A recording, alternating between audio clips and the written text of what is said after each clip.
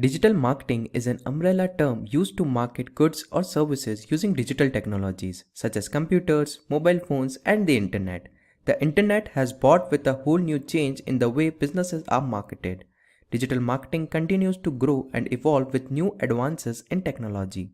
A lot of people want to learn digital marketing, but they don't know where to start. This tutorial will look at the basics of digital marketing and will help you get started with digital marketing. It will also look at some of the different things that you can do to get started with digital marketing. So without any further delay, let's get started with the agenda for today's session. Firstly, we will understand what digital marketing is, then types of digital marketing, and the best digital marketing tools that you can use. Next, we will talk about digital marketing careers, jobs, resumes, and salaries. Then we will look at the skills required to be a digital marketer and the roles and responsibilities they have. And then we will wrap up the session with a discussion of the top 50 digital marketing interview questions and answers. Meet Joey, a digital marketer. He works as the head of digital marketing for Amazon. But how did Joey get here?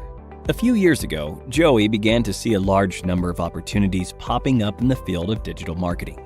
To begin his entry into the field, he needed to understand what exactly digital marketing was and what was so great about it. First, Joey learned that digital marketing was a form of marketing through which you could advertise to people digitally. Digital marketing leveraged different channels like search engines, websites, social media platforms, emails, and mobile applications. It would give marketers the opportunity to interact with and understand their audience better, and to increase the trust in their brand. Digital marketing would also show marketers advertisements to people based on their actions and preferences on the internet, while being less expensive than traditional forms of advertising. After understanding the main concepts of digital marketing, Joey realized there was more to digital marketing than he initially thought. There were also many types of digital marketing. Types like content marketing, search engine optimization, pay-per-click, social media marketing, email marketing, and affiliate marketing. And once he understood those types, he set up a digital marketing campaign for his uncle's e-commerce website. Let's have a look at what he came up with. First, Joey created content like blogs, videos, infographics, and case studies so that he could generate audience interest in the brand's products or services. This was content marketing. Next, he needed his audience to actually see his content. The first step was to create content on specific search keywords that were relevant to the target audience. Joey would make optimizations on the website and have credible websites linking back to the content. And lo and behold, the website began ranking on the first page of the search results. By continuous optimizations, Joey would continue to improve the ranking and ultimately make the website rank at the first position. This was SEO, or search engine optimization, and Joey could do all of this without spending a single penny. He could also drive traffic to the website with advertisements. But for this, he would have to pay a certain fee each time the ads were clicked.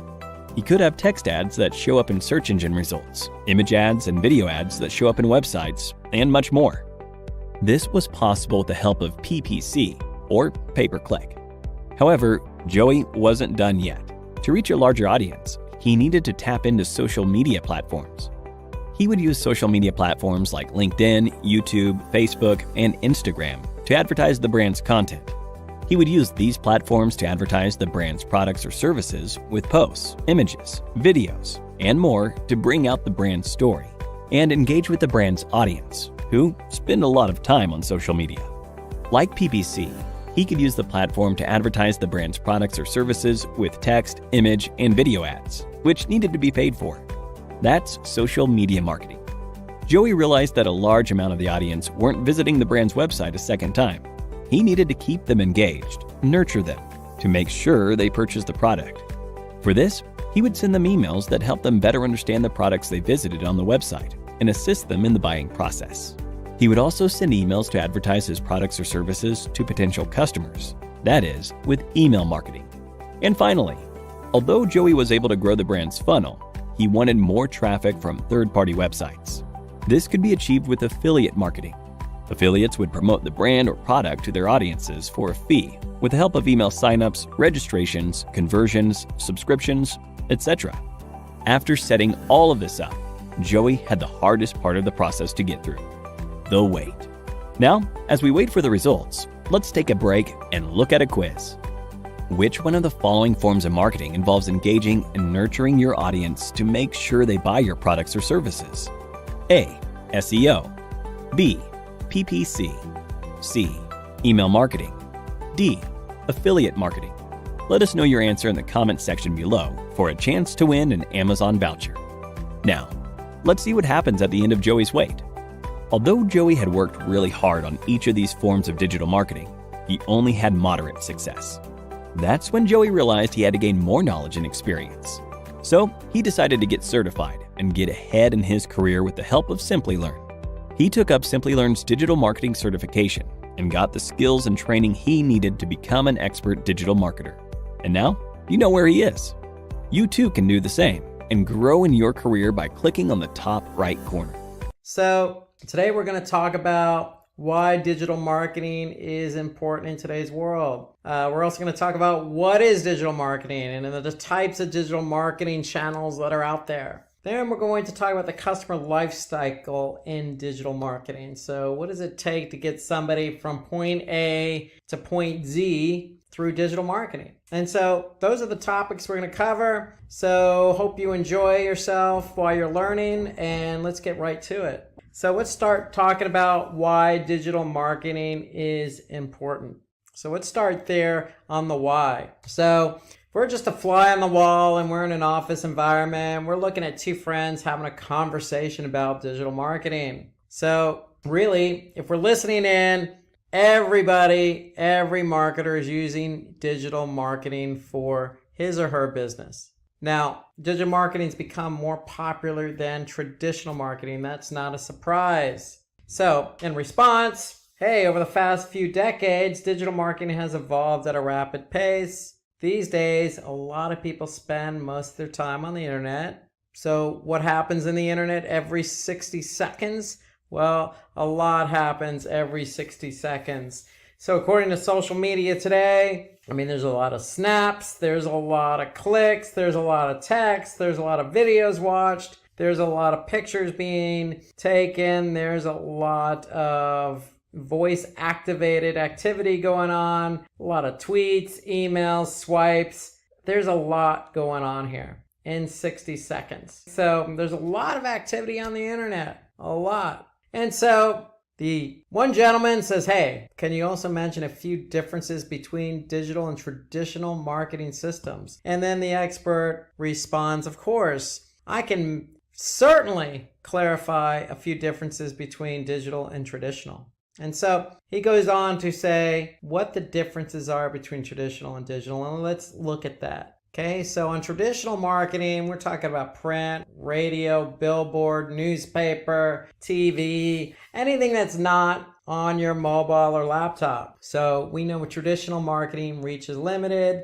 With digital marketing, reach is maximum. And what we mean by that is, hey, when you print something, you're printing it for X amount of people. If you're trying to promote an event and you basically create 1,000 flyers, okay, you figure it's going to 1,000 people, maybe they'll share it. So you're looking at about 2,000 people maybe, just to be generous. Well, digital marketing, we're promoting an event. We can promote it to a whole lot of people depending on the platform. So 2,000 is nothing when you're targeting an audience on Facebook or Google search.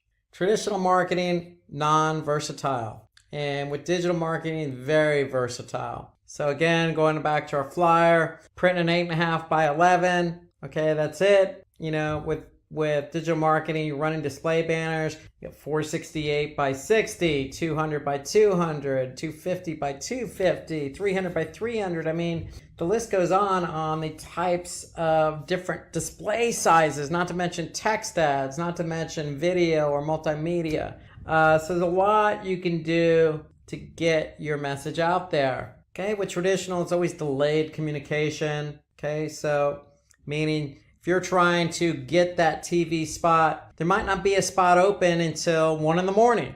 Okay, well, with digital marketing, there is no hours. Okay, you can certainly get your point out there and have people see it instantaneously. So with traditional marketing, there's a lack of real-time results. This seems like it's obvious, but digital marketing, that's one of the biggest benefits. instant real-time results. Instant.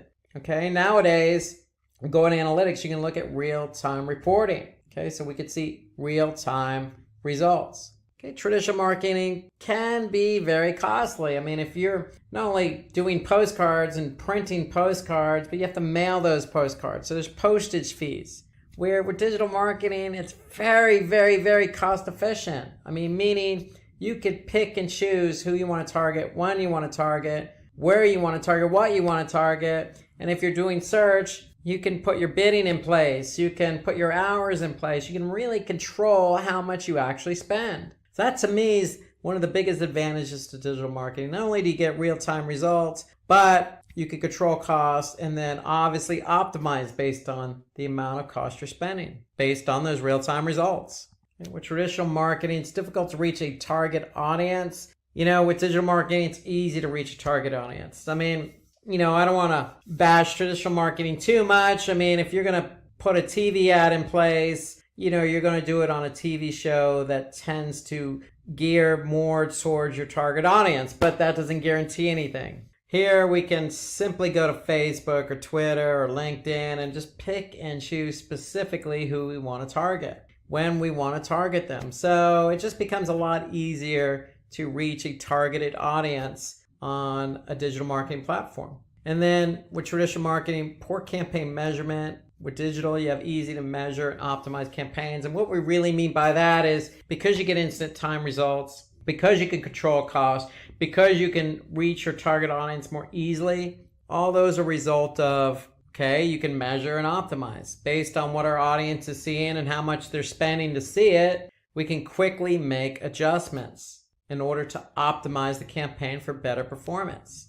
So that's generally what that means. That's a culmination of pretty much everything that we've listed as a benefit for digital marketing. Okay, so now why digital marketing has been answered with all the benefits that it carries. Let's talk about the what is digital marketing. So that, you want to do digital marketing. So how do we go about that? What is it exactly? Well, let's just define it. Digital marketing is just the act of promoting a company's product or an individual's product or service with the help of a device or technology. And so obviously when we talk about device, we're talking about maybe a laptop, we're talking about a mobile device. And when we talk about technology, it could be an app, it could be, a cloud-based platform. Okay, it could be a piece of software. Okay, so a lot going on the digital side in terms of variations and what you can do. But that's in a nutshell what digital marketing is. You're really just using technology to promote your product or service. So we know because of the benefits in digital marketing, you can promote your campaign on different platforms. Okay, so all those benefits we mentioned about instant real-time results, cost efficiency, optimizing campaigns, you could do that on search, you could do it on social, via email, on mobile apps, etc. So that's what we mean by with the help of digital devices and technology. Well, these digital devices and technology come in the form of search engines and emails and mobile apps, etc. So when we want to go and promote our product or service using a campaign, we have different options. So there are different types of digital marketing channels that we could choose from. And let's just go through that list of digital marketing channels. And the first one is what I consider the king of them all, and that's SEO. So SEO stands for search engine optimization. There's search engine marketing, there's email marketing, affiliate marketing, social, content, mobile, and then we can get into subsets of each of these digital marketing channels. But really, we'll start with SEO because that's the king. And to me, that's basically increasing the quality and quantity of relevant organic traffic on the search engines, including Google. So depending on where you're located in the US market, Google has a large market share. So you want your pages on your website to be found and clicked on organically. And so that means if somebody types in a keyword, you want that relevant page to show up first on Google so somebody can click on that link. Okay, and we know that millions of people, specifically in the US, but worldwide, use search on a daily basis. So if you're ranking for those relevant keywords, you can imagine how much traffic you can get. Okay, so that's SEO. Okay, and here's an example. So you type in online shopping. Well, you can see the first listing here is a paid search ad. And we're going to get to that in a minute. The second, organically, is Amazon. Okay, so online shopping, you think maybe Walmart, you think maybe Alibaba, or you're thinking probably Amazon. Okay, so no surprise, Amazon's ranking for the keyword online shopping. And so if somebody clicked on their listing, that's traffic for Amazon. Let's move on to search engine marketing, known as SEM or pay per click or cost per click or PPC or CPC or sponsored search or Google Ads. I mean, there's a lot of different names synonymous with SEM. So search engine marketing is really just using paid ads on search engines. Just as we saw the previous example, if you want to be found for a keyword, you don't have to worry about organic if you're willing to pay for it. You just bid on that keyword and voila, you have the opportunity to appear number one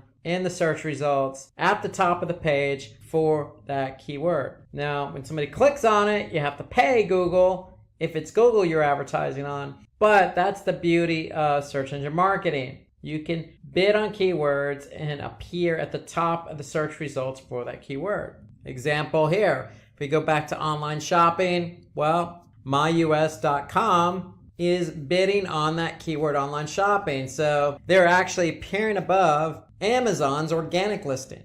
But that's what they want to do. They want to be found for that keyword. So if they're not ranking for it organically, well, they're bidding on it. And if somebody happened to click on that listing, then myus.com is going to pay Google something depending on what the cost per click is. And so that could be anywhere from 1 penny to $100. It depends. Depends on the keyword, depends on who else is bidding on the keyword, depends on the location, depends on the time of day, depends on quality score. There's a lot of factors involved and regarding what you pay. However, the benefit of SEM is visibility and getting traffic to your website for keywords you're not found for. So that's why SEM is such a popular choice for a lot of companies. Okay, let's talk about digital marketing. That's a traditional type of digital marketing channel. It's been around a long time.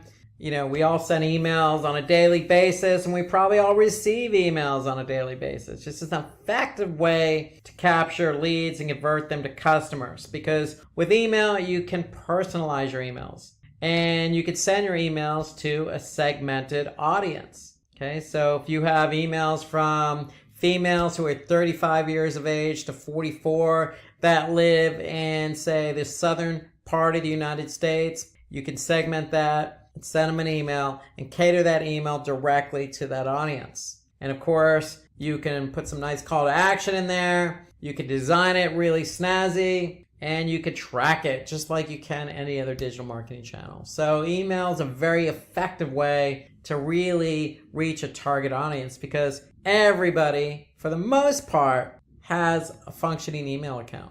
So basically, here's an example of an email that could go out. If you're selling a product and the product's promotion is about to end, well, get that email out to your target audience. Let them know that, hey, you have until tonight to purchase the product. And if you purchase it, you're going to get 30% off. And you can put the coupon code right in there with a nice call to action, and you can measure how many people click on that email, go to that web page, and purchase the product using that coupon code. So that's an example of email marketing. Okay, we have affiliate marketing. So affiliate marketing is an effective way for digital marketers to basically create a sales force of people. So basically what you're doing is you're getting merchants to promote your products and services. And you're using usually a third-party broker like Commission Junction or CG.com as an example to introduce you, the person selling the product, the merchant, with the affiliate. So that affiliate could likely be a merchant, him or himself. and they can basically be a good partner of yours by publishing your product or service on their website so that they can sell in order to get commissions. So it's all based on a commission. So you basically are going to use a third-party affiliate like CJ, get all these affiliates to work for you. They're going to promote your product or service. If they do sell your product or service, you're going to pay them a commission. That's more or less how it works with affiliate marketing.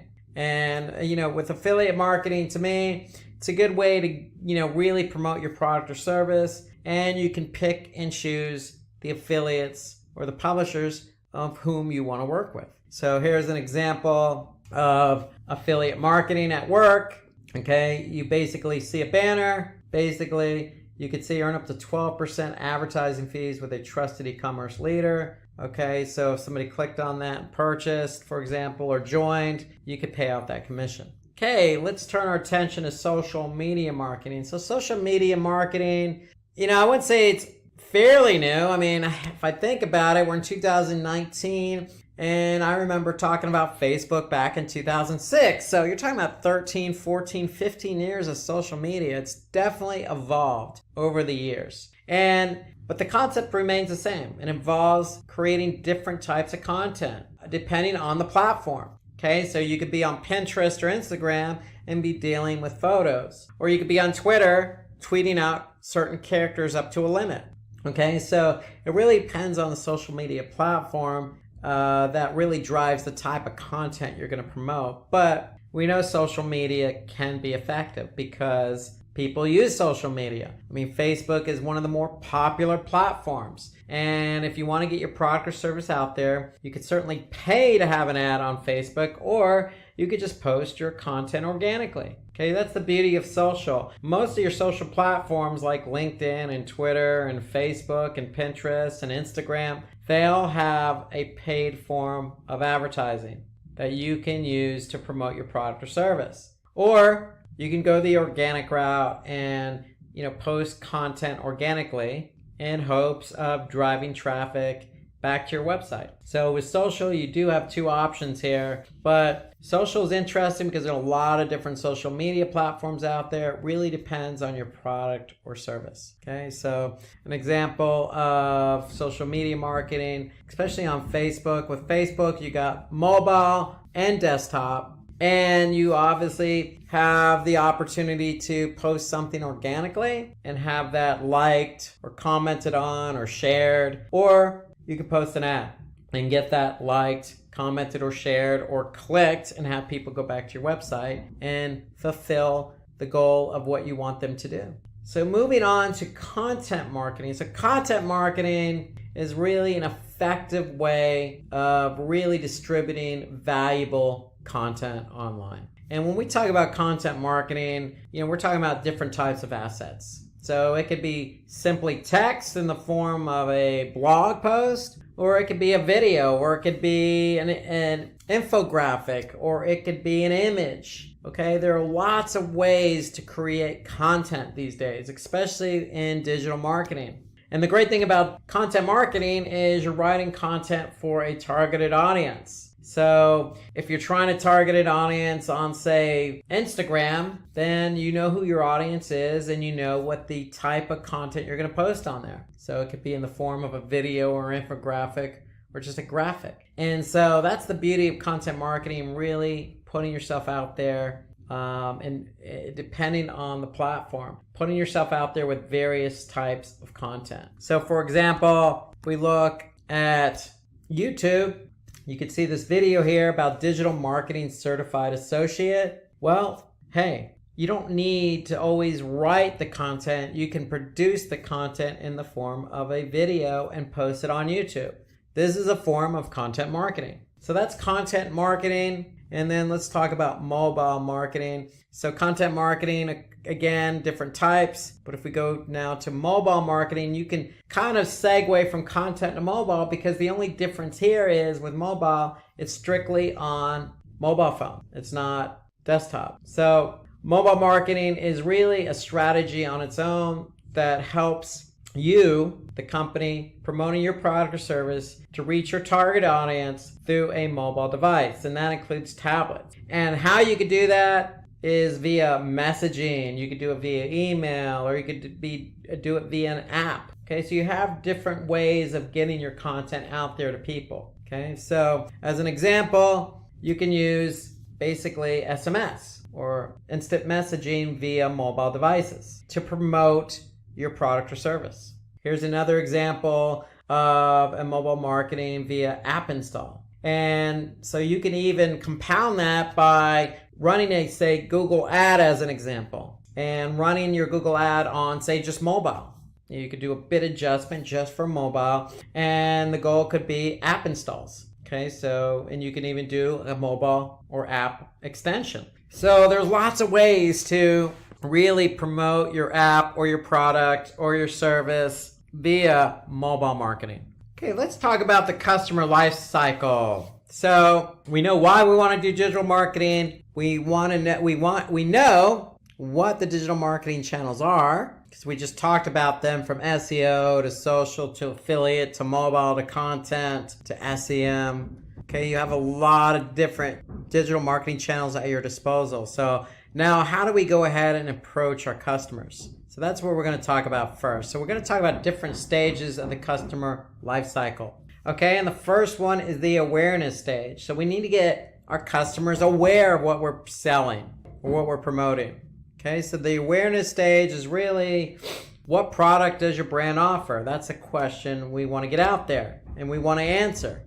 Okay, what does a customer need your product? Or excuse me, why does a customer need your product? That's a question we want to answer with digital marketing. Okay, and what solution does your product provide? Okay, that's an answer to a question we want to make sure people understand. So these are questions that we want to be able to answer in the form of digital marketing, whether that be mobile or content. Okay, so getting our information out there that answers these essential questions. And if we could do that, then somebody's going to become aware of our product or service. Okay, so what product does our brand offer? Why does the customer need it? And what solution does it provide? Okay, those are some key questions that people tend to ask themselves when they look at a brand.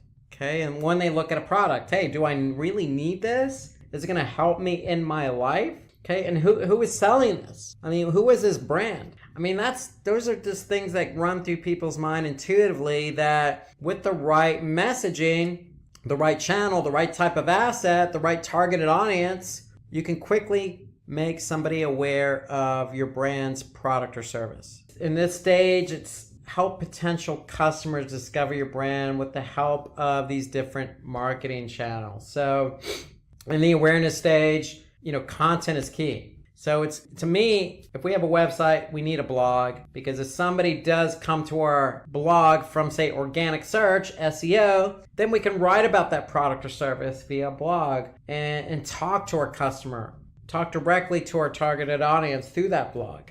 And if we're not ranking organically, we can use paid search to promote it, because paid search on Google, for example, basically, we can be right at the top of the search results. And so somebody can actually see it when they do a search, because we know millions of people use search on a daily basis. You could do social media marketing. Okay, so you can publish that product or service on Facebook while you're building your community. And you can use affiliate marketing to help get the word out by using CJ.com as an example. Build up a sales force of people, these publishers that are going to put your product or service out there. So to me, in the awareness stage, these are the digital marketing channels you could focus on. Now, I will say one thing about display ads. Display is part of search engine marketing. You could use display because you can reach a large number of people. So even though it's listed here low priority, in the awareness stage, display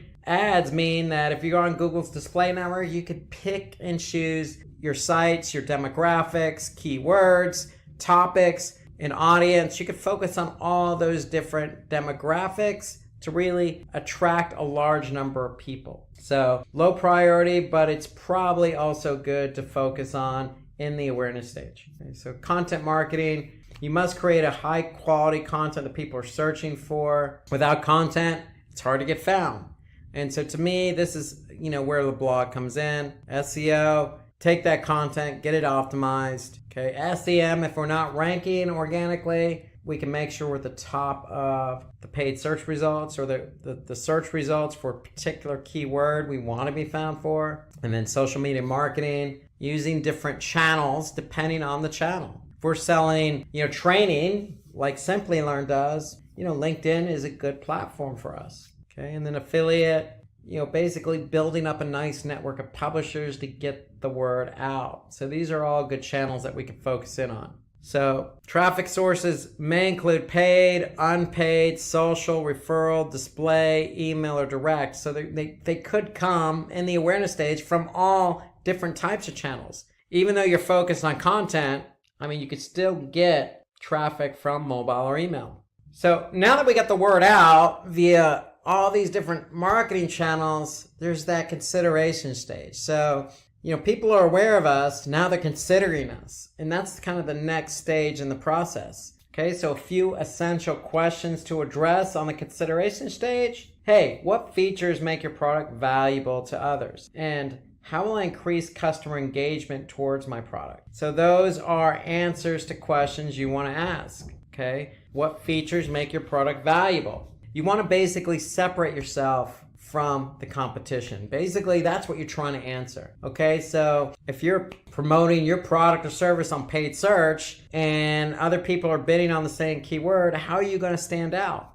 And then how will I increase customer engagement towards my product? So for example, if you're on Facebook, okay, and you're trying to get people over to your site to purchase your product, then how are you going to improve that engagement? You got to create something really snazzy, or really it's going to be attention grabbing, or something that's going to get them to become aware of it, that's going to separate your post from all the other posts that are in somebody's Facebook newsfeed. Okay, so you really have to work hard to really convince somebody to get their consideration towards your product or service. So in this stage, your customer considers your product, so help them understand how your product is valuable. Okay, to me, email works really good here, because if you have a targeted audience, this gives you the opportunity to really answer these questions in that particular channel. Email, you could support that with a promotion. And display, I think display is a good option here too, because even though people are trying to become aware, you can really hone in and really get them to take that next step. Okay, with display, you can even do remarketing. So if somebody's been to your site because they're aware of your product, they're curious, you can cookie them and remarket to them via display. So display to me is a good channel to use here. Okay, so you have email, mobile display, SEM. These are all good channels to use on the consideration stage, especially on search, because if somebody's looking for something and they're aware of your brand, then you have the good opportunity to get them to click on your ad, especially if you're offering a promotion, and get them to convert. The goal here is to increase our engagement. So people are aware, we're moving them further along the funnel. With email marketing, we have the opportunity to promote the product by sending an email directly to our audience. So with this stage, plan your campaigns around welcoming emails, newsletters. We can talk about product descriptions, add ratings and reviews in the email. We really just want to encourage people to purchase the product.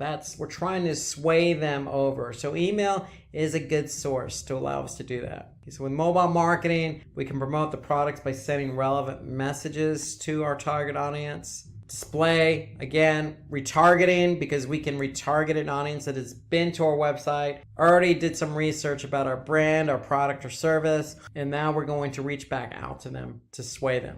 So remember, we want to encourage customers to buy a product by creating detailed articles about the product. That always helps, and that's content. Okay, we want to opt for a customer testimonial. Okay, that helps sway people, and add some guest blogging. Okay, we can have ambassadors blog on our behalf, or we can go out and blog on somebody else's site. Okay, so blogging works both ways. It's ways of showing yourself and telling people, hey, we know you're looking for this product. Here's why you want to choose us.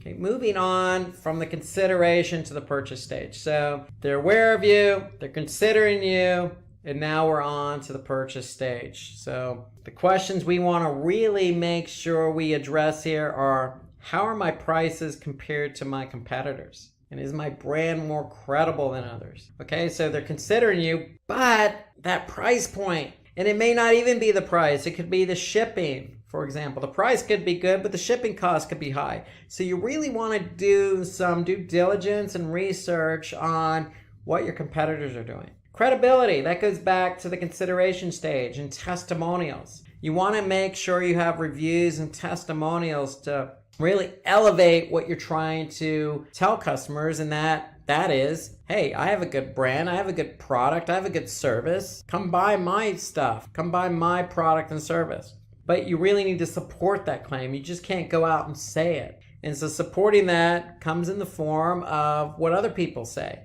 And that could be reviews. That could be comments on a social media platform. It could be, stars on, say, Yelp or Google My Business. Make sure you do your due diligence and make sure you get people to, review you or provide testimonials, because people are going to do their due diligence before they purchase, especially if it's on Google My Business or Yelp or TripAdvisor or whatever it is you're trying to sell. They're going to be able to see those reviews. And so do your due diligence to get the reviews. And if it is a negative review, hey, that's okay. You can't please everyone. You're going to get them. That's the world we live in. Just make sure you show your upper hand and respond even to the negative as well as the positive reviews that you get. That actually bodes well to some people because, hey, it shows that I made a mistake and you're willing to correct it. And so people actually see that. That could be the tipping point to getting them to purchase. Say, look, hey, this brand really cares because they're really responding to people. They're not ignoring negativity. Okay, just those small things that can get people to change their mind. Now with the purchase stage, according to eConsultancy, 83% of the online audience require encouragement to complete a purchase. Encouragement, what does that mean? Well, it could mean providing a promo, giving them that extra incentive. If you don't offer promo, consider it, especially on the email. And the example we looked at earlier, sending out an email means that if the promo is going to end at midnight, send that email out and tell people they have until midnight. And if they purchase today, you'll even increase it to 20%. And email is a good channel for that. Mobile can reach a lot of people through SMS. Okay, social media, reaching people instantaneously. And then, really with the purchase stage, it gives prospects an offer to help them make that purchase. So you have plenty of channels to choose from. In fact, most of these channels, the only one really that doesn't fit the instantaneous mode is SEO. But you can really focus on affiliate, even though that's a low priority here. You can really, coordinate with your publishers, who, especially those publishers that have proven their worth and have sold your products in the past. Get them to help promote it and incentivize their audience. So let's move on from the purchase to the post-purchase stage. So this is after somebody purchases. Okay, so some essential questions we want to be able to address here. So what additional product could my customer buy? Now that they're my customer, what else could I sell them? What, without being too pushy, if they buy a coat, well, a hat work or a pair of gloves or, a blouse. You want to be able to not push a product on a customer, but think about how you can complement that purchaser's or customer's product. And then how to improve the customer buying experience.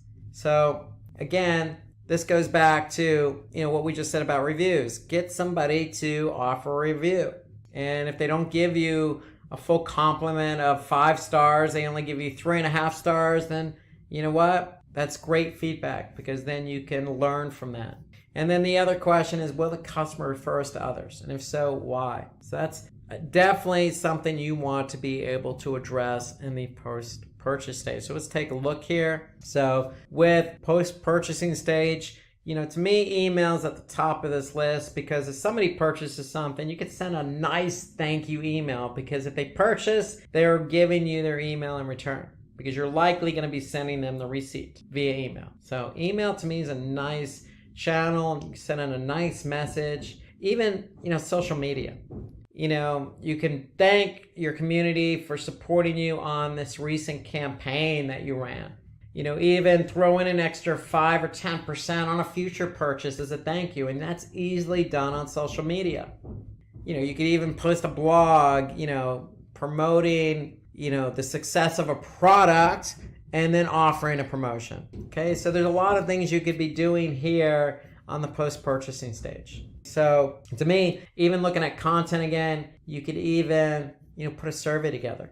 You could even put a survey together for your affiliates. Okay, you could even post a poll on Facebook. So it's just working in with these different channels to get some feedback about your product and service. So with email, mobile, you can engage customers with follow-up emails or customer care content. With mobile, if you have somebody's mobile number, hey, text them. A simple thank you goes a long way. You could say, hey, look, if you're satisfied, let us know. Give us a call. You can even, in the EE mobile text message, you can put a link to a survey. Send emails to active subscribers. Give rewards for customer feedback. So if somebody does provide feedback, give them an extra 10% off. You want to be able to reward loyalty. Loyalty comes in the form of a partnership. If you're giving somebody discounts and you have a good product or service, then they're going to recognize that. They're going to say, hey, look, I really like this product and they're giving me 10%. I'm going to go ahead and purchase from these guys again.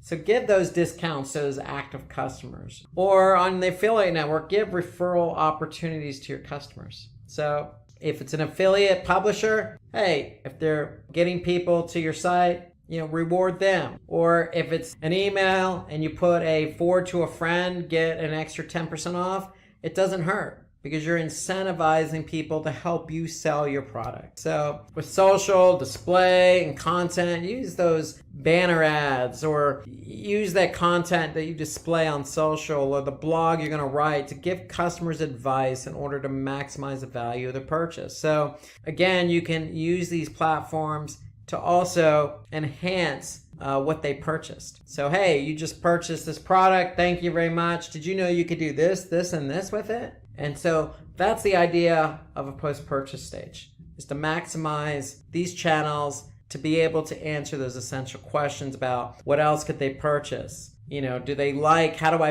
get these people to become loyal customers? Okay, so with the post-purchase stage, if a customer has bought a pair of sports shoes, for example, running shoes, you can recommend a cross-product sale, a cross-sale. It could be a pair of shorts or a water bottle or an accessory with an exclusive discount. So that's another example of what you can do on the post-purchase stage. So what we're going to do is we're going to take a look at some of the best digital marketing tools for not only 2019, but ones that have performed well in the past, that are popular, and ones that we foresee as being the go-to tools for the future. So past, present, and future digital marketing tools is the way to look at this with a good focus on a lot of different marketing channels here. So we're going to focus first on SEO, talk about some of the tools related to on-page and off-page. We're going to switch over to paid search, talk a little bit about paid search tools. We're going to talk about email marketing and some of the email marketing platforms and the tools within those platforms. The center of it all is web analytics. So Google Analytics is the tool we'll be taking a closer look at in today's webinar and all that it has to offer. Okay, affiliate marketing. We'll talk about some of the tools available to you for affiliate marketing. We'd be remiss if we didn't talk about social media and all that it has to offer and all the metrics and tools available, all the platforms available. So we'll hone in on a couple of examples there. And then we'll also talk about some competition tools available for you. So there's a whole suite of tools. The one caveat being, hey, if you have your favorite tool, continue using it. In fact, if there's a tool that we didn't mention in today's webinar, feel free to mention it in the comment box below this video. We'd love to hear what you're using to manage your particular digital marketing channel. Okay, and so the goal for today's webinar is, hey, we hope you get something out of this in terms of using new tools. There's some tools that I use, some tools that my colleagues use. Everybody uses different tools, so it'll be good to kind of see what else is out there. So if you have something to share, share it. by all means, what we're trying to do is share what we think are, best practices and some of the most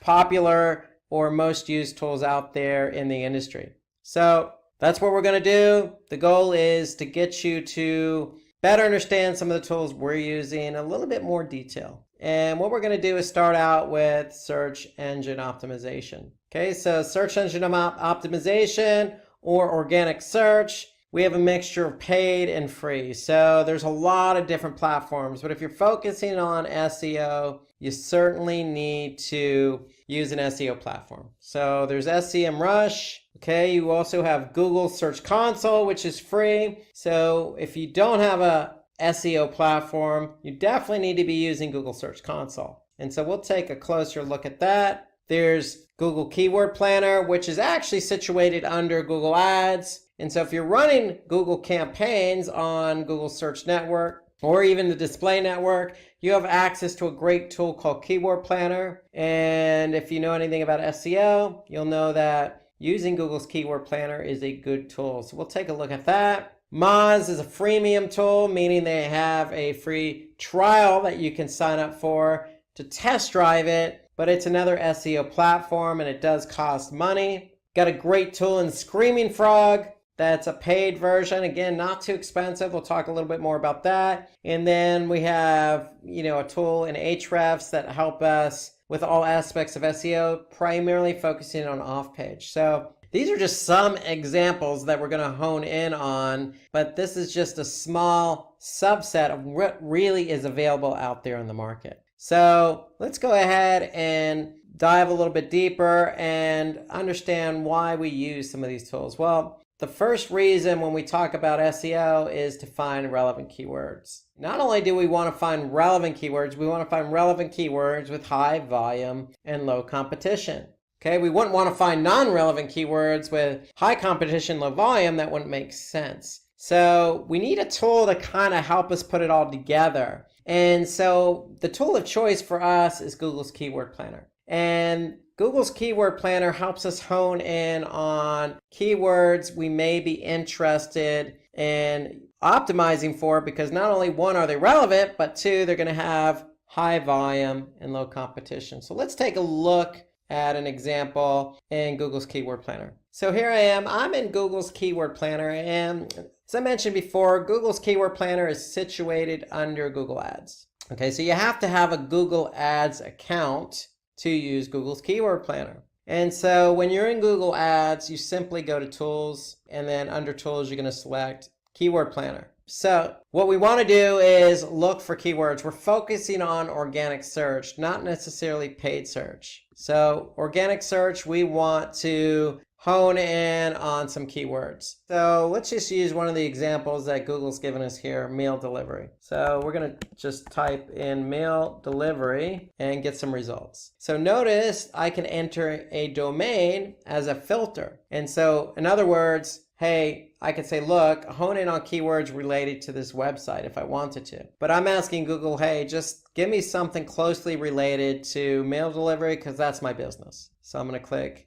Get Results. Notice I can add another keyword if I wanted to, but I'm just going to stick with one keyword. But there are certainly other keywords that I can certainly hone in on if mail delivery is my business. And so let's just hone in on that one keyword, mail delivery. We want to be found organically for that keyword. So what Google Keyword Planner does is not only give us the keyword and other keywords relevant to that, but it gives us the average monthly search volumes. And this is an average over the course of the last 12 months. And notice here, I get a column for competition. So I'm able to see whether that's a very competitive keyword or not. And then just to give you an extra edge when you're choosing keywords, you can get a sense of what the keyword may cost if you wanted to bid on that for paid search. So for mail delivery, I can see it's anywhere between $7.46 and at the top of the page, high range, $16.61. So that should alert me to the fact that, hey, if I'm going to try and optimize for this keyword, I know it's competitive because not only Google is telling me it's competitive by telling me high competition, but I know that the cost per click seems a little bit high. And what is a little bit high? Well, I could see some other keywords here that, $1 to $3. Okay, I could see some other ones that are even lower than the $7 they're suggesting. So that's an indication that the keyword is highly competitive. So the idea here using Google's Keyword Planner is, one, we want to get an idea of what other keywords are out there that are relevant. So it helps stimulate some ideas for relevancy. Two, we can get an average monthly search volume. So we want to know on average over the past 12 months, how many search queries I can expect from this keyword. And then three, I can get a sense of the competition. How competitive is this keyword? So if I try to optimize for this keyword and I want to rank for it organically, is it competitive? If it's competitive, then it's probably going to take me a bit longer to be found for this keyword on page 1 of Google. So that's the whole idea behind Google's Keyword Planner. And note that you could change some of the settings here. So if you want to choose a different language, okay, you can hone in on a longer or shorter period of time. You can even choose a specific location. So I chose Texas. I can certainly choose the entire United States to get a sense of what the volume would be for the total US. So you have settings that you can change and manipulate to get you the data you need to choose keywords. So that's the whole idea behind Google's Keyword Planner, to find relevant keywords, high volume, low competition. Now, alternatively, I can certainly use another tool to find keywords. So I have a Moz account, so I logged into Moz. And Moz has a tool called Keyword Explorer. So if I use that same keyword I used in Google's Keyword Planner, mail delivery, I'm going to ask Moz to give me some data on that keyword. So this is for the entire United States. And again, I can change that if I wanted to. Okay, so I can hone in on a specific country or different country. So what Moz is telling me, hey, for this keyword in the entire United States, I'm looking at anywhere from 11,500 to 30,000 on monthly volume. Now what Moz does is they give you a difficulty score. So a difficulty score is a score between 1 and 100. And so I could see this is pretty much right down the middle in terms of difficulty. Okay, so if it's 0, it's an easy keyword. If it's 100, it's very difficult. And then that means you have a lot of competitors who are optimizing for this keyword, that are ranking for this keyword. And so Moz gives us the volume, they give us the competition, and they, just like Google's Keyword Planner, gives us some other keywords that we can potentially hone in on. So here I could see keyword delivery plans, delivery services, etc. So I can see a lot more suggestions than what's listed here. So Moz delivers a bunch of other analysis related to the keyword. They also give you some good keyword suggestions. So Moz is a good alternative tool, and we'll be coming back to Moz related to SEO for some other of its features. But for now, if you don't want to necessarily use Google's Keyword Planner because maybe you're not running Google Ads, you can always use Moz. Now remember, Moz has basically a freemium version, meaning you can sign up for a free account.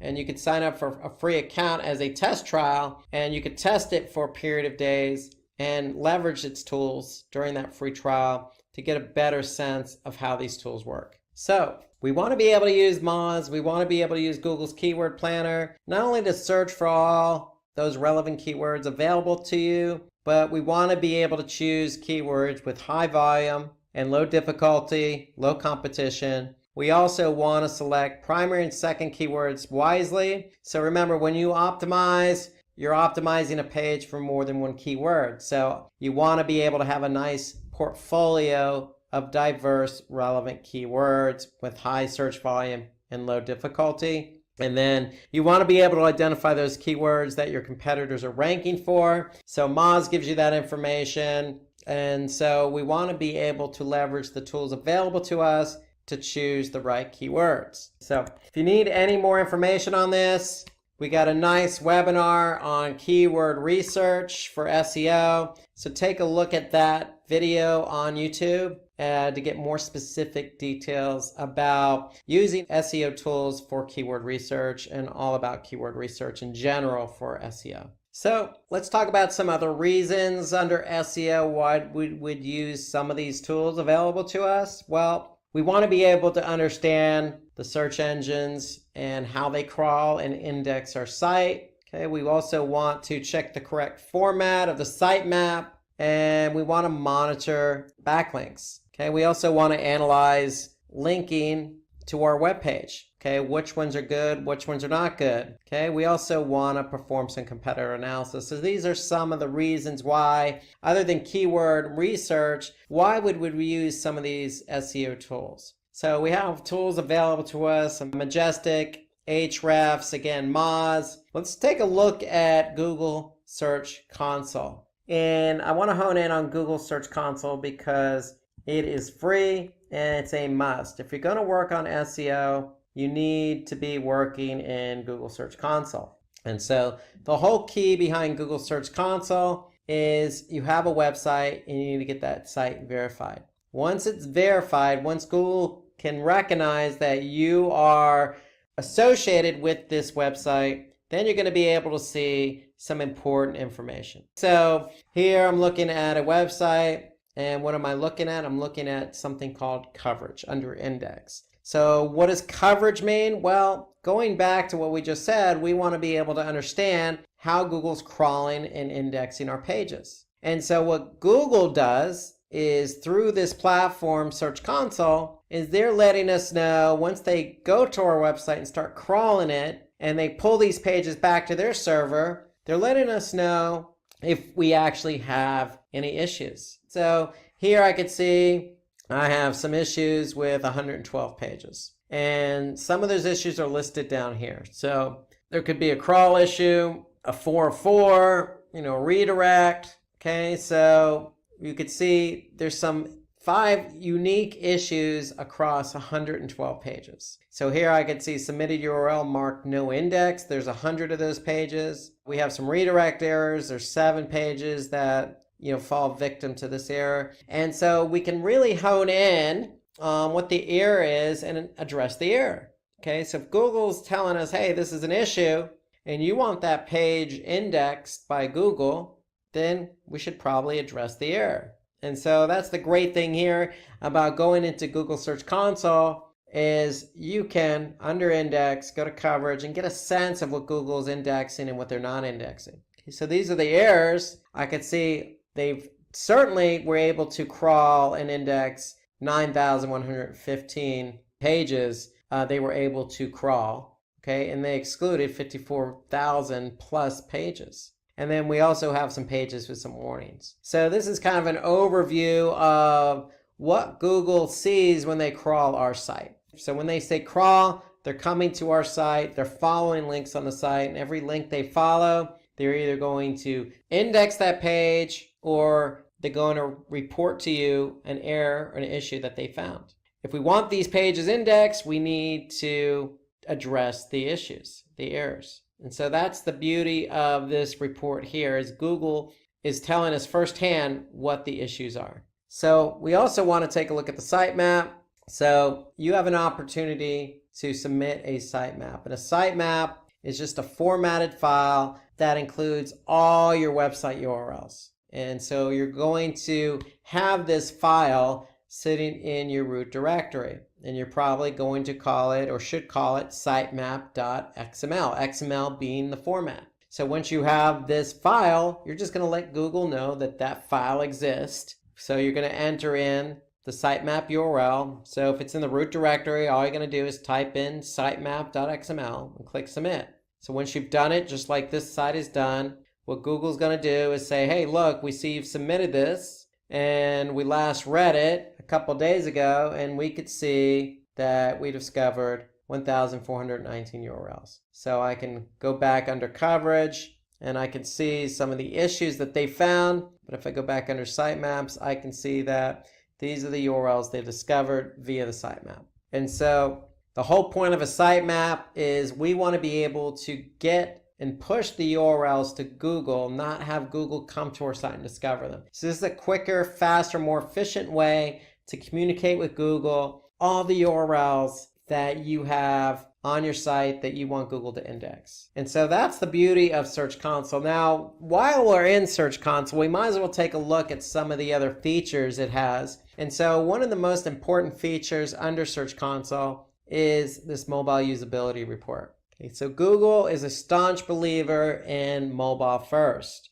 So nowadays, most people start and finish a lot of their searches, a lot of their behavior on mobile. So they begin it on mobile and they may end it on mobile. So if they don't end it on mobile, then, perhaps they'll go into a store or perhaps they'll go via desktop. But Google is a staunch believer in definitely a lot of what's going on today starts with mobile. So they want you to understand how your site fares via mobile. And when I say fares via mobile, is it mobile friendly? Is it responsive? Is it loading quick enough? Is it formatted to Google standards? And so if there are any issues, Google's going to let you know what those issues are. So here I could see Google's recognized 206 pages for 4 different issues. Okay, so here I can see what those issues are.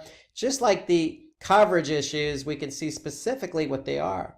And so here I could see for 206 pages, text too small to read, click elements too close together, the viewport not set to device width, and then content wider than the screen. So there's 10 pages that fit under this error. And if I actually click on it, the error, I can see what those 10 pages are. And so when we're done, we can actually, when we address the issues, we can actually have Google validate whether the fix has been made. So you can definitely use this as a means of communicating directly with Google. Telling Google, look, I see what the issues are, I'm going to fix them, and then I want you to validate them. Okay, so this is important because if you can communicate with Google and let them know, hey, we do recognize the errors, we are fixing the errors, please validate them, it's going to draw Google's attention. Google's going to validate them and get these pages indexed quicker. So if you ignore the issues and the errors, especially for mobile, then you stand the chance of your pages not getting indexed. So the mobile usability report to me is an important report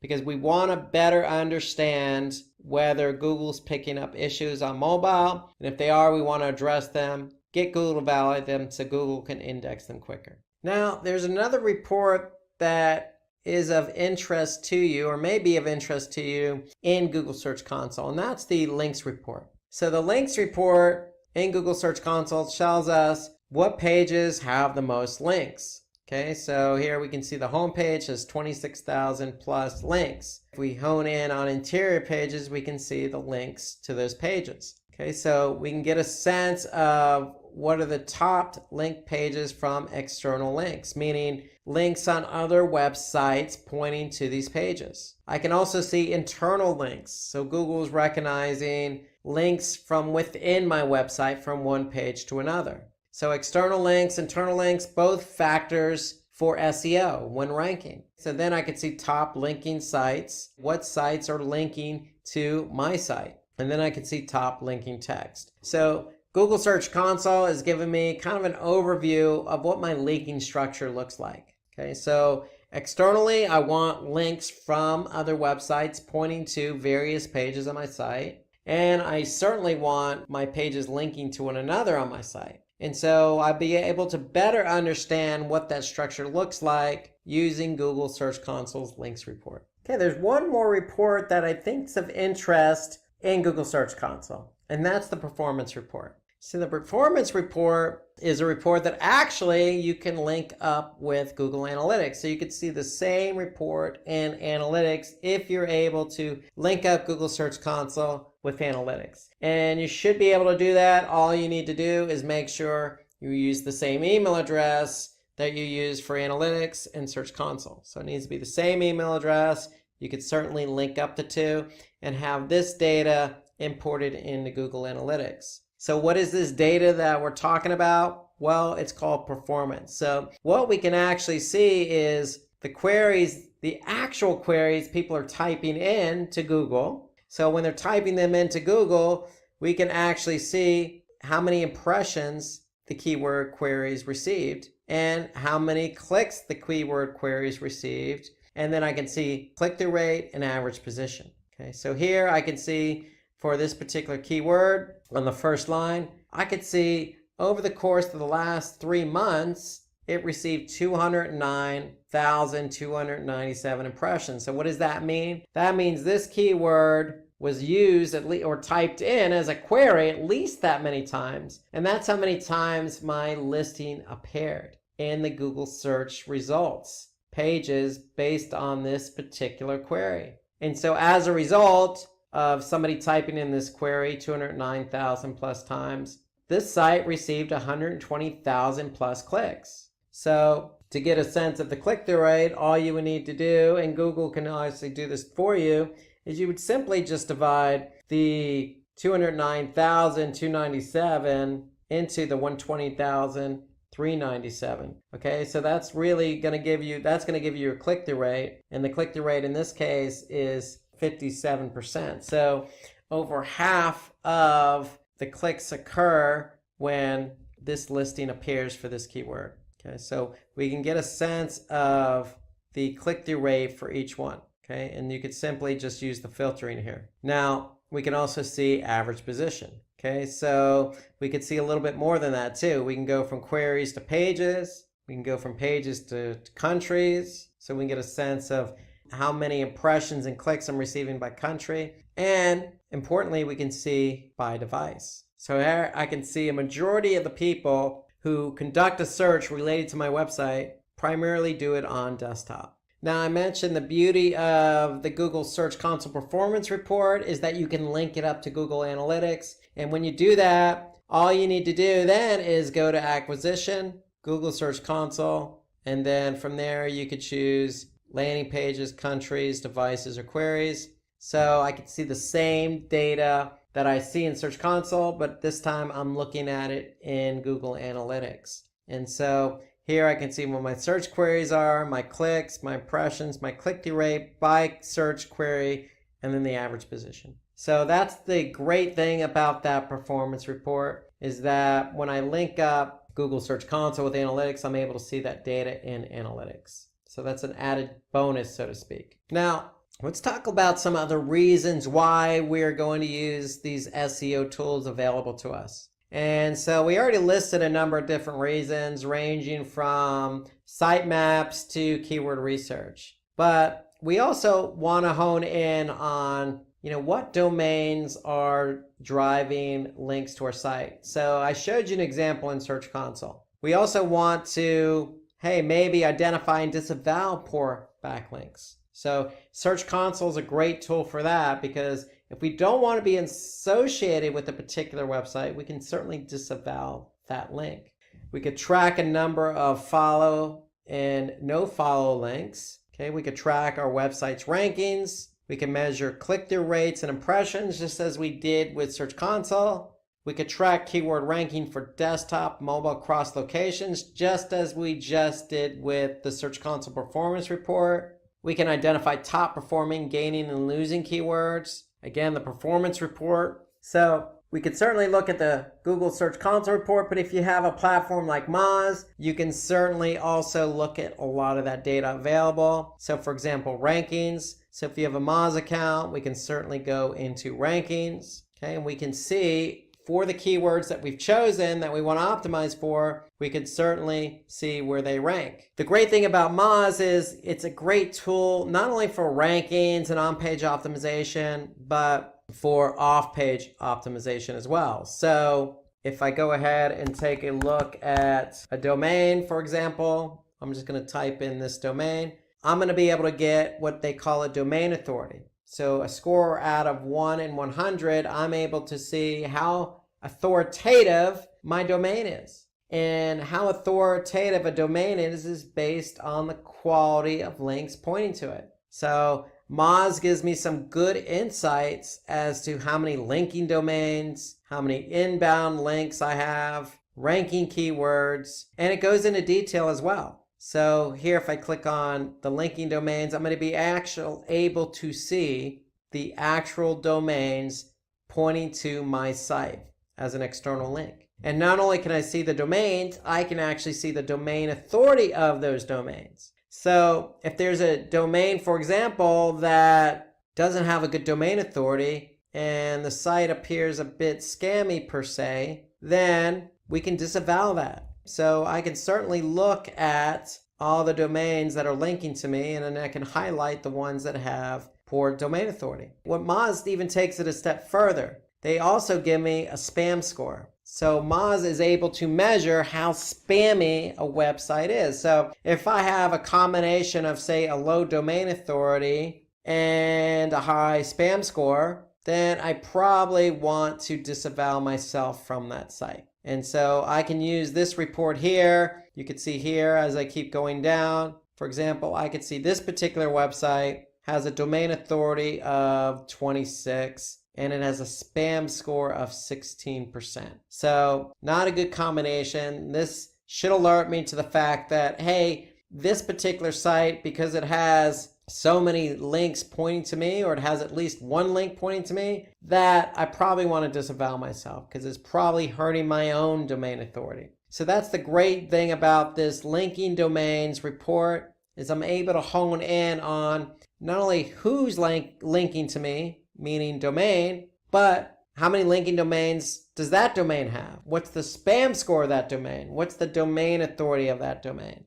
And then I can get into a little bit more detail and actually see, all the links pointing to that domain. So it really goes into detail about backlinks, domain authority, spam, etc. Everything you need to use in order to measure off-page SEO. So that's the great thing about Moz, is they have not only on-page SEO tools, but off-page SEO tools. And Moz is a freemium, so to speak. So here you can see, if you just go to moz.com/free-SEO-tools, you'll be able to use some of these tools available to you, not just for SEO, but also for local SEO as well. So here, you like some of these tools, you can start your free 30-day trial. So I use and lean on Moz a lot for all that it has to offer, from choosing keywords to rankings report, to checking issues on my website, to even checking who's linking to me. So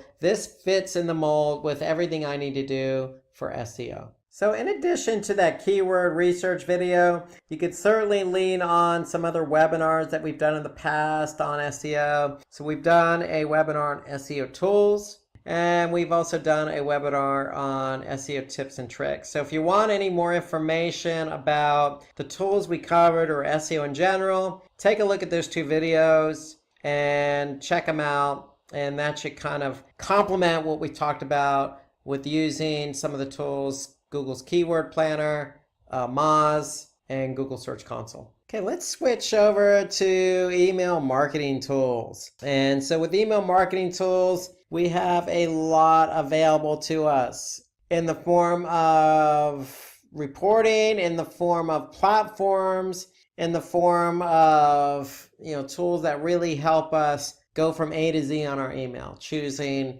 what email to send out, to creating a list, to measuring how the email campaign went. And so we could start with MailChimp, because MailChimp's a freemium version. When we say freemium, meaning they have a free trial available, then you're expected to upgrade. But MailChimp to me is a tool I use. I like the interface, very easy for beginners. So we're going to take a look at MailChimp, but there are certainly many others available.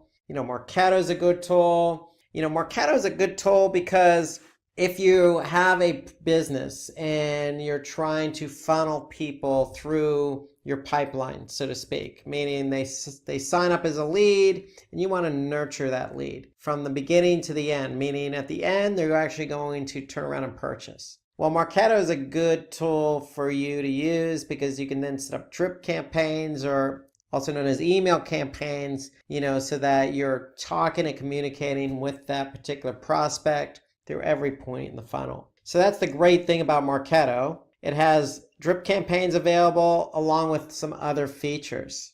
There's HubSpot as a very powerful tool. It does a lot, from creating landing pages to A/B testing to social to email. So this is another freemium tool that you could use. You have another freemium in Sendinblue, email platform, and then you also have ConvertKit, another email platform. There's more dimension that we can't even fit on this screen. Now, if you have a favorite email marketing tool that you use, Constant Contact, Vertical Response, there are plenty out there. Emma, feel free to note that in the comment section below this video. I'm curious as to how many people actually use, different tools, because there are literally so many email marketing tools out there. Why? Because email marketing has been around probably the longest amongst all the other digital marketing channels. And a lot of people use email on a daily basis. So it's no wonder why there's just so many tools available. And so with these tools,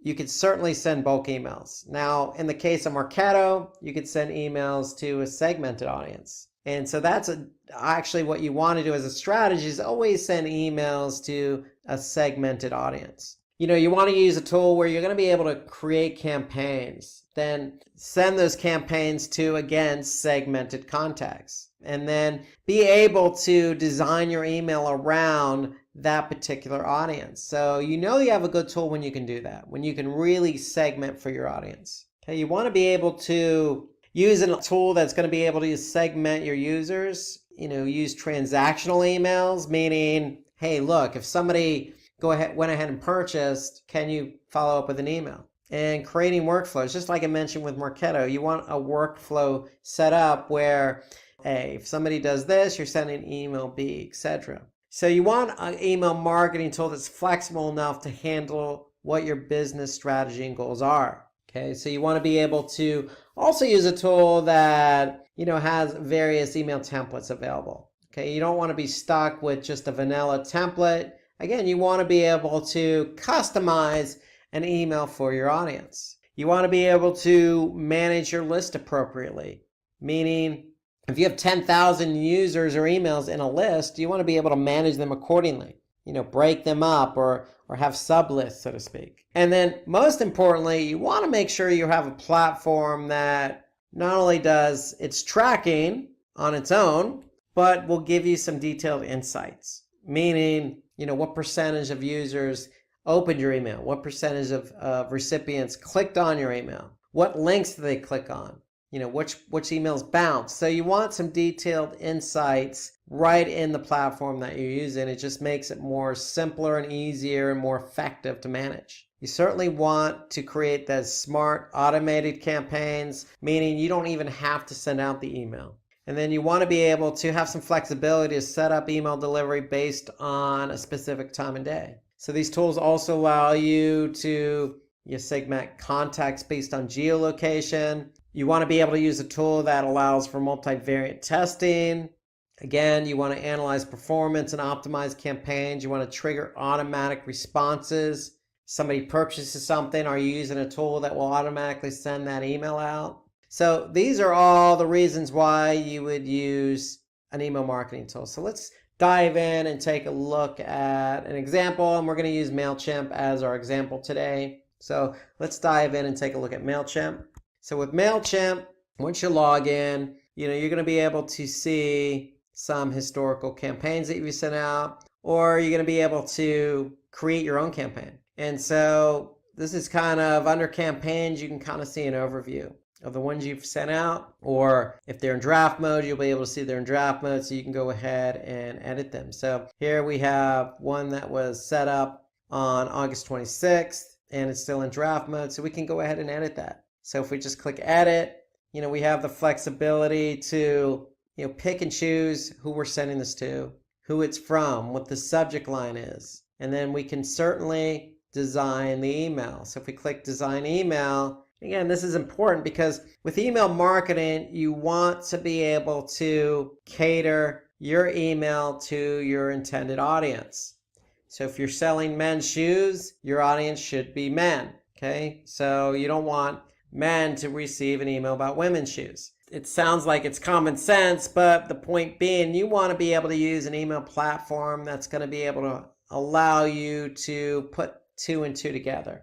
The message and the design with the intended audience. And so here you can see MailChimp allows us to do that. Okay, you can see some of the layouts here. Okay, you also have themes that you could choose from. Okay, you could search for different themes, or you can even just code your own. So you can just paste your code in, or you can import it. So MailChimp allows that flexibility. You're not stuck with one of their templates. And so if we go back to the dashboard, the one thing I like about MailChimp though is the reporting.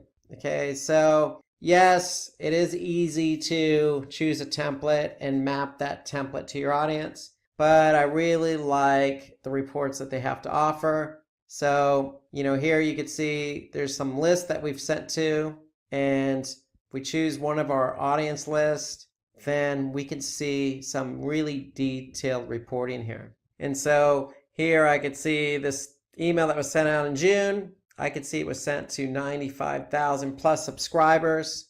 Okay, of the subscribers, I saw 2,000 plus open it and 157 clicks. So I can view this report in more detail just by clicking on View Report. So again, we want an email platform that's going to be able to give us some detailed information about how that email campaign performed. And so I can get down really to the nitty-gritty. I can actually see, on the content, what was clicked and what wasn't clicked. So here I sent 2 different subject lines, so I'm able to compare the 2 against one another. Okay, so I can really go into detail about one of them here. So if I click View Report, I can specifically see what the average for this list is. So here I'm able to compare against the list average, and it's 16%.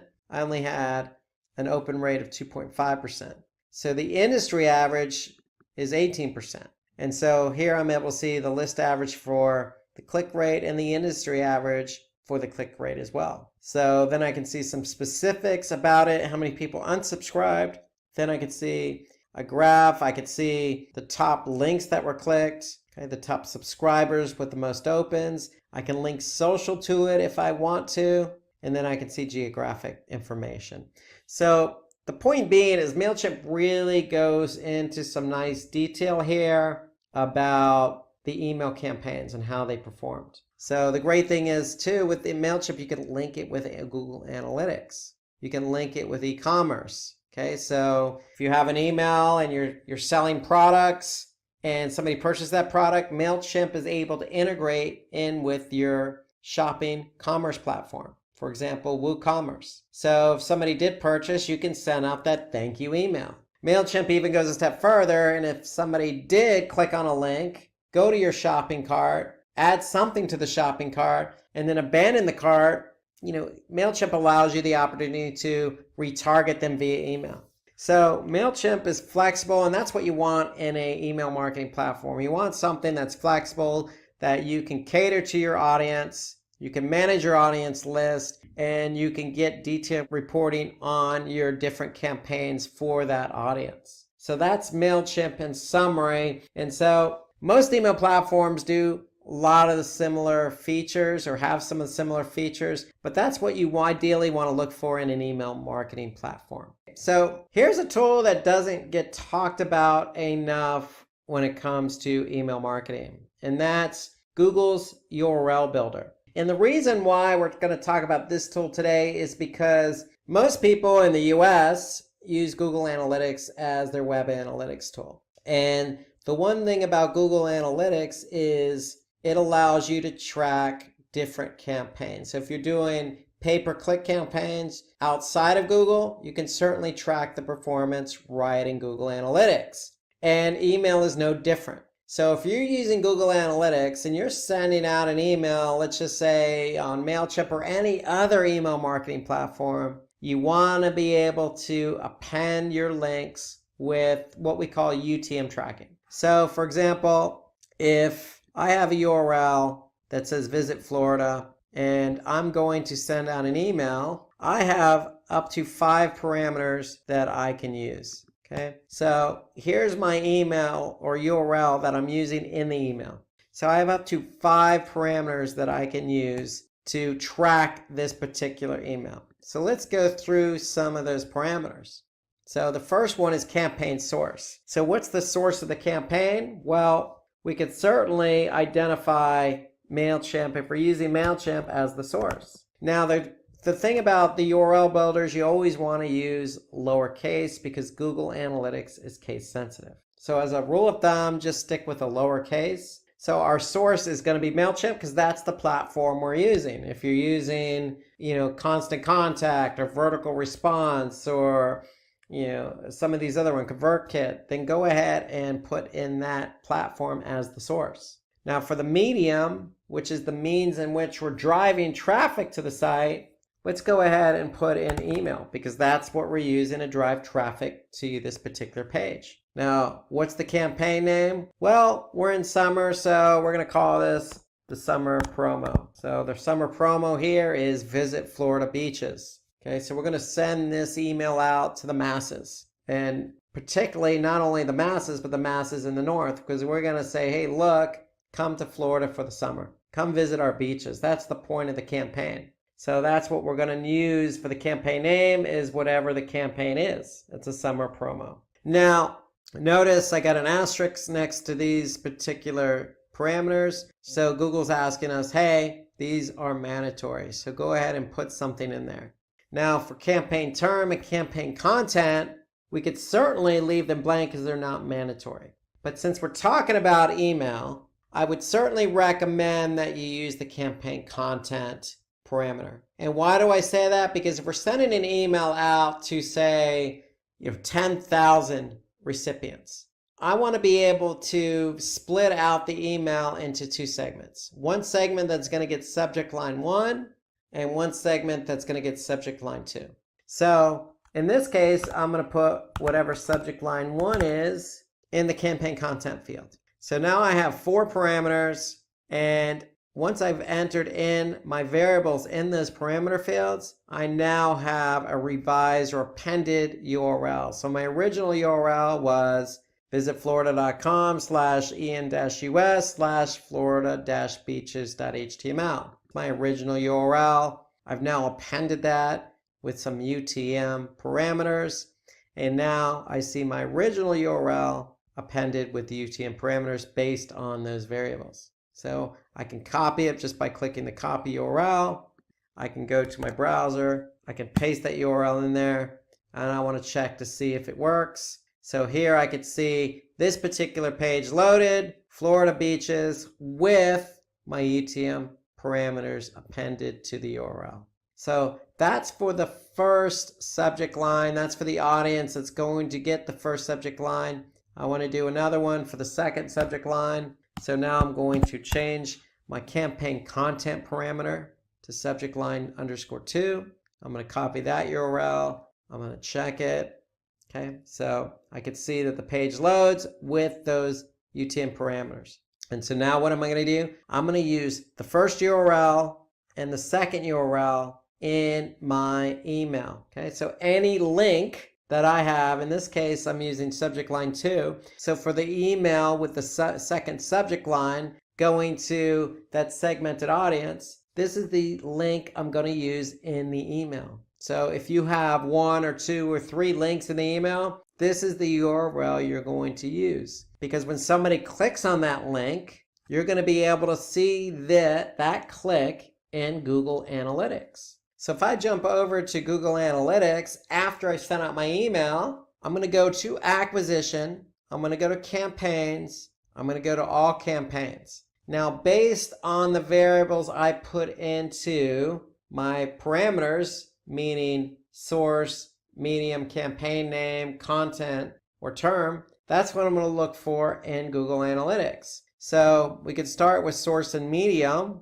So if I click on source and medium as my primary dimension, here I can see MailChimp, and the actual date was used as part of the variable for source. And then what can I see? The medium being email. So now I can see for this email that was sent out in MailChimp in May, I could see how many users, how many sessions, and more importantly, how many conversions. So we could certainly hone in on that particular email if we wanted to. If we choose some of the other parameters available to us, so here I could see the campaign name. Okay, so I could see exactly what campaign, what source, what email drove in traffic and conversions. And if I'm doing subject line testing, I can choose content as my parameter. So here I'm going to change it to content. And now I can see these subject lines. In this case, if I go back to my source medium, I'm going to be able to see what subject lines from my emails generated the most traffic. And not only the most traffic, but also conversions. So that's the whole point behind using the URL builder. Again, you're taking a URL that you're going to use in email, and then you're going to append that URL with different parameters. Campaign source, campaign medium, campaign name, and then optionally campaign content or campaign term. Okay, once you've entered variables into those parameters, you're going to get an appended URL, which you can then use in your email. So when the email gets sent, you're going to go back over to Google Analytics and you're going to look at the results of that campaign, of that source, of that medium, of that content, i.e. subject line. And so that's why the URL builder is so important, because MailChimp gives us some good insight as to how the email performed in terms of open and click rates. But what we really want to see is how that campaign performed once it drove traffic to my website. So that's the whole idea behind the URL builder. If you're using Google Analytics, you'll be able to use the URL builder with whatever email platform you're using. So let's move on to web analytics tools.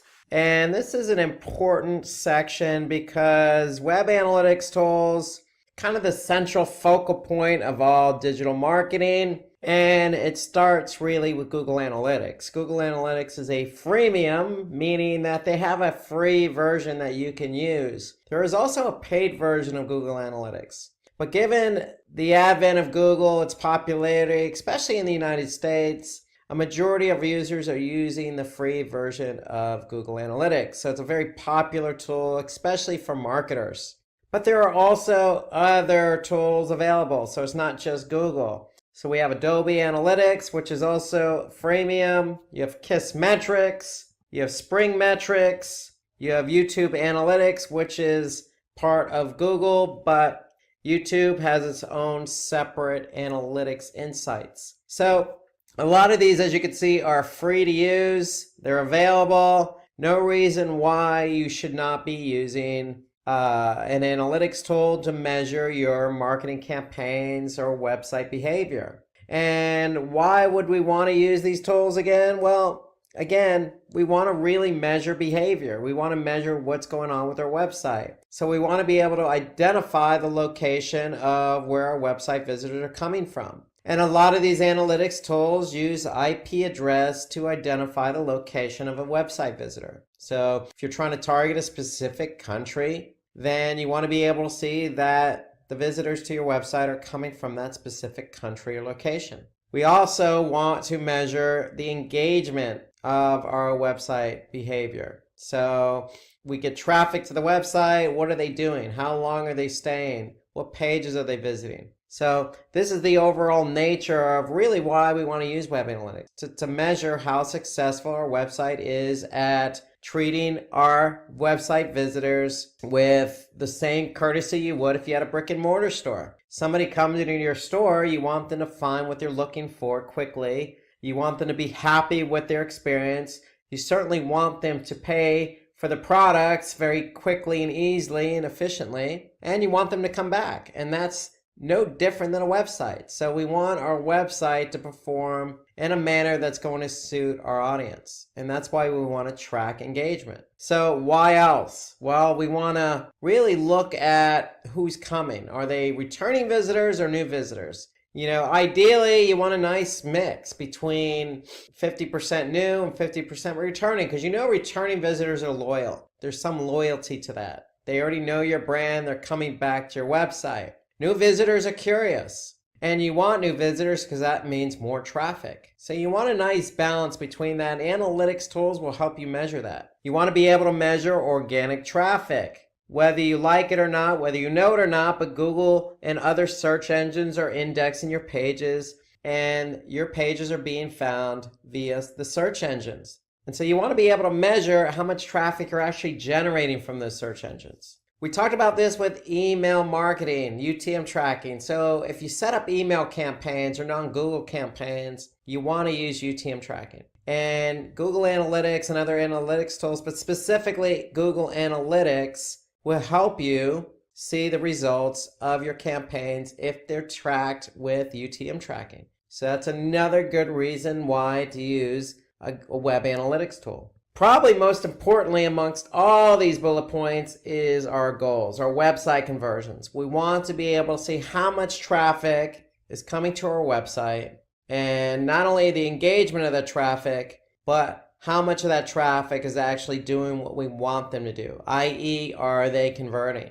And we want to optimize our sites and channels performance. So the whole idea of collecting all this information is that you can turn around and improve performance. So if your bounce rate is high, well, how do you lower bounce rate? Well, we need to do something about that. And analytics tools will help us identify what's not working from our site perspective and from a channel perspective, and we can take action to improve performance. So that's the whole idea behind optimizing our site's performance. So let's jump into Google Analytics and let's take a look at everything we just talked about in those bullet points. So about improving website performance, measuring engagement, looking at our goals and conversions, measuring campaigns with UTM tracking, all those good things that we can get in a good analytics tool. So Adobe, Mixpanel, Spring Metrics, they all work in a similar fashion in that they're really measuring website behavior. And so if we're in Google Analytics, really what we're doing is we're measuring the performance of our website broken down into 4 components: audience, acquisition, behavior, and conversions. So what do we want to do? Well, we want to look into each one of these sections. So let's start with audience. And so audience in Google Analytics tells us who is coming to our website. Now, they're not going to specifically tell us, hey, Rob Sanders came to your website, but they are going to say that somebody from San Francisco, California came to the website. And these are the pages they looked at. And this is the language. And they came from this device. And they're a returning user. So they're painting a picture for you. Okay, so they're not giving you a list of names. That would not be legal, but they are providing you with a good picture of who is coming. And when I say picture, we have to paint that picture. And so if we look at, say, demographics, for example, and I go to demographics overview, here's a picture I'm painting. Well, I can see that 25 to 34-year-olds are the majority of the age group that is coming to my website.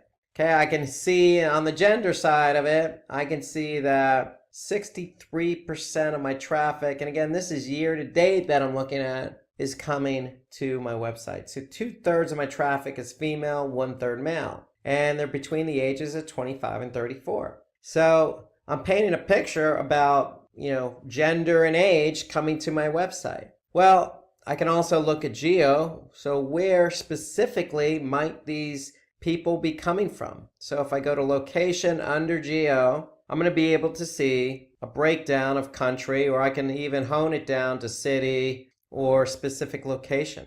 And here I can see United States is the primary driver, but not by much. So we have 16, almost 17% from the US, and then 16% from Argentina, 13% from Mexico, 10% from India. So we have a nice mix of traffic from different locations in the world coming to our website. So that's geo. But more importantly, let's take a look at mobile. So if we go to mobile overview, how are people coming to our website? Are they on a desktop or laptop? Are they using their mobile device? Are they using a tablet? And so Google Analytics breaks it down very nice for you. And so we could see percentages and actual numbers by device category. And so in this case, I can see year to date, I can see 62% are coming from desktop, 35% are coming from mobile. And so that's important because most people start their journey from mobile, and that is growing, and that's going to continue to grow. So you want to keep an eye on mobile. So to me, this is one of the more important reports under audience because people who come from mobile have a different, not only experience because the website should be responsive to the mobile device, but their mindset is going to be different. They're actively looking for something. They're probably going to either then follow up on their desktop or follow up in person at your store.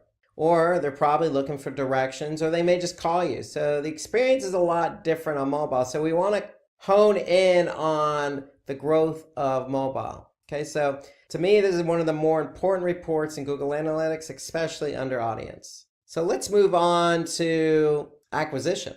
So acquisition reporting tells us how the traffic was driven to the website. So if audience tells us who is coming to the website, acquisition tells us how that traffic got to the website.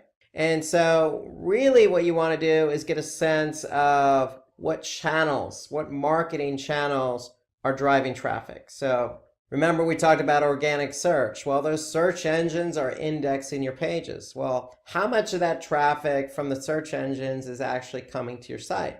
And I'm a believer in if organic search is the primary driver of traffic, then you have a pretty healthy website because that means the search engines are indexing your pages. People are searching for something related to your business. You're being found, you're getting clicked, and that represents a majority of the traffic. So that's always a good thing. So here we could see it broken down by channel. If I go to all traffic channels report, I can see in my dimension that organic search represents 72% of my traffic. And this is year to date. Then I can see paid search. Then I can see direct, which means somebody went directly to the site.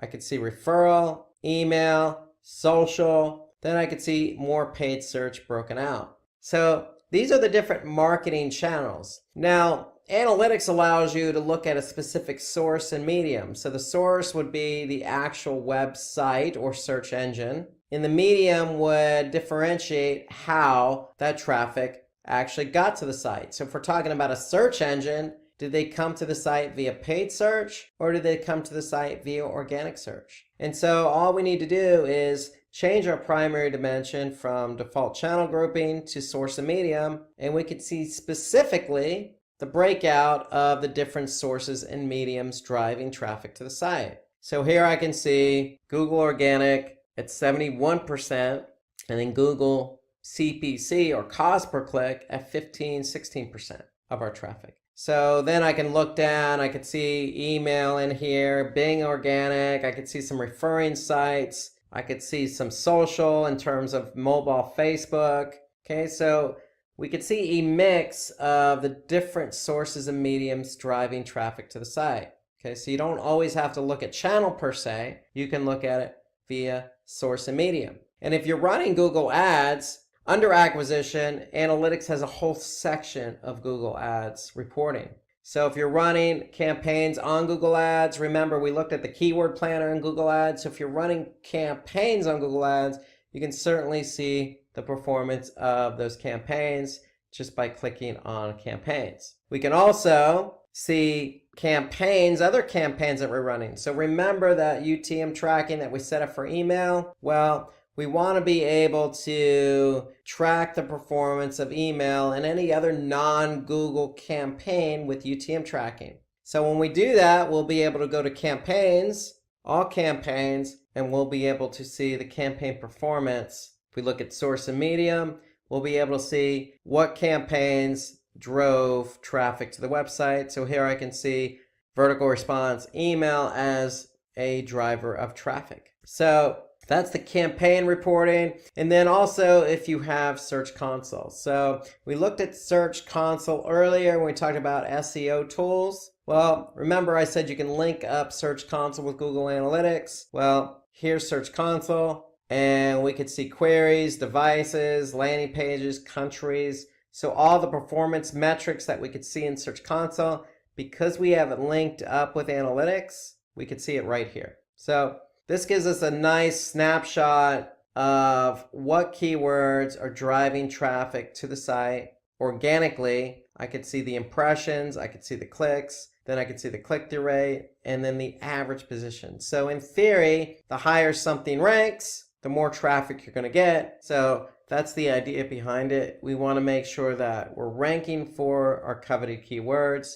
And if we are, we want to be able to measure how many times our listing was seen and how many times it was clicked. So that's the great thing about, Google. They have a family of products, and those products tend to talk to one another. In the form of Google Search Console and Google Ads, you can connect them directly to Google Analytics. So let's move from acquisition to behavior. So here in behavior, we have a number of different reports. So behavior tells us, once the traffic actually arrived at the website, how are they behaving? And so really what I would do is from there go to site content all pages. And so this gives us an idea of how many pages were actually viewed. So site content all pages tells us what page and how many times it was viewed during a period of time. And again, we're looking at year to date. So I can see engagement related metrics associated with a page. So this particular page here on line 1,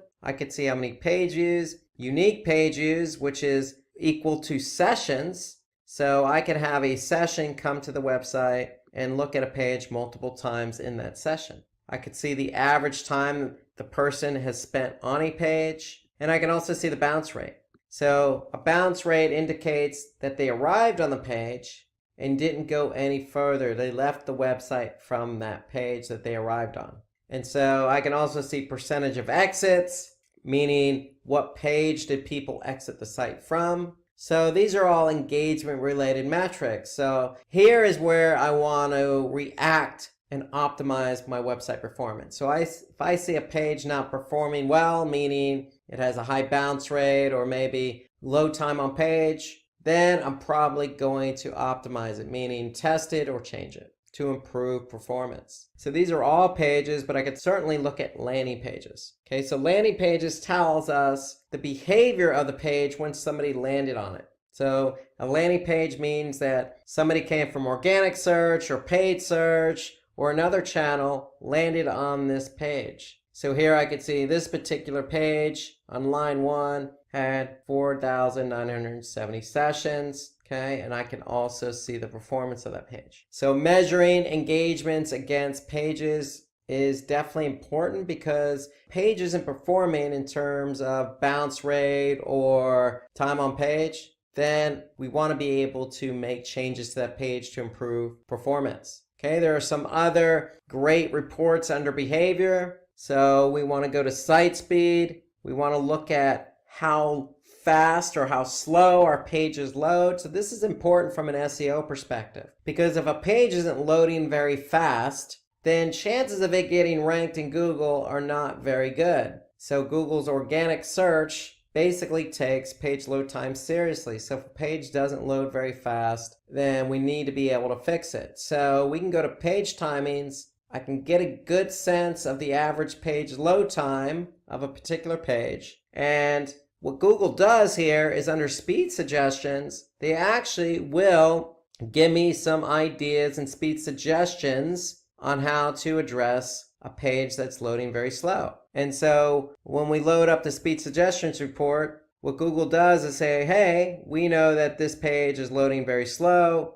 The average page load time is 15 seconds. Here's some suggestions. We're going to give you 7 suggestions. So if you click on that, what's actually going to happen is you're going to go to another tool called PageSpeed Insights. And PageSpeed Insights is analyzing the page, as you can see here. And when it's done analyzing the page, it's going to give you some feedback on how to improve page load performance, not only for desktop, but for mobile. So here I can see, if I scroll down, this is desktop, and these are some of the opportunities that I can address when trying to improve the page load time of that particular page. So here I could see there's some server response time issues. Image sizes probably need to be resized. I can remove unused CSS. Okay, so there are a lot of different things I can do to improve the page load time on this particular page. Okay, this is for desktop. I can also see mobile. So mobile, a lot of the same issues. So if we address these these opportunities, then we could see a lift in page load time. We see a lift in page load time. We're going to probably see a lift in organic rankings or even user engagement. Because if a page takes a long time to load,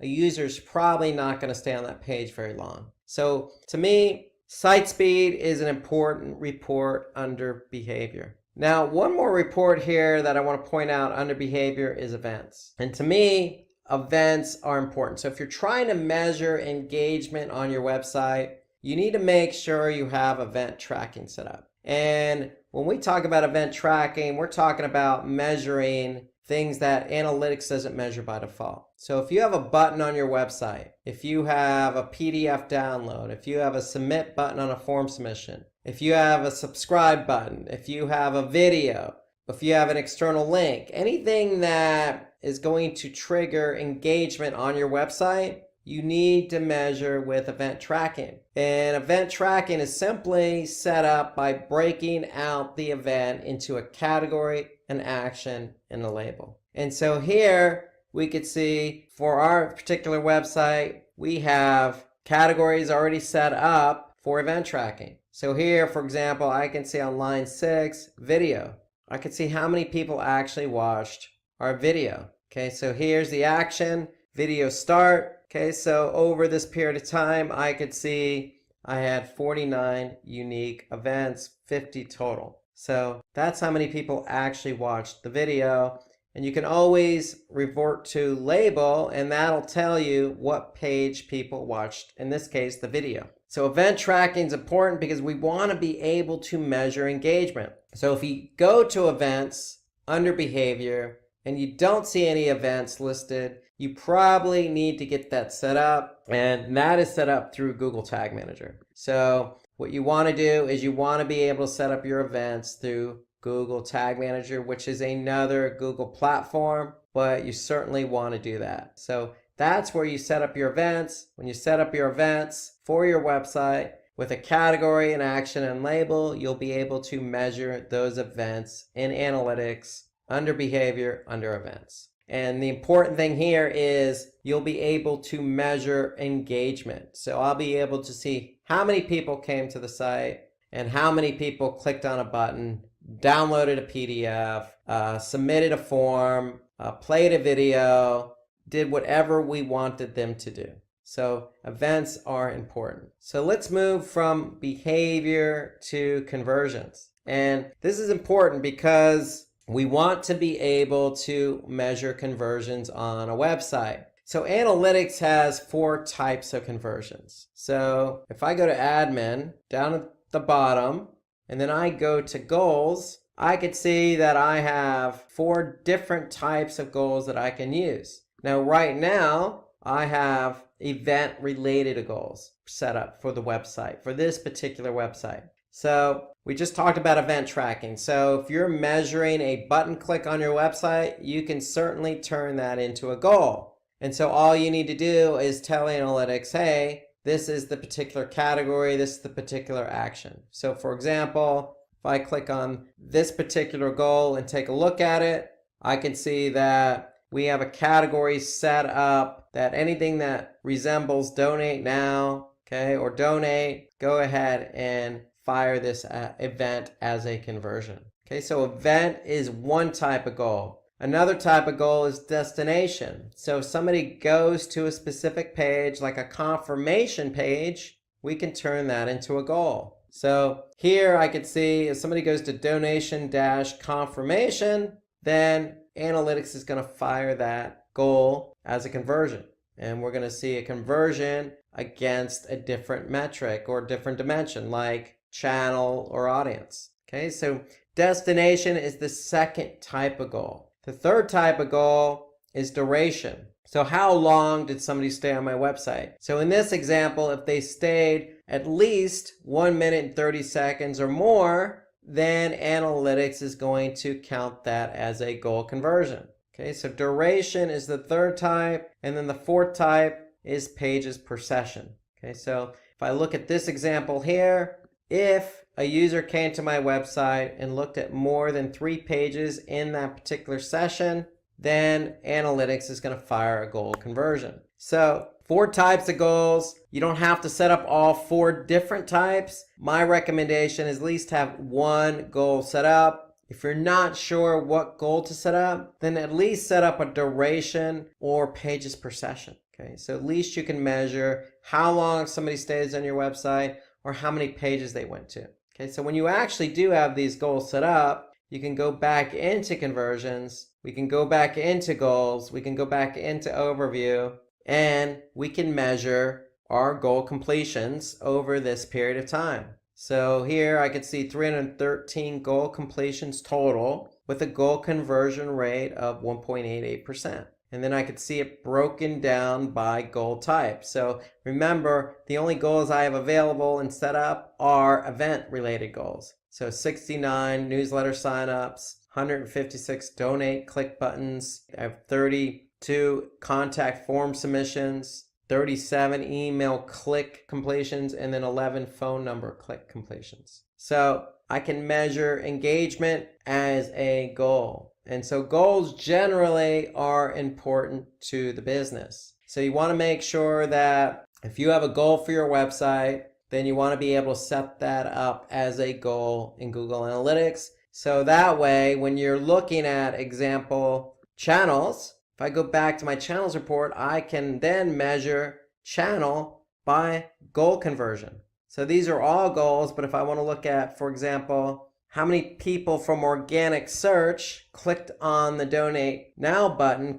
I could see that. I could see year to date 10,887 users, which meant 11,000 sessions. 76 clicked on that donate now button. And that comes out to 0.65% conversion rate. Okay, so that's important. So you want to be able to measure any dimension, whether that be channel, source medium, keyword, campaign, mobile device, could be demographic, gender or age. You want to be able to measure any dimension against the goals you have set up so you can measure performance. And that also includes pages or landing pages as well. So that's a quick overview of what you can expect to see in Google Analytics. Again, audience, acquisition, behavior, and conversions. So a lot of data in Google Analytics, but you want to be able to take advantage of the data in order to improve website performance. Now let's jump over to YouTube Analytics, because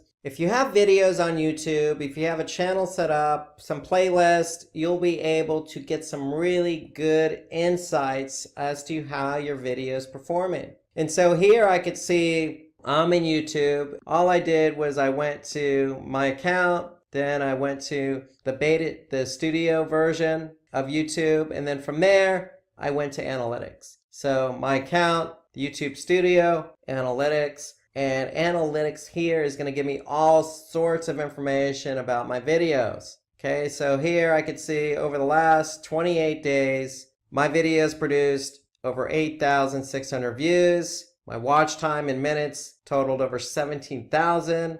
And I've netted 48 subscribers. And this is an overall, okay, so I can actually see when I publish videos, and I can see the date they were published. And here I'm looking at, total views over this particular date range. I can also see specifics on a particular video. So I could see the top video in terms of minutes. Here I could see this particular video had 602 minutes over the last 28 days. So here I could see views on a particular video. So this is just an overview.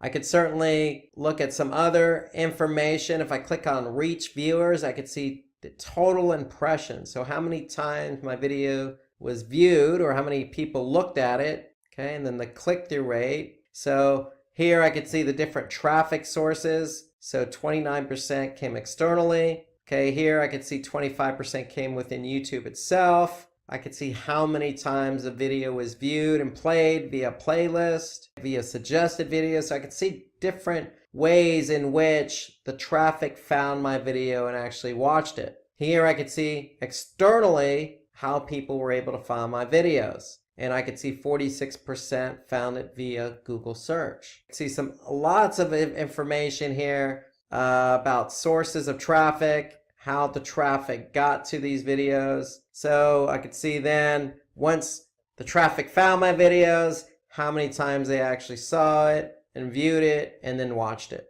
So that's how many times I was able to reach viewers via different sources and then their reaction to that, how many times they saw it and watched it. Here I can click on interest viewers. So again, I could see the top videos in terms of watch time. I could see the top playlist. So here I could see my partners playlist was the top playlist. So I can see some interest here in terms of average view duration. And then here we have build an audience. So we can look at specific audiences if we have them built in YouTube to see how many people actually watch my videos. So here I can see 88% of the people who watched my videos over the last 28 days were not even subscribed. So that tells me a lot of people are finding my videos, spending some time watching them, but they're not subscribed. So we're trying to get them to subscribe to our channel so they can watch more. So a lot of information here in YouTube itself about how our videos performed. Again, this is good insight because ideally what you want to do is you really want to take a look at a specific video, see how it's performing. So if I just click on one particular video, I can actually see the audience retention over the course of the video itself. I could see the ways in which people found the video, okay, again, externally or via YouTube search. I could see how many people liked it or disliked it. I could see all sorts of information on a particular video itself or an overview of my channel. So that's all available to you in YouTube Analytics under YouTube Studio. So take advantage of that. So if you're publishing videos on a regular basis, you want to hone in on how your videos are performing. So if you have any additional questions about YouTube Analytics or YouTube in general, take a look at our video that we created earlier this year about how to create a YouTube channel. We go into some in-depth insights into YouTube itself, especially YouTube Analytics. So take a look at that video. And if you have any other insights about YouTube Analytics or analytics in general, go ahead and put a comment below this video. So let's turn our attention to competitor spying tools. Very important to keep tabs on what the competition's doing, and there are a lot of tools out there. So when it comes to social, we can use a freemium tool like Sprout Social to listen in on our competitors. We can use another freemium tool, Social Blade. There's a popular tool out there called SpyFu. That's freemium as well. Moz, we looked at Moz earlier for keyword and organic. Moz is a great tool for also leveraging our competitors in terms of backlinks. And BuzzSumo, so that's another freemium tool. Again, there are lots of tools out there. These are just examples of some of the tools that we use here at Simplilearn. I use personally and professionally to get a sense of what our competition's doing. So why would we want to use a competitor spying tool? Well, it may sound like a very straightforward question, but there are lots of reasons why. And so let's look at some of these reasons. And the first reason is we really want to identify, our competitors' backlinks and monitor changes in their ranking. So the reason why we have this as the top bullet point is because SEO, organic search, is a long-term strategy. On-page, off-page, website, very technical and creative. There's a lot going on with SEO,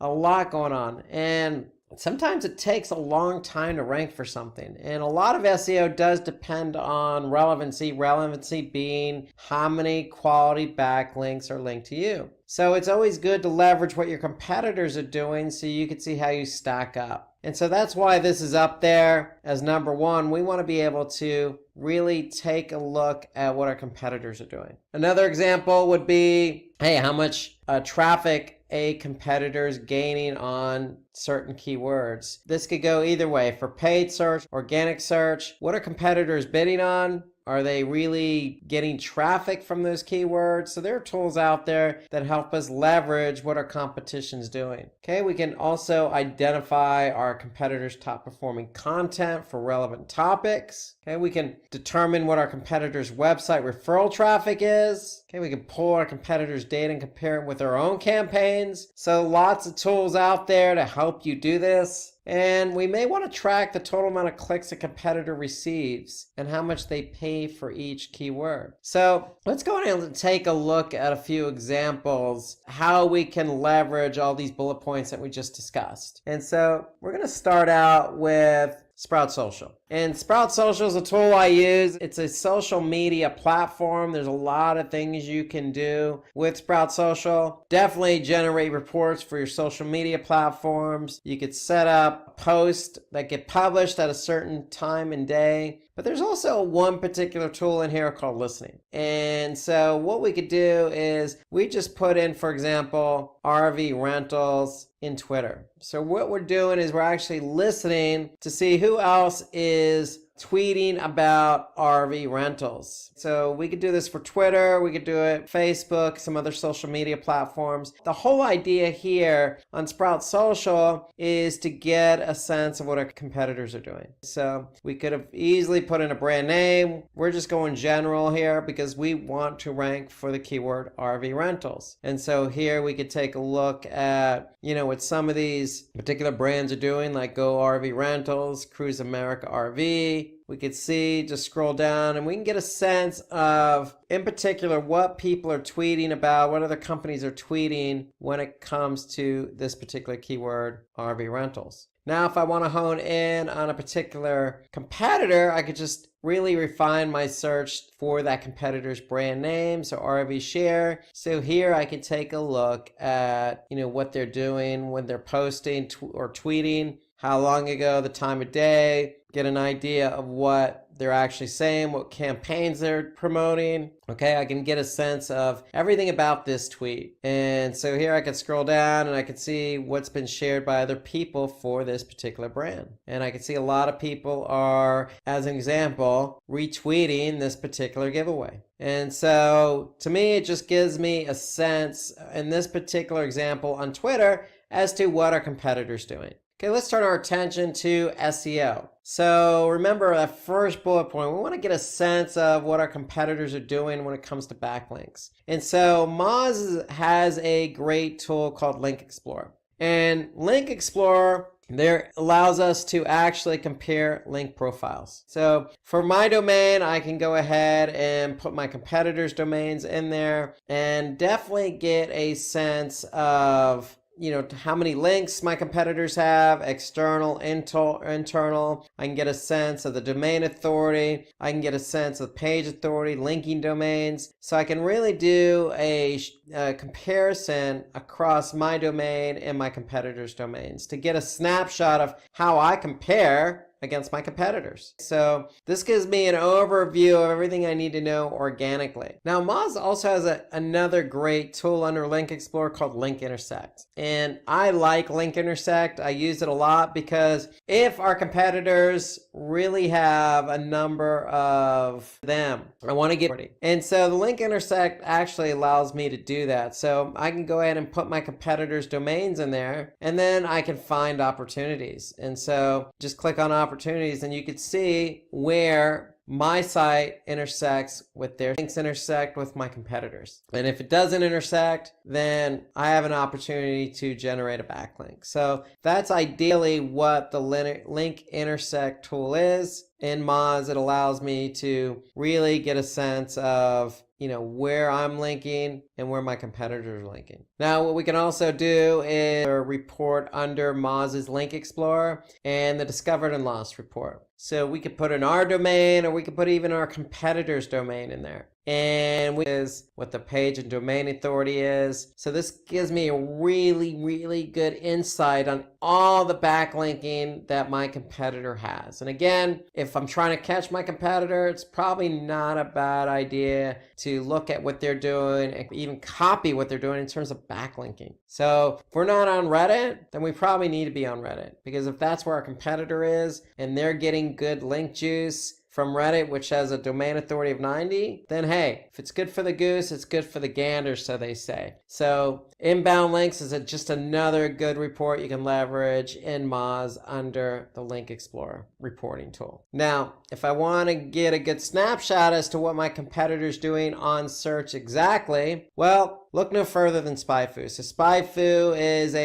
another tool that you can leverage from a PPC SEO perspective. You know, from an SEO perspective, you got some backlinking data as well, just like you did in Moz. From a PPC perspective, you can get some good keyword insights. And so here, I just went ahead and typed in the domain. And what this is going to do is just give me an overall snapshot for my competitor's domain. So here, I could see, you know, how many organic keywords they're found for, the estimated monthly SEO clicks they're getting based on the volume of those keywords. Okay, I could see here the keywords their top competitors also rank for, the rank history, 12 years. So this particular domain's been around a long time. Okay, so that's on the organic side. I can flip over to the paid side. And I could see that they are doing paid search. I could see 5,000 plus keywords they're bidding on. Okay, based on that, what they're actually paying. And then I could see, you know, some of the other competitors listed here from a paid perspective and an organic perspective. I could see the shared keyword overlap. Okay, now again, you can pay for this because it's freemium and get some really good insights as to how your domain compares to your competitors. So I'm using the free version, and here the free version, SpyFu is just giving me some overall data on the specific domain I entered in. And so I entered in my competitors. You can certainly enter in your own domain to get a sense of organic keywords and paid keywords. So you can see top keywords, top paid keywords. Okay, this is Google Ads. Okay, so this is what recommendations as to what to purchase. Okay, here you could see some Google Ads history. I could see exactly what ad copy my competitor actually wrote and for what keyword. And then I can see some organic ranking history here as I keep scrolling down this overview report. So I can see for RV Rent where they rank, and then I can see inbound links just like I did in Moz. SpyFu is providing me with some insight as to, hey, what links are pointing to them and what the domain strength is and how many clicks they expect to receive. So this is all free data. Take it or leave it, but it's all free data available to you under SpyFu. So SpyFu gives you kind of an overview for free, some really in-depth analysis if you actually pay for it, and it just really hones in on what your competitors are bidding for paid-wise and what they're ranking for organic-wise. And so SpyFu is a really good tool to leverage if you just want to get a snapshot of how your competitor overlaps with you. So let's turn our attention to Google Analytics, because in Google Analytics, under Audience, I can go to benchmarking, and basically the benchmarking reports allows me to see what the industry as a whole is doing compared to my own website. Now, the caveat here on this particular report is that it's all anonymous data, so I can't exactly see what competitor is doing what in this report, but if I hone in on my industry, in this case autos and vehicles, and I hone in on a specific country or adjust the size of the daily sessions that I get, then I can see, hey, analytics in this case, in this example, is sharing 8,863 web properties. Okay, so they're sharing the data for over 8,000 web properties, and I can compare those web properties against my own. So if we're all in the same industry, it gives me a sense here as to how I stack up against the industry as a whole, in this case, as it pertains to channels. So you can see here, red not good, green is good. So in the industry, we're not doing as good as others in the same industry who are receiving the same amount of sessions. Now, we could certainly adjust, and we can adjust our locale. And if we do that, Google's going to be able to adjust how many web properties are actually contributing to the report. And so when analytics makes that adjustment, we're going to be able to see, in this case, just New Zealand. So we're going to adjust for New Zealand, and we're going to go with a 4,999. And so we could see there are about 300 something web properties contributing, 47 web properties now contributing to this report. So if we're focused on the New Zealand region, and this is the amount of traffic we get, we're now comparing us against 47 other anonymous web properties. So now if I go back to the report after I've honed in, I'm looking at channels, and I could see how many sessions we're getting by channels and how I compare against the competition. I can also measure up against percentage of new sessions, new users, pages per session, average session duration, bounce rate. But that's just channels. I can also do location and devices. So the whole idea behind this report is, yes, you're not honing in on a particular competitor, but you're honing in on your industry. So you're getting a good idea as to how you compare against your industry just by making some adjustments in the benchmarking report. You obviously want to make sure you're looking at the same industry, adjust for your country or region, adjust for the site size, meaning how many sessions you actually get on a daily basis, and then analytics will do the rest. They'll compare you against those in your industry. And so I find this to be a good tool because it allows me to stack up our site against those in the industry. And obviously, if we're not driving as many sessions, especially say from organic, then we have our work cut out for us. Okay, so that's the whole idea behind the benchmarking report. Now, if you want to get some good insight as to what the competitors are doing and you don't want to use a tool, well, look no further. You can always go to google.com. Okay, so this is how we used to do it back in the day before all these tools became available. You just typed in a keyword, and we're going to type in RV rentals, and now we're going to be able to see who's bidding on that keyword. So we could see we have a number of different companies bidding on the keyword we're interested in. Okay, here I can see some featured snippets. Okay, and then I can see some organic search results. Okay, if I scroll down, I'll be able to see some other companies bidding on that same keyword, meaning they're paying for RV rentals. So if I clicked on somebody's link here, they're actually going to pay Google for the click. And so this just gives me a good sense of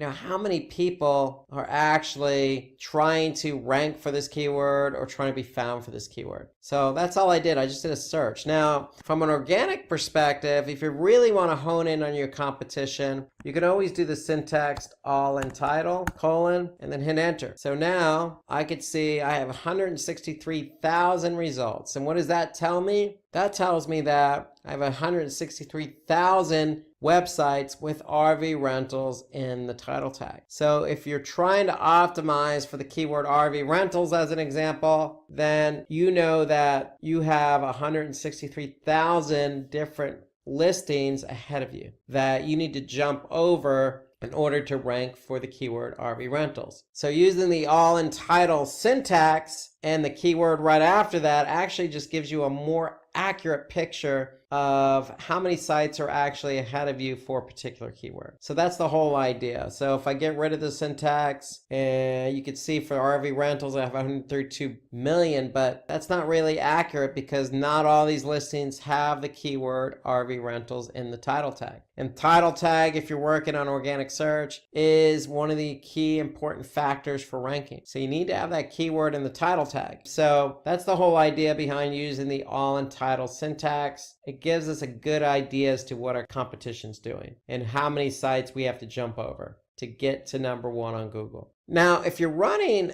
Google ads, just as we did with RV rentals, we went up there and we typed that in as a query and we saw how many advertisers there were for RV rentals. Now, if we are running our own campaigns, Google Ads actually has a good report that I really like. It's called Auction Insights. And so you can get to Auction Insights just by clicking on Campaigns, and then from Campaigns, click on Auction Insights. And what Auction Insights allows us to see is what competitors or domains are bidding on the same keywords we are. And so what Google does here is it allows us to actually see where we stack up against our competition for all the keywords we're bidding on. And so here I'm looking at year to date, and here we can see us and I can see our competitors. Okay, so I can see impression share. So if we're talking about one keyword, every keyword has 100% impression share. How much of that impression share are you getting? And when we say impression share, meaning eyeballs. When we talk about eyeballs, are we getting a majority of the eyeballs,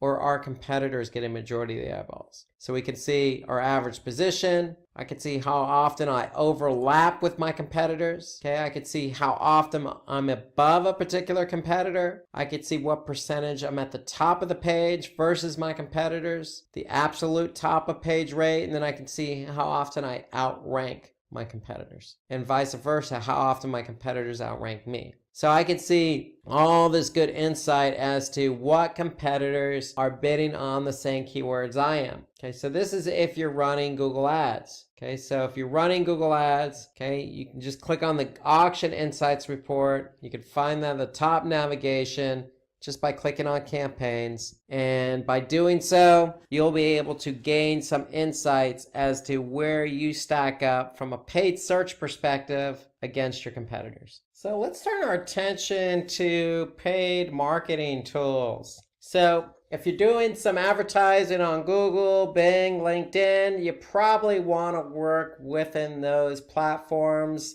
as the tool of choice. So, if you're doing paid search on, say, googlesearch.com or display, you could be doing display advertising on, a network like AdRoll or Google, or you could be doing social media paid ads, say on Facebook. So whatever it is you're doing, you probably want to work within that platform itself to get the ideal data that you need. Okay, so here are some of the tools, some of the places you can go. Of course, if you work in Google Ads, you also have Google Ads Editor that you can leverage.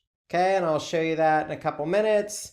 You have Google Ads Keyword Planner. Of course, both of these are paid if you're running campaigns. Okay, so Bing, if you're running campaigns on Bing, okay, you get all this good data that you can digest through some reporting. Okay, you also have some third-party tools out there that you also have to pay for in WordStream. Okay, so WordStream's a third-party tool that you can leverage. Bing and Google are actual advertising networks, so you would advertise on the platform itself and get all the data you need right in the platform and leverage a lot of the tools that they have available in the platform. As I mentioned, you could also use Google Ads Editor. So Bing also has their own editor as well. And as well as Facebook. So you can use an editor type version, and I'll show you that here in a couple minutes. But let's talk about why we want to use the tools in the platform itself. Well, we want to be able to monitor how our ad's performing. So which ad receives the most traffic, as an example. We want to identify keywords that are performing for us. Okay, so are keywords converting, not converting? Are they costing us a lot of money and not netting a high enough return for us? So we want to keep an eye on that. Okay, so we want to monitor our cost, okay, across different locations and devices. Not only cost, but we want to also monitor how our ads are performing across different locations and devices, keywords across different locations and devices. So we want to be able to measure by device. Okay, so we also want to analyze competitors' data. And as we showed you in the competitors section, Google, as an example, has Auction Insights reporting. Analytics has benchmarking. So Google itself does provide some information in the case of Auction Insights as to how your competitors are performing against you on Google search. So that's on the paid search side. Then you have display.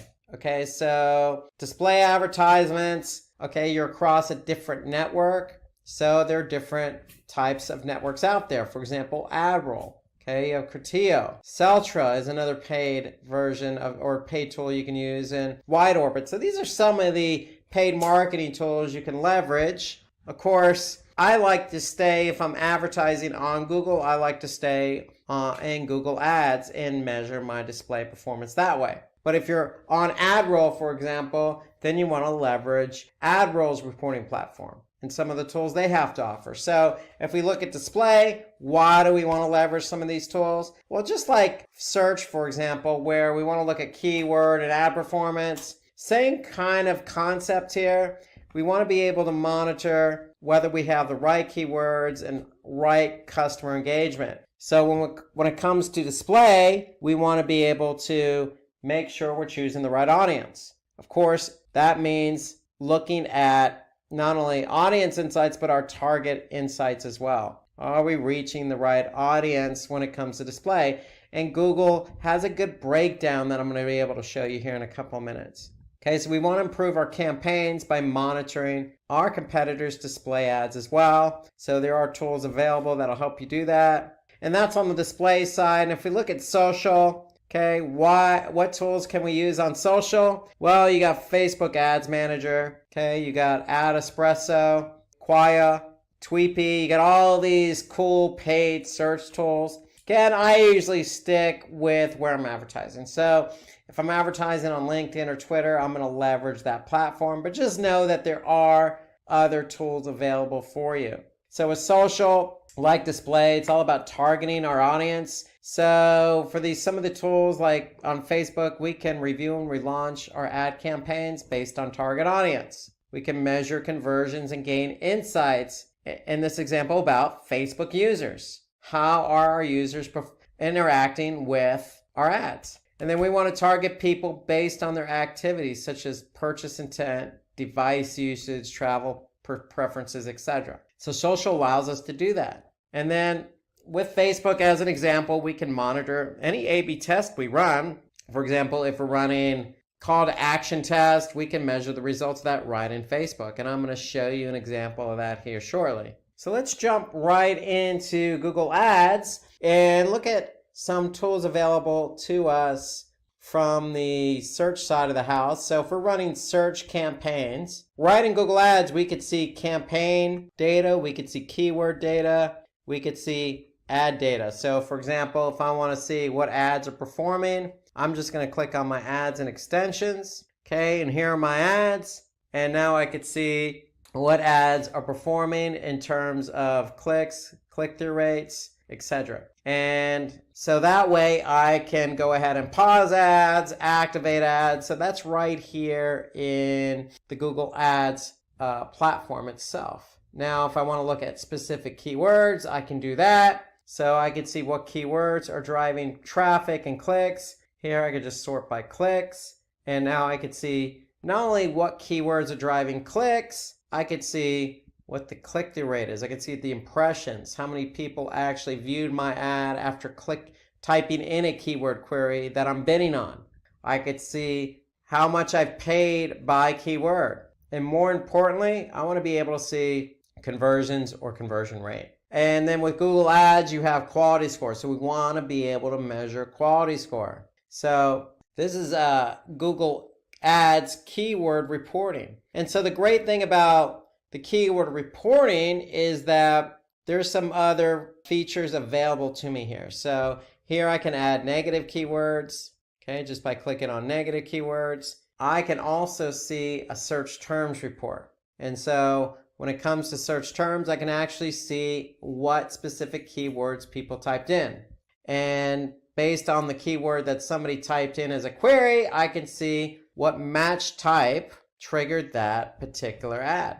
And so if I see a keyword query that I don't particularly care to be shown for, or want my ad shown for, then I can go ahead and just select it and I can add it as a negative keyword. Okay, so that tool is available to you right in Google Ads. Okay, and then you have the auction insights. So we reviewed the auction insights when we're looking at competitive analysis. And so here, if we look at the auction insights, we'll be able to adjust our date range and we'll be able to see basically, who else is bidding on the keywords and what their impression share is, what their average position is, what their overlap rate is, position above rate, top of page, absolute top of page right now ranking share. So once Google has data, then they'll be able to share that information with you. Okay, so that's just keywords, but there's a cool tool that I really like, and I leverage it for SEO and pay-per-click, and that's Google's Keyword Planner. So if you click on Tools, and then you can click on Keyword Planner, we'll be able to leverage the Keyword Planner. And the whole idea behind the Keyword Planner is, do we want to discover new keywords? Or for the keywords we have selected, we can get volume and forecast on that. So here, let's type in a keyword, mail delivery. And if I click get started, okay, so Google's going to give me some other keyword ideas, and they're going to give me what the average monthly searches are for that keyword. They're going to let me know the competition. They're going to give me a range in terms of how much I can expect to pay for that keyword. So if I happen to click on that keyword, I can add it to a plan. And then once I've added to a plan, then I can go ahead and look at that plan and measure what kind of volume I'm going to get and how much I can expect to pay. So now once I've added my keyword to that plan, I can go ahead and see how many clicks and impressions and costs and click-through rate and average cost per click I can expect to spend. So, and this is based on a maximum CPC of $2. So I can go ahead and adjust my plan accordingly if I want to, in order to see basically how much I can expect to spend. So that's the whole idea behind the keyword planner in terms of choosing new keywords. And once you choose keywords you're interested in bidding on, you can actually do a forecast to see exactly how much you can expect to spend, how many clicks, how many impressions you can expect to get, and if you have conversions set up, how many conversions you can expect to receive. So that's all part of Google's keyword plan. That's viewing, forecast, as well as choosing keywords. So there are so many different tools and features within Google Ads. We need a whole segment just on this. So really, I'm just going to highlight some of the more important tools and features. So I mentioned the keyword planner. I mentioned the campaigns, keywords, and ads reports. Another thing I would look at in Google Ads, again, we mentioned this as one of our key defining why would we use it bullet point, and that's because of devices. So we mentioned devices. Why would we use Google Ads reporting tool? Because we want to look at devices. And we want to be able to see what devices are driving traffic from what campaign. And then the cool thing about Google Ads is right in Google Ads platform, you can go ahead and do a bid adjustment. So if I increase my bid adjustment, for example, on mobile phones, then my particular ad in this particular campaign is going to show more than on computer. So I can always decrease it. For example, do a bid adjustment on computer, and that means I'm going to show my ads less. So I can go ahead and do bid adjustments based on device. That's the cool thing of working right in Google Ads platform is you can make adjustments right here in the platform based on devices. Well, you also have locations too. So we mentioned that as one of the reasons why we want to use some of these tools. And if I see a particular location I'm not interested in advertising, well, I can always select it and I can always just pause it or remove it. So, or I can change the bid adjustment on a location as well.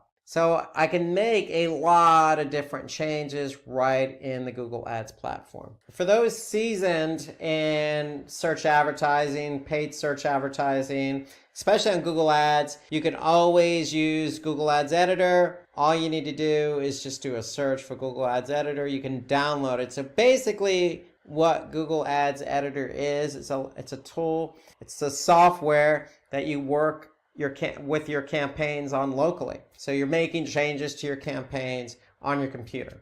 And basically when you're done making changes, you can always upload them to Google Ads, to the account on Google Ads in the cloud, so to speak. So that's the whole idea behind Google Ads Editor. It's a great tool for you to use if you want to make household changes really quick. For example, I'm looking at an account with a bunch of campaigns. So now if I click on one of those campaigns, I could see the ad groups here. Okay, so for example, if I just wanted to turn off all these ad groups, I can just highlight them all and just click status enabled to paused, and I can revert back if I want to. Okay, so you can make household changes. So here I could see the campaign, the ad group level. If I choose an ad group, then I can see some keywords. And again, I can make changes ad nauseum. Here I can copy, I can paste, I can delete. Okay, so I can make a lot of changes really quick right in Google Ads Editor. And that's the whole point of Editor, is to go ahead and work locally while somebody else is working locally on the same account. You could both be working simultaneously and being more efficient on getting things done in the campaign. Now, if you are working with somebody else on the campaign, you want to make sure that you get recent changes. So if I say get recent changes to all campaigns, what Google Editor is going to do is contact Google Ads in the cloud and download all those changes. So here I can see the changes being downloaded in Editor from Google Ads.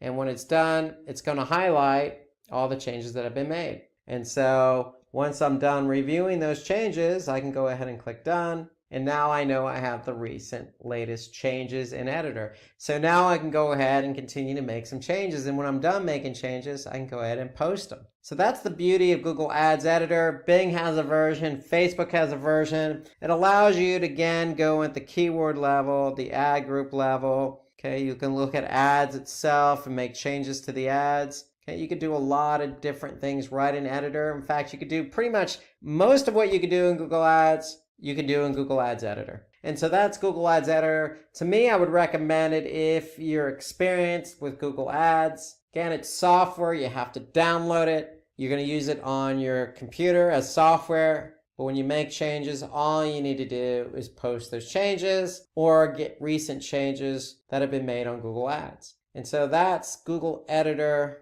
Ads Editor in summary. Now let's go back into Google Ads and talk about display advertising, because display is a different network, but the platform's still the same. And some of the same tools are available from the search network as well as for the display network right in Google Ads. So if I want to take a look at a campaign and ad group on the display network, I could just click on that ad group and I can look at the ads that are running for that particular ad group on the display network. So here, the difference being on the display network is you can use image ads. On the search network, you can only use text ads. So here I can look at image ads and I can see how they're performing. In fact, you could even go a step further and use responsive display ads. So Google has responsive display ads, meaning it's going to respond to what's performing best. Okay, and so now I can see clicks, impressions, click-through rate, etc.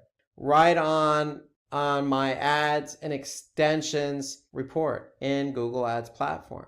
Now, this happens to be a retargeting campaign. So if we click on audiences, we'll be able to see what audiences we're targeting here. Okay, so when this report loads, when you run retargeting campaigns, you're targeting a specific audience. And so we want to be able to see, okay, of the audiences we have set up, what audience is performing best. Okay, so here I can see a breakout by audience. Again, I can see the same metrics I could see on the search side. I could see clicks, impressions, click-through rate. More importantly, I want to be able to measure conversions.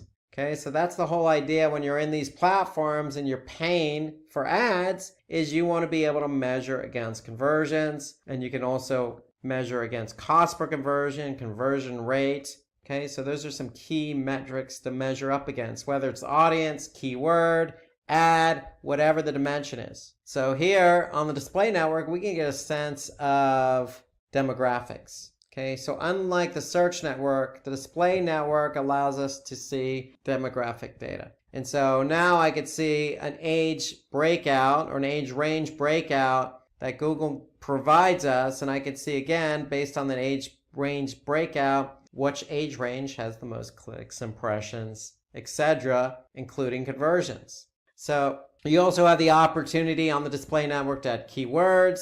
You have the opportunity to add topics, and you have the opportunity to see placements or run placements. So here, if I click on where ads have shown, I can actually see where my ads have shown up for this display campaign. And Google Ads allows you the ability to go ahead and you can exclude it from the ad group or exclude a specific placement from a campaign. So you could take action on a specific placement. And I can see the type of placement, whether it's a mobile app, whether it's a site. I can go ahead and see exactly where that placement was. So that's the placements report. You have demographics, you have audiences, you have keywords, you have all these different reports available to you on the Google Ads platform. So before we jump over to social media, paid search advertising, I just want to remind you, we do have, a nice tutorial on Google Ads. Okay, so take a look at the Google Ads tutorial we have set up on YouTube.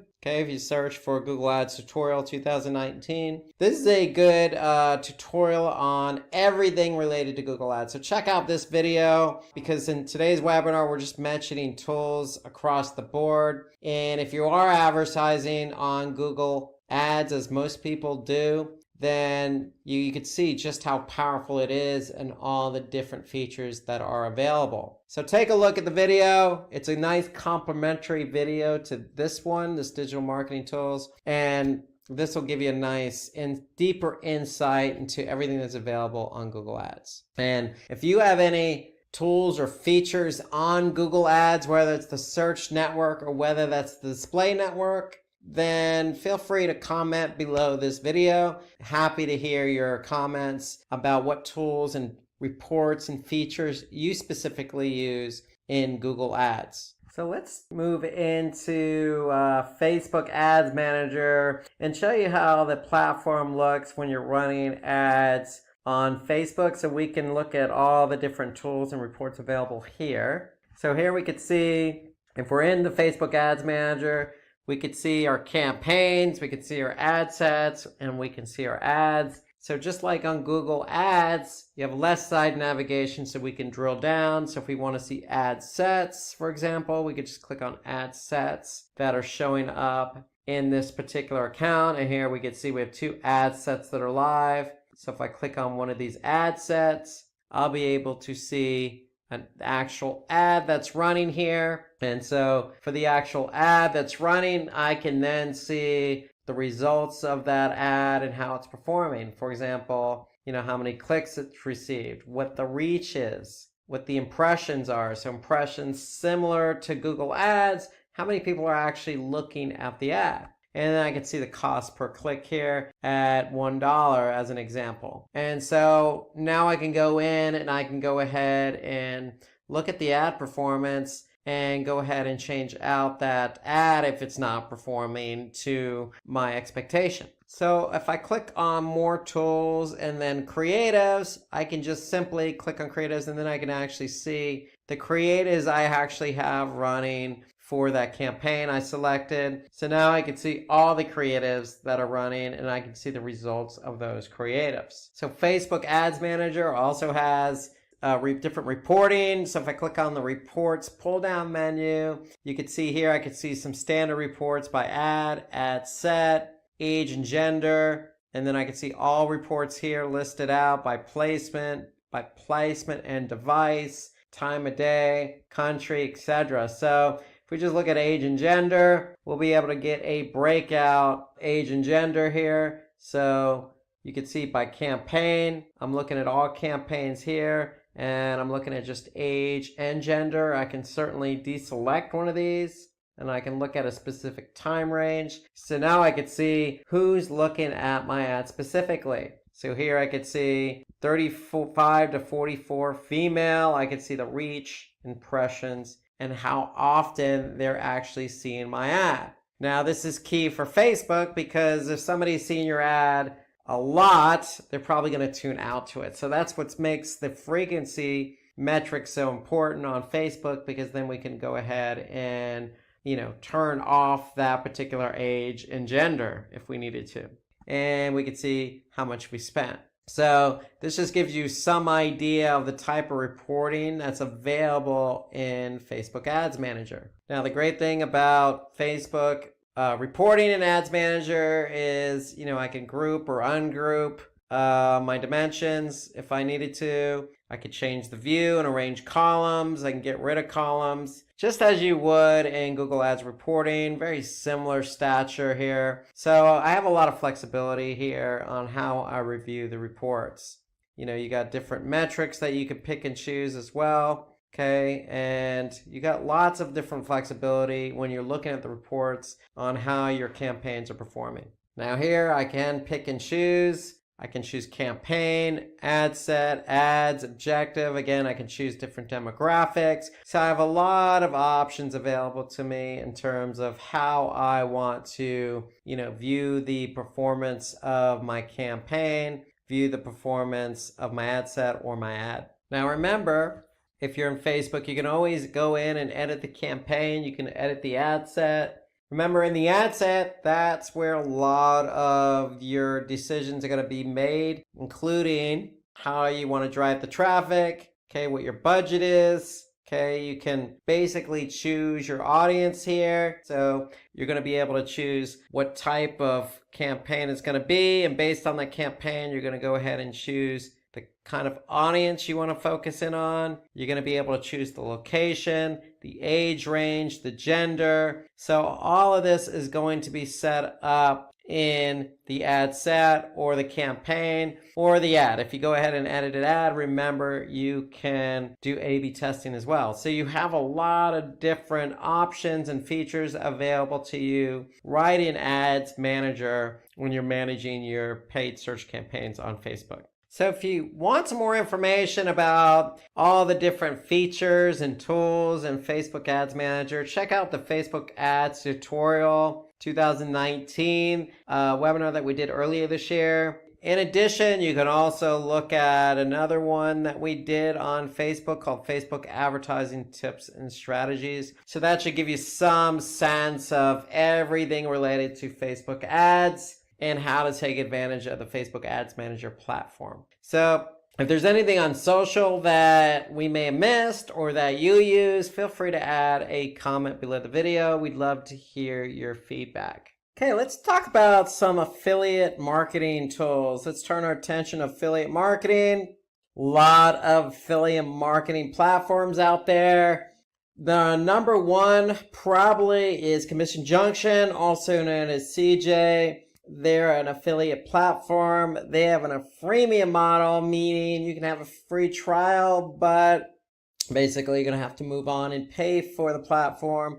Likewise for House Offers, you have volume. You really, when it comes to affiliate marketing, a lot of platforms out there. Click Inc., AWIN. So a lot of these are brokers per se. And when I say brokers, like for example with CJ, you as a merchant or you as a publisher can get in touch with a merchant. You as a merchant can get in touch with a publisher. Meaning CJ helps bridge the gap between you finding somebody to build your network with. Okay, so that's what really affiliate marketing is, and you really need a platform to kind of put it all together. And so a lot of affiliate marketing platforms. We're actually going to take a look at CJ and go through some of the features in the platform here shortly. But let's just take a look at why we need these affiliate marketing tools. Well, these affiliate marketing tools identify affiliates, influencers, employees, other advocates you want to partner with. So again, you could be on the merchant side. You could be actually selling a product, and you're going to want somebody to help you sell that product. Somebody with a website who's an influencer who drives a lot of traffic to their own site, who, does sell, reputable brand, etc. So you need somebody to help you introduce you to these sites. Okay, so CJ and some of these other marketing platforms, affiliate marketing platforms do that. Okay, so these tools are there to do the introductions. They're brokering the relationship. So the other benefit here is you can contract with affiliates and track the traffic and conversions. Well, what do I mean by that? Well, if you do use CJ.com, by no means am I only endorsing that platform. There are plenty others out there. But whatever platform you use, you're going to want to be able to set up terms and conditions with that particular affiliate. So you could set up a terms and conditions for, say, 10% off all sales.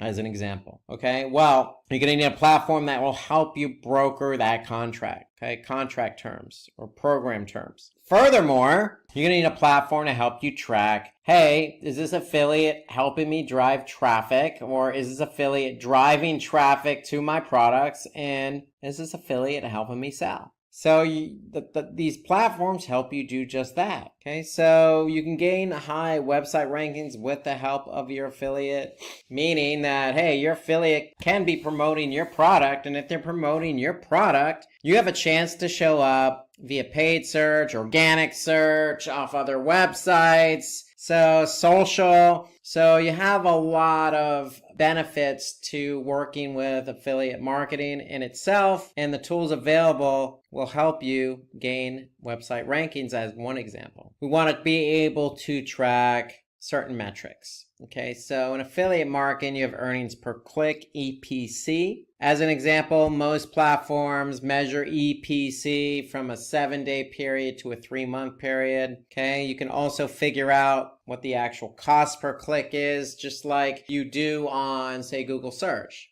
You can actually measure that in affiliate. Okay, you want to eliminate fraudulent clicks, impressions, and conversions. So any affiliate platform worth its weight is going to help you understand, how many impressions and clicks and conversions you're getting, and help you manage that in terms of fraudulent clicks. Or, hey, if you're getting a lot of impressions and no clicks, that's a problem too. So these platforms are really built on helping you manage your relationship with the affiliate by offering up all sorts of reports and tools. The other big benefit here to affiliate marketing tool is, hey, we can influence our customers throughout their buying journey. So we could set up different promotions based on, hey, did somebody go to the website? Did somebody see our product? Did somebody click on our product? Did somebody go into the shopping cart with our product? Did somebody purchase our product? So there's all sorts of steps in the funnel, so to speak. And hey, you can work with an affiliate, a publisher, to influence your customers throughout that purchasing funnel, throughout that journey. So let's go ahead and log in here. So when you log in, like any other digital marketing tool, any other platform, you're going to have your own settings and whatnot. So really the whole idea behind any affiliate marketing tool is really there to manage your publishers. Who do you want as a publisher? Who do you want selling your product? You obviously want somebody who's relevant, somebody who's going to be able to sell the product, somebody who has a targeted audience that's similar to yours.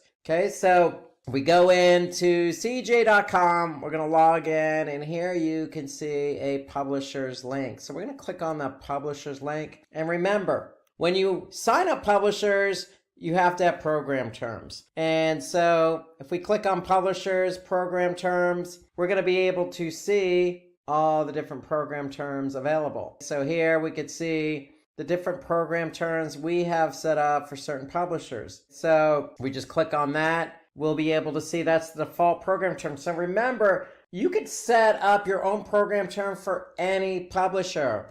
So as a best practice, if you have publishers who are actually performing well, who are selling your products, maybe you want to offer them a little bit more on the commission side. Maybe you want to sweeten the deal. Maybe, these publishers get better program terms versus, say, other publishers who don't. And so here we can see the program terms. Basically, you could see what the terms are, the action, and the different policies here. So everything you need to do to manage that publisher in terms of payment is done under the program terms. Now, if the program terms are met, the publisher actually sells your products. CJ is the broker. They're the ones who are going to initiate the payment based on the program terms. So be careful on the program terms. You want to be able to set them appropriately. CJ has templates. CJ has some default program terms that you could use and offer up to different publishers. So based on the program terms, that's how your publishers are going to get paid. And so here you can have as many different program terms as you want. There's no limit here. You want to be able to align and reward program terms, again, based on performance. And so here we can see what publishers are under what program terms. So again, if your publisher's performing well, sweeten the deal. Offer them a better program terms. And so you can align publishers with different program terms. And so that's the whole idea behind program terms, is you want to be able to align publishers with that. So when you sign up a publisher,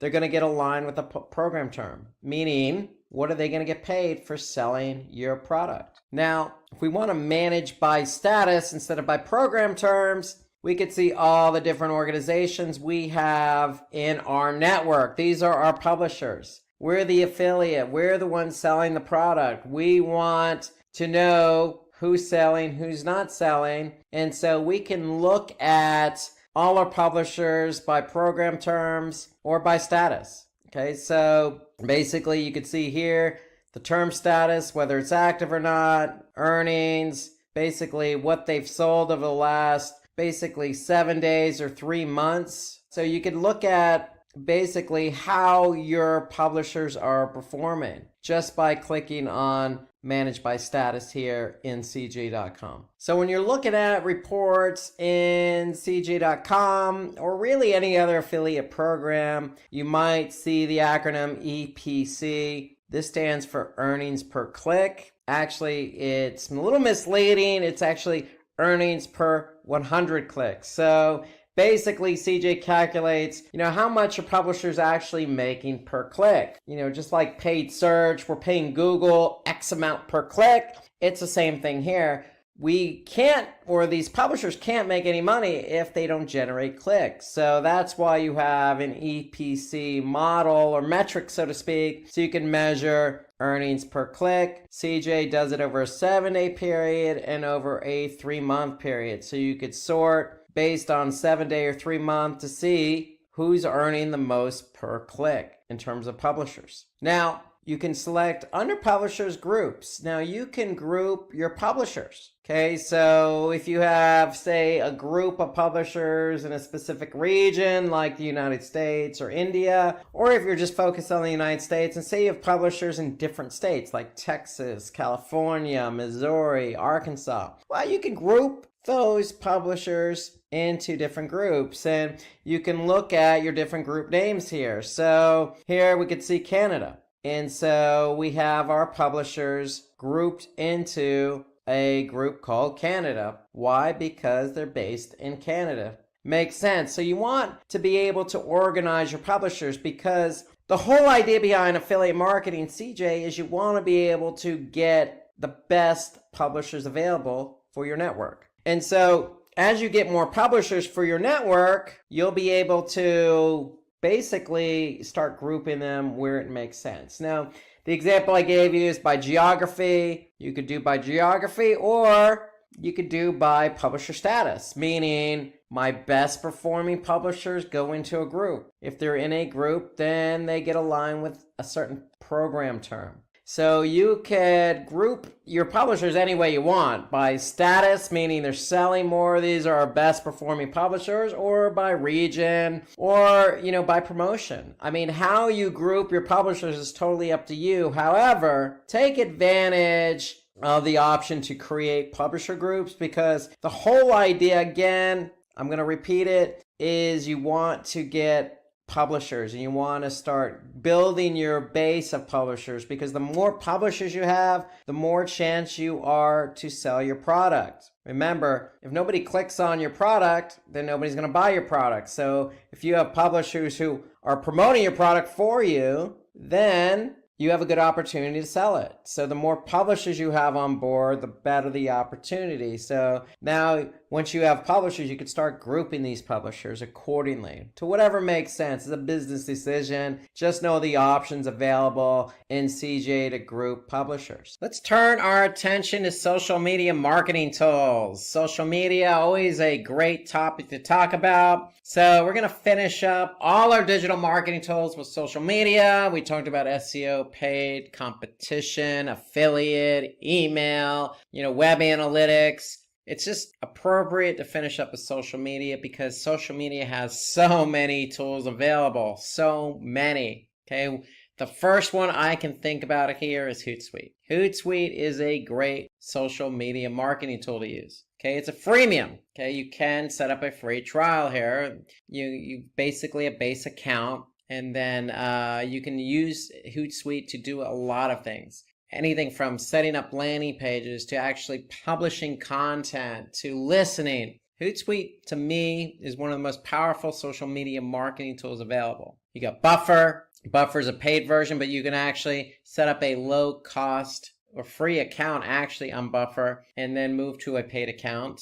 Okay, you got TweetDeck, it's been around a long time. That is actually free, and I would recommend TweetDeck, and we're going to take a look at that here in a couple minutes. Okay, and then you got Sprout Social. Sprout Social is another social marketing platform similar to Hootsuite. Do a lot of reporting, a lot of publishing, a lot of listening. And so we're going to take a look at Sprout Social today as well. Before we do that, let's go over why these tools are important to us. From a social media perspective, you're pumping out a lot of content. So you need to be able to smartly, efficiently, schedule and manage your post. Okay, so you're not just working likely with just one platform like Facebook. You're probably on a number of different platforms. Depending on your business, depending on your bandwidth, depending on what you're selling, your products, etc. Your audience obviously has a lot to do with it. It could be Instagram, Pinterest. You want to be able to consolidate all that and manage it in one place. And that's what social media marketing tools do.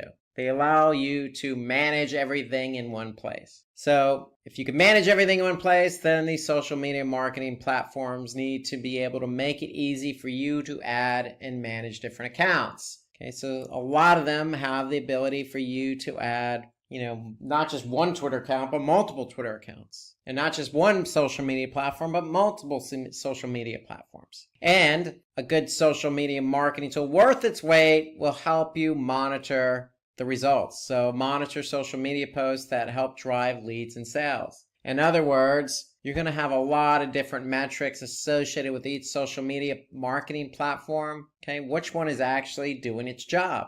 Okay, so you want to be able to easily manage these platforms, applications, and websites very efficiently. Okay, so instead of having to log into each platform, you just log into one place, get a sense of what's been posted, what the engagement is, did they purchase, etc. And what you want to do is be able to individually customize every social media post across different platforms. So it just makes it a lot easier to do that in these social media marketing tools. Okay, you don't want to send out a blanket message across different platforms. You want to be able to go ahead and customize a post depending on what that post is, depending on what the product is, what time of day, what target market, what target audience. So customization is a lot easier using these social media marketing tools. You want to be able to engage with brand advocates. So listening is a good thing with social media marketing tools. Using the listening functionality so you can actually see who is a brand advocate, who's not a brand advocate, who's an influencer, who's not an influencer.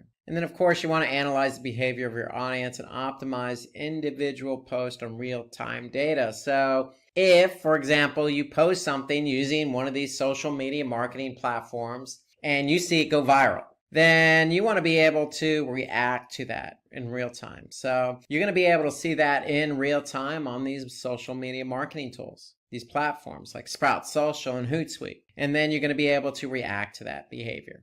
And then, of course, monitoring website traffic and conversion rates, that's key. We always want to monitor conversions based on our KPIs, our business goals. So there are also a few important digital marketing tools that can help you in different ways. Okay, so without further ado, let's jump in and take a look at what's available in terms of social media marketing. So just a quick reminder, if you are running ads on Facebook or you're posting on Facebook as an example, or any platform in general, that platform's going to have its own metrics, if you will. So for example, Facebook has something called Facebook Insights. So you'll be able to actually see, what's been posted based on, the last 7 days. In this example, how many page views you're getting, engagements, recent posts. So just to let you know, yes, you can go into any one of these platforms on its own and look at metrics. Just like you can do if you're running Facebook ads.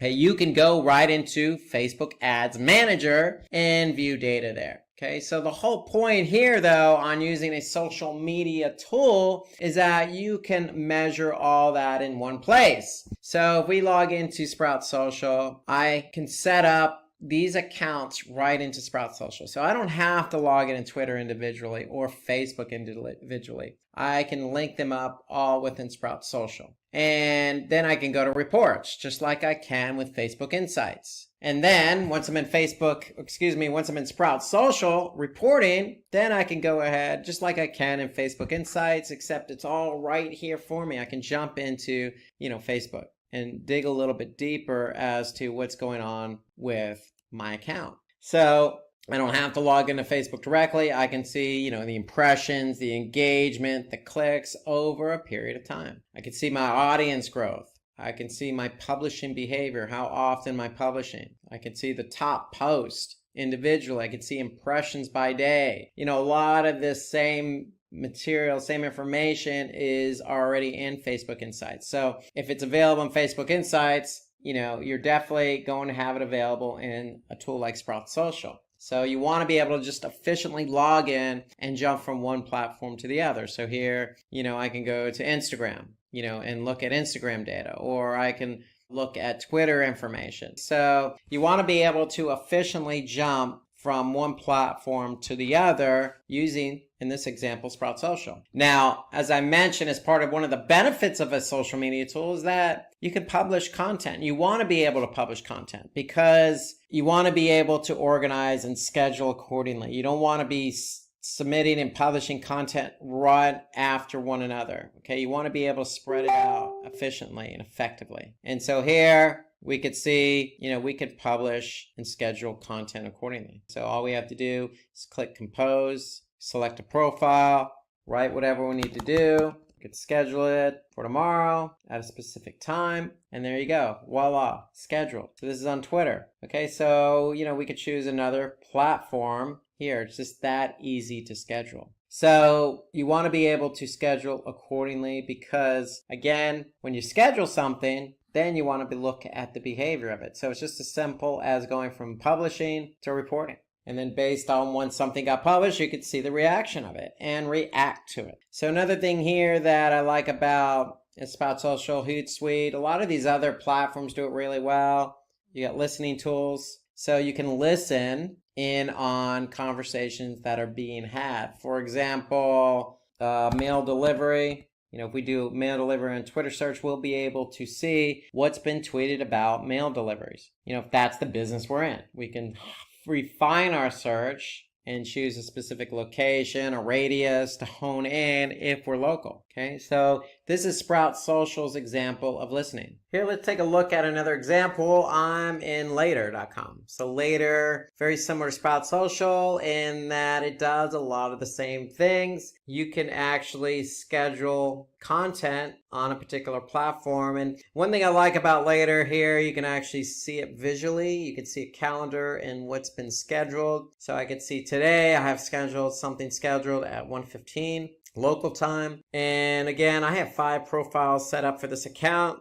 So I can pick and choose the profile that I want to publish to. So it just makes it that much easier and I can visually see it. And that's important. So here I can click on media library. So the one thing about later.com is that, you have a library of images that potentially you can reuse. So if I click on this image here, okay, I can get a sense of when it was used and I can view it on a calendar. I can add a label for it. So that's another benefit to later is that they have this media library here. They have conversations. So I can actually connect to a platform and listen in on conversations that are being had, similar to the listening tool in Sprout Social.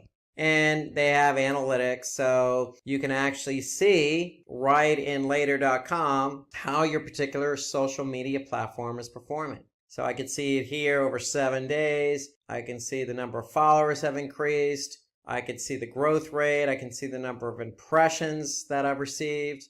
Okay, so I want to be able to see how my particular platform is performing over a period of time. So I can look at reach, a lot of profile views, website clicks, Okay, so I can get a lot of good insights here right in the analytics platform of Later. You can look at specific post performance. So if we posted something, I could see basically how many likes it received, how many comments, impressions, the reach. And then if I wanted to, I can click on details and get more specific information on it. Engagement rate, okay, discovery, actions, comments, saves, etc. So later.com goes into some nice detail about post performance. They even have data on hashtags. So if you use a hashtag, you can actually see how many times the hashtag's been used or saved, how many impressions it's received. Okay, so they really go into some nice detail here about how your post and how your accounts are performing.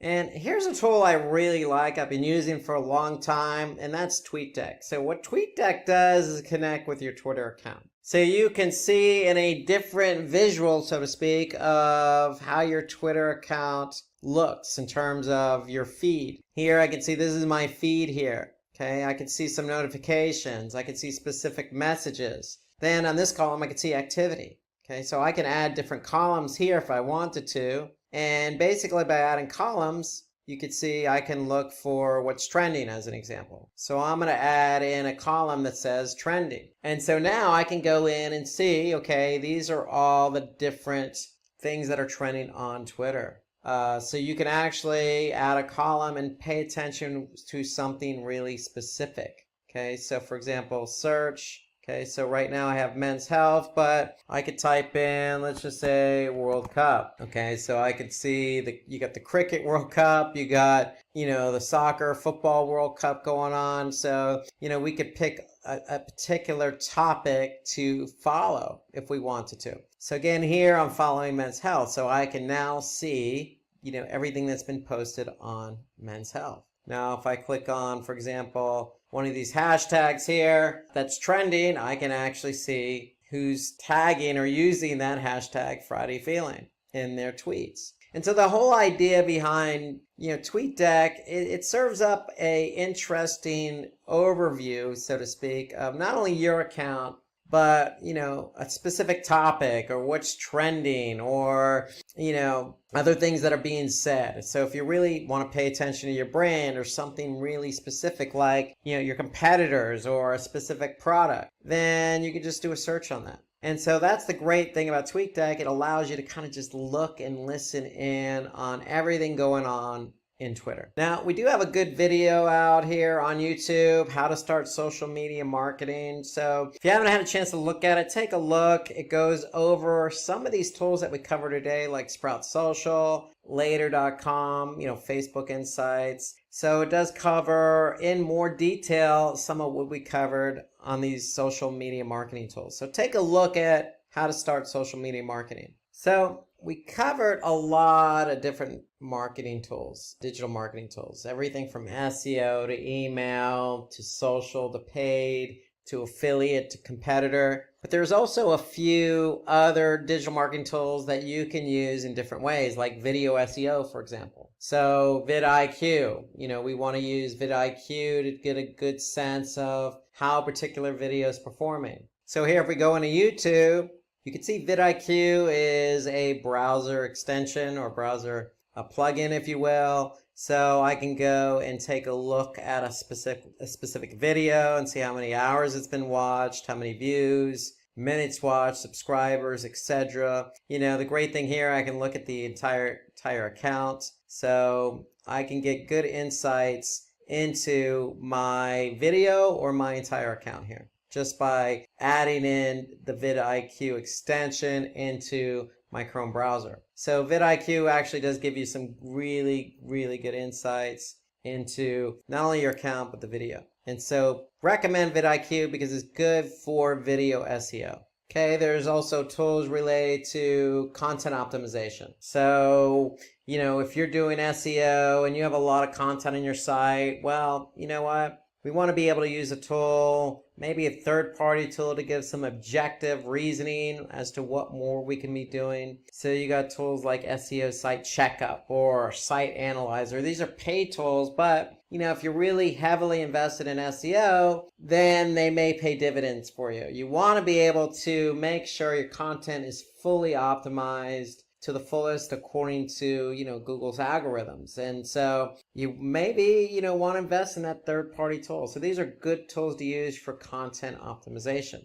There's also other Reddit, but, there's Keyword Planner in Google. There's also WordStream. There's a lot of different keyword tools out there. So you may not have a Google Ads platform. And so if you don't have Google Ads, then you may not be able to gain access to Google's Keyword Planner. So having a third-party keyword tool will pay dividends as well, because those dividends pay off in the form of not only pay-per-click, but also SEO. And if you're heavily invested in content, heavily invested in social, then you may want to take a look at the keyword tool, Keywordit, and it's primarily used for Reddit. We talk about page load time. So we looked at that in Google Analytics. We know that it heavily impacts SEO. So there are other tools available. You got a third-party tool here that's free, SolarWinds Pingdom. You actually have PageSpeed Insights by Google. So these are free tools that you could take advantage of in determining how you can improve your page load time. My favorite topic, conversion rate optimization. So you got a couple in here, Crazy Egg and Zarget. Okay, so I'm going to show you another tool called Hotjar. So here, if you log into hotjar.com, you can set up an account. It's actually free. And with a free account, you can have Hotjar measure the heat map, not only the heat map, but the click mapping, the scrolling of a particular page. And so here you can see we're looking at a particular page here. So Hotjar allows me to, see on that page where people are clicking. I can also see where people are moving. I can also see, the scrolling of a particular page. Okay, so you can see here on the page, I can see people are moving over here to the right. That's where they're clicking mostly. If I switch over to move mode, then I can see on that particular page where people are actually moving their mouse. And then I have my scroll analysis. So I could see, how far down people actually scroll on the page. And so again, with a paid account, you can measure up to 10,000 page views. With the free version, you can measure up to 2,000 page views. And so 2,000 page views allows you to get some insight as to what people are clicking on or where they're moving or how they're scrolling on a particular page. And so I definitely recommend Hotjar. They also do funneling. They also do forms, polls, lots of other tools available in Hotjar. So hotjar.com is a tool I would recommend as well. So one final tool, and I'd be remiss if I didn't mention it, and that's Google Optimize. So Google Optimize is a Google platform that allows you to A/B test. And so A/B testing means that you have an original page and you're changing one element on that page to see which one performs better. And so with Google Optimize, it's just very easy to set up, to run. And the whole point of Google Optimize and A/B testing is to improve website performance. So here you can see I have an account set up on Optimize. You can see we're running one test here, and we're just testing one element versus the original. So we move photos to the top of the page. The original didn't have the photos to the top of the page. And so we can go into reporting here. Google Optimize does all the heavy lifting. And so here you can see we can look at bounces, or we can look at, basically measure the test up against a metric that's important to our business. And again, the whole point is to improve website performance. And so definitely take a look at Google Optimize. We'll have another webinar in the future on the topic, but to me, Google Optimize is free. You can run up to 5 tests. Okay, and if you can run up to 5 different tests, then that means you have the ability to really improve website performance. Okay, so Google Optimize is a tool that I would recommend. So we live in a world where everything is digitized, whether we're communicating, reading, watching, interacting, everything is digitized. And one of the benefits of our digitized world is opportunities. And those opportunities have arisen in the world of digital marketing. So when we mean by digital marketing, we mean advertising to people via different channels. And so we're going to hone in on digital marketing and look at what those opportunities are. So let's talk a little bit about digital marketing. So digital marketing really involves selling a product or service using several different online/digital marketing channels. So some of the most popular digital marketing channels used by a lot of companies today is SEO, which is search engine optimization, SEM, which is search engine marketing, that's paid search. So if you see a sponsored ad on Google, that would be related to SEM. Most of you are probably already familiar with email marketing, meaning you probably received an email from a company trying to promote or sell a product or service. So those are some of the most popular channels. Of course, there's other channels like video, social, affiliate, influencer marketing, display. So there's a lot of different marketing channels that fall under the umbrella of digital marketing. And so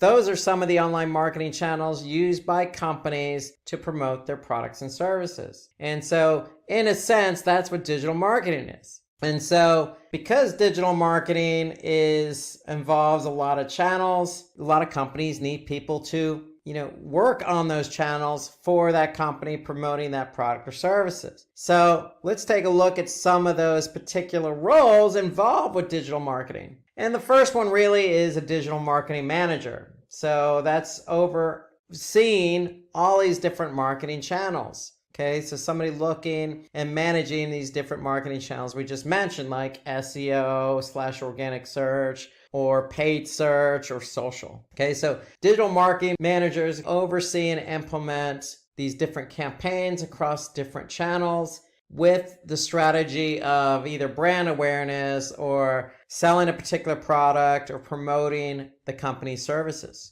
And so with a digital marketing manager, it's a broad title in a sense, but it comes with a lot of responsibilities. So if we look at some of these responsibilities, it's really designing and overseeing all the aspects of digital marketing. When we say all aspects, we don't mean just campaigns, but really what we mean is managing a marketing database. If you're implementing campaigns and you're collecting information as a result, you want to be able to store and manage that information appropriately. It also comes down to being able and being familiar and being fluent in different marketing channels, like jumping from email marketing to display marketing. When you manage multiple campaigns and channels, you have to have a budget. So you got to be able to develop and maintain a budget. So being a digital marketing manager means being able to articulate and respond to channels that are working and assigning budget accordingly based on performance. And not only just assigning budget, but making sure the budget gets implemented appropriately. Social is a big part of digital marketing. And so in itself, that's an 800-pound gorilla, meaning it's a lot of responsibility. So plan and manage social media platforms.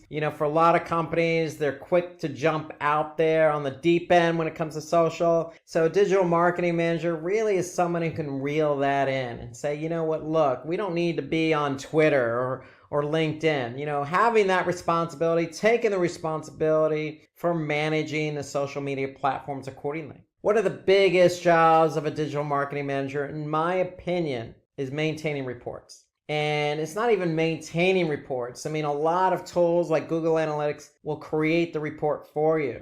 We talk about maintaining reports, we really mean looking at those reports, looking at the performance of these campaigns and channels, and reacting accordingly. And that leads to the next bullet point, really, with the digital marketing manager, and that means coming up with new growth strategies. Because if, let's just say, a paid search campaign is really performing, okay, how are we going to grow that strategy? How are we going to grow that campaign? Vice versa, if your Facebook ads aren't performing, what can we do to get them to grow and perform? So that's the job of a digital marketing manager, react according to the performance of campaigns and continue to grow and build out the campaigns and channels. And then with that comes some side projects and some issues that need to be resolved. And so a good digital marketing manager has their pulse on everything related to that particular digital marketing channel. For example, a website. Okay, if the website's getting rebuilt or moving to a new platform or being redesigned, digital marketing manager needs to be part of that project and needs to be able to help manage that project alongside the channels and campaigns he or she is responsible for. So as you can see, a lot of responsibility with a digital marketing manager. So with that responsibility comes experience. And so to jump into the deep end and becoming a digital marketing manager, in my opinion, you need to have some experience. Maybe not across all channels, but at the very least, some of the most important channels we talked about already: SEO, SEM, email, social. Email's been around a long time. SEO is just so key. It's the biggest marketing channel out there. Paid search is very fast and dynamic, involves a lot of budget and management. So you need someone with experience, and someone with at least 5 years experience in digital marketing or advertising can fit the role. Of course, there's always going to be growth. This is digital marketing. It's still young. If you compare digital marketing against traditional platforms like TV or radio or print, we're only talking about 15 to 20 years of experience for digital marketing out there as an advertising platform. So having 5 years out of 20 years of existence is not too bad. Now with that comes a degree of some sort with marketing. Okay, so you need to have at least a bachelor's. A master's degree really goes far, because usually those that contain a master's degree usually have an MBA or Master's of Business Administration. And to me, that's a nice complement to having a nice set of experience in digital marketing. And so it's also a plus to really have some knowledge about social media. Okay, some of the best practices that go with social media, some of the analytics that go with social media, and not just social media, but in general too. So what are some digital marketing best practices that you, with your experience, can apply? What's your knowledge of websites? Do you have any programming experience? Do you have any design experience? Do you have any web analytics experience? Okay, having those skill sets, meaning understanding HTML or CSS or JavaScript, or being able to articulate how a website's performing in Google Analytics, definitely complement the role of a digital marketing manager, and in most cases is part of the role of a digital marketing manager. And then one of the biggest skills required, and I think every company looks for this, communication and interpersonal skills. So you have to be able to communicate with your colleagues, with your stakeholders, with your clients, with your contractors, with anybody else supporting your efforts or the efforts you're supporting for somebody else. So communication is key. And today's world, there's a lot of communication tools out there. I mean, you have traditional email, you have text messaging, you have nice tools out there like Asana and Slack to help, solidify the way communication is streamlined. And so you have to be able to stay on top of communication, because you're going to be reporting up and you're going to be reporting down to, those that are part of your efforts. And then a real big bonus is up to date with trends and technologies in digital marketing. So stay in the know. Stay in the know. Attend conferences, attend webinars. Attending this webinar definitely helps your positioning. So stay up to date. And what I usually tell other students of mine is, hey, sign up for 2 or 3 sources out there on the internet. It could be, for example, Google's Webmaster blog, or Google Analytics video or YouTube channel, or subscribe to Website Magazine, or get an email subscription to Search Engine Land. There's hundreds of thousands of resources out there on the internet.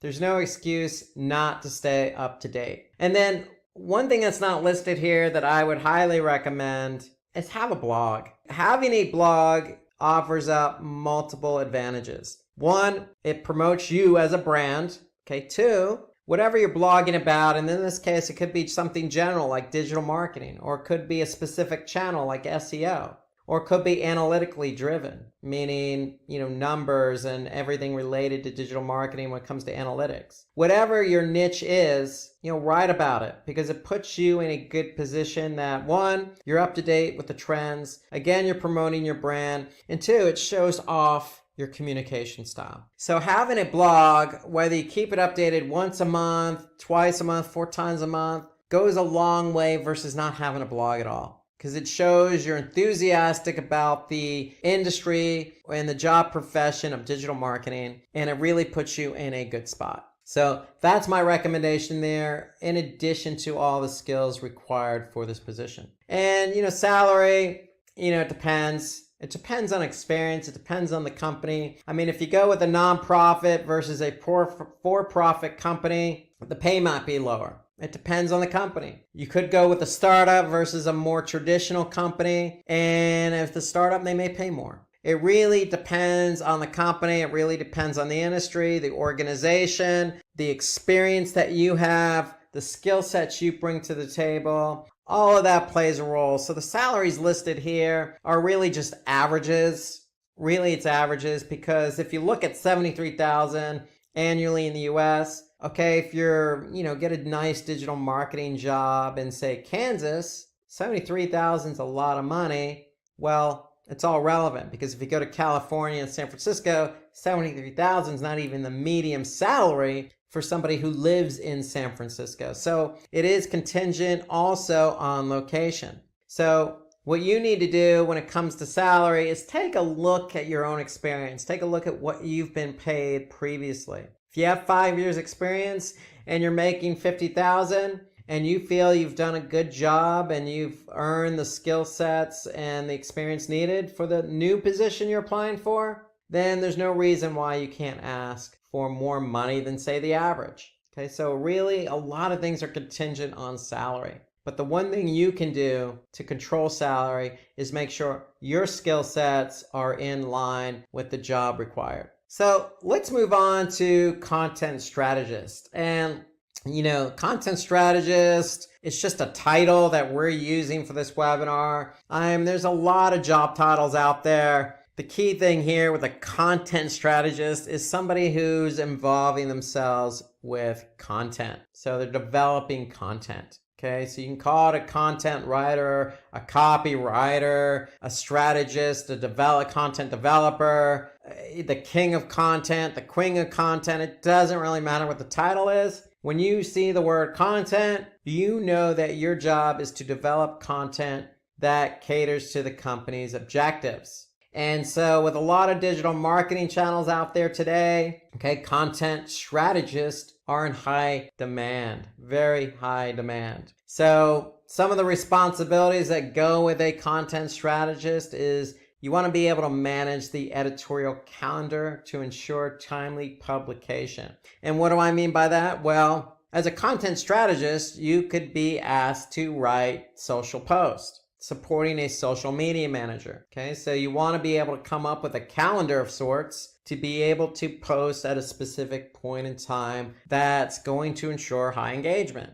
So having some sense of time definitely goes along with the job. Okay, you want to identify gaps in content and recommend new topics. So for example, a blog. If you're responsible for generating content for the company's blog, you probably want to take a look at the categories and the topics that have already been written about. And you want to be able to identify new areas of content. That's just an example, but you want to do that across all channels. Okay, you want to be able to create brand style guides. If a brand doesn't have a style guide already, that's a place where you can really shine. Okay, because a brand needs to have a certain tone, a certain message, a certain point of view. Okay, it needs to stand for something. And a good content strategist is one who can help create it, help implement it, help enforce it. Okay, so brand styling goes a long way with the job. Okay, being able to not only write, but proofread and edit pieces before publishing them goes a long way too. Some of the best content strategists I've ever come across are ones that ask me or a colleague to proofread their own content.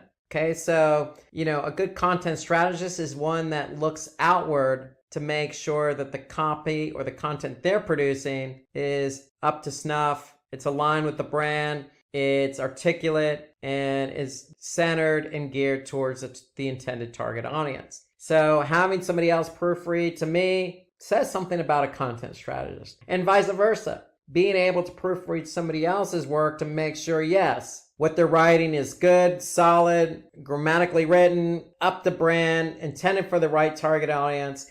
So that's part of the job, being able to proofread and editing. Okay, another responsibility with a content strategist is identifying content topics based on keyword research. And this aligns with search. Okay, so with search engine optimization, it's all about keywords. And you need to be able to identify the content that goes along with those keywords. Okay, we talk about this in depth on some of our other SEO webinars, and I'll mention those in a couple minutes. But being able to identify the content that aligns with those keywords is really part of an SEO strategy. And to me, this next bullet point really goes a long way. You want to be able to monitor web traffic and engagement. Because if you're responsible for the website, if you're responsible for producing content on a particular website, you want to see how that content's performing. So just because you're a content strategist doesn't mean necessarily you're not immune to looking at data. You are. Everybody has a role when it comes to the website. Everybody should take a look at data and react accordingly to the data, including those who produce content. And then you want to be able to coordinate with stakeholders in the organization, because the stakeholders are the ones who are going to have some say in what content. So just like a digital marketing manager, to me, another piece of responsibility is for the content strategist to be able to communicate with the stakeholders. Let them know, hey, this is the content that's going out. This is our editorial calendar. Hey, let me proofread some of your content. Hey, this is the brand style. Okay, so the content strategist really is somebody who's center in terms of all content that's developed for a particular organization. Now, some of the skills required, to me, you can have a nice marketing degree or journalism or literature, anything that's going to have some background in writing. Some experience as a content strategist or manager or in a similar role. So you could be a blog ambassador for another brand and fill the role of a content strategist. You can be an influencer and be somebody who really influences different companies and industries. That job would be able to fit a content strategist, because most influencers write or produce content. See, having a basic understanding of HTML and web publishing. So you want to be able to understand how the web works. You want to be able to understand what it takes to create a web page, because every web page has content. You need to have experience with SEO, and you need to have experience with keyword research tools. Because to me, a content strategist is the one who drives this part of the SEO process. To me, the content strategist looks at data when it comes to keyword analysis, is able to aptly pick and choose keywords to align with content, and then write content, not just write content, but optimize the content for SEO. And then experience with social media, and not only just social media, but the different platforms out there. And when I talk about understanding social media for business and the different platforms that can help a business thrive in that channel, you need to understand, the intended audiences that go to that platform. You need to understand the formatting and the opportunities for writing the content on that platform. Anybody can, stroke a keyboard and put words on a screen, or break out a pen and put words on paper. But it really takes someone with, really fine experience to really know who they're writing for, what platform they're writing for, and the guidelines and the regulations that go along with writing that content. So to me, that separates out a good content strategist from an average content strategist. And of course, excellent writing and editing skills go a long way. That comes with experience, in my opinion. But what you could do if you lack experience in editing is volunteer for nonprofit. Most nonprofits have blogs. Volunteer to write a blog post for the nonprofit, or if you don't even want to go that route, like a digital marketing manager, have your own blog. If you have a passion for food or passion for travel or passion for animals or pets or dogs, write about it. That's what's going to give you the experience in writing, editing, and it shows, hey, look, you're enthusiastic about something. And it shows your brand and your tone. So like a digital marketing manager, having a blog goes a long way. If you don't have your own blog, then be able to gain the experience necessary in writing and editing by doing it for others, even if it means pro bono volunteer. So salary, just like a digital marketing manager, commencement on a lot of factors: experience, location, organization, the department of the organization, the type of organization, the industry. I mean, like I said with the digital marketing manager position, hey, if you're at a startup, you're applying for a content strategist role, chances are you're probably going to ask for more money than the average, because you're probably going to be writing content not only for the website or the blog, not only for social, but it could be some offline opportunities as well, meaning press releases, brochures, TV ad spots, radio spots. So you got to be open as a content strategist, especially when you're working at a startup, because you're likely going to wear many hats. Now, if you're applying for a traditional job at a company that's been around a long time, then your job may be really focused and honed in on a specific, role. So keep that in mind as well. So these salaries are average, so a lot of factors are involved. So let's go into SEO. So an SEO specialist. So it could be an SEO pundit, an SEO expert, somebody who's really familiar with the role and the channel of SEO. So to me, SEO is a big channel, a lot of responsibility. So SEO specialists are responsible for analyzing, reviewing, implementing, not just changes to the website, but things that happen off the website. Because with SEO is built into two branches or two strategies, off-page and on-page. Okay, so being an SEO specialist, you got to be able to hone in on what to do on your own website for on-page SEO, but you got to be able to be savvy enough to put together an off-page strategy. And not only that, you got to be technically savvy, because a lot of what goes into SEO involves some technical aspects like 404 or page load or sitemaps or CSS or, accelerated mobile pages, mobile usability, structured snippets, featured snippets. All of these are factors that are related to SEO. So an SEO specialist is somebody who really is able to juggle both the website from a technical standpoint, on-page optimization, and off-page optimization. It's a big role. And so therefore, if we break down the responsibilities, again, it's reviewing and analyzing the site for improvement and optimization. In other words, somebody needs to be savvy enough, if they're called an SEO specialist, to be able to conduct an audit for an SEO strategy and be able to identify areas of improvement. So preparing strategy reports. So what does that mean? Well, that can mean a lot of things. So when we talk about strategy and reports, you need to be savvy enough to create a keyword analysis. Okay, you need to be savvy enough to be able to assign keywords. You need to be savvy enough to even know how to optimize a page. Yes, you may have a content strategist do that work, but as an SEO specialist, you need to be able to know how to do that as well. Okay, you need to be able to identify keywords, in a keyword analysis. Just like a content strategist, you need to be able to assign keywords. And you need to be able to write effective SEO content, not only for the blog or website and social media, but it could be across other different channels as well. So being part of the content is part of being an SEO specialist, because if you work at a startup, you may not have a quote unquote content strategist to support you. So you may have to do everything. You may have to,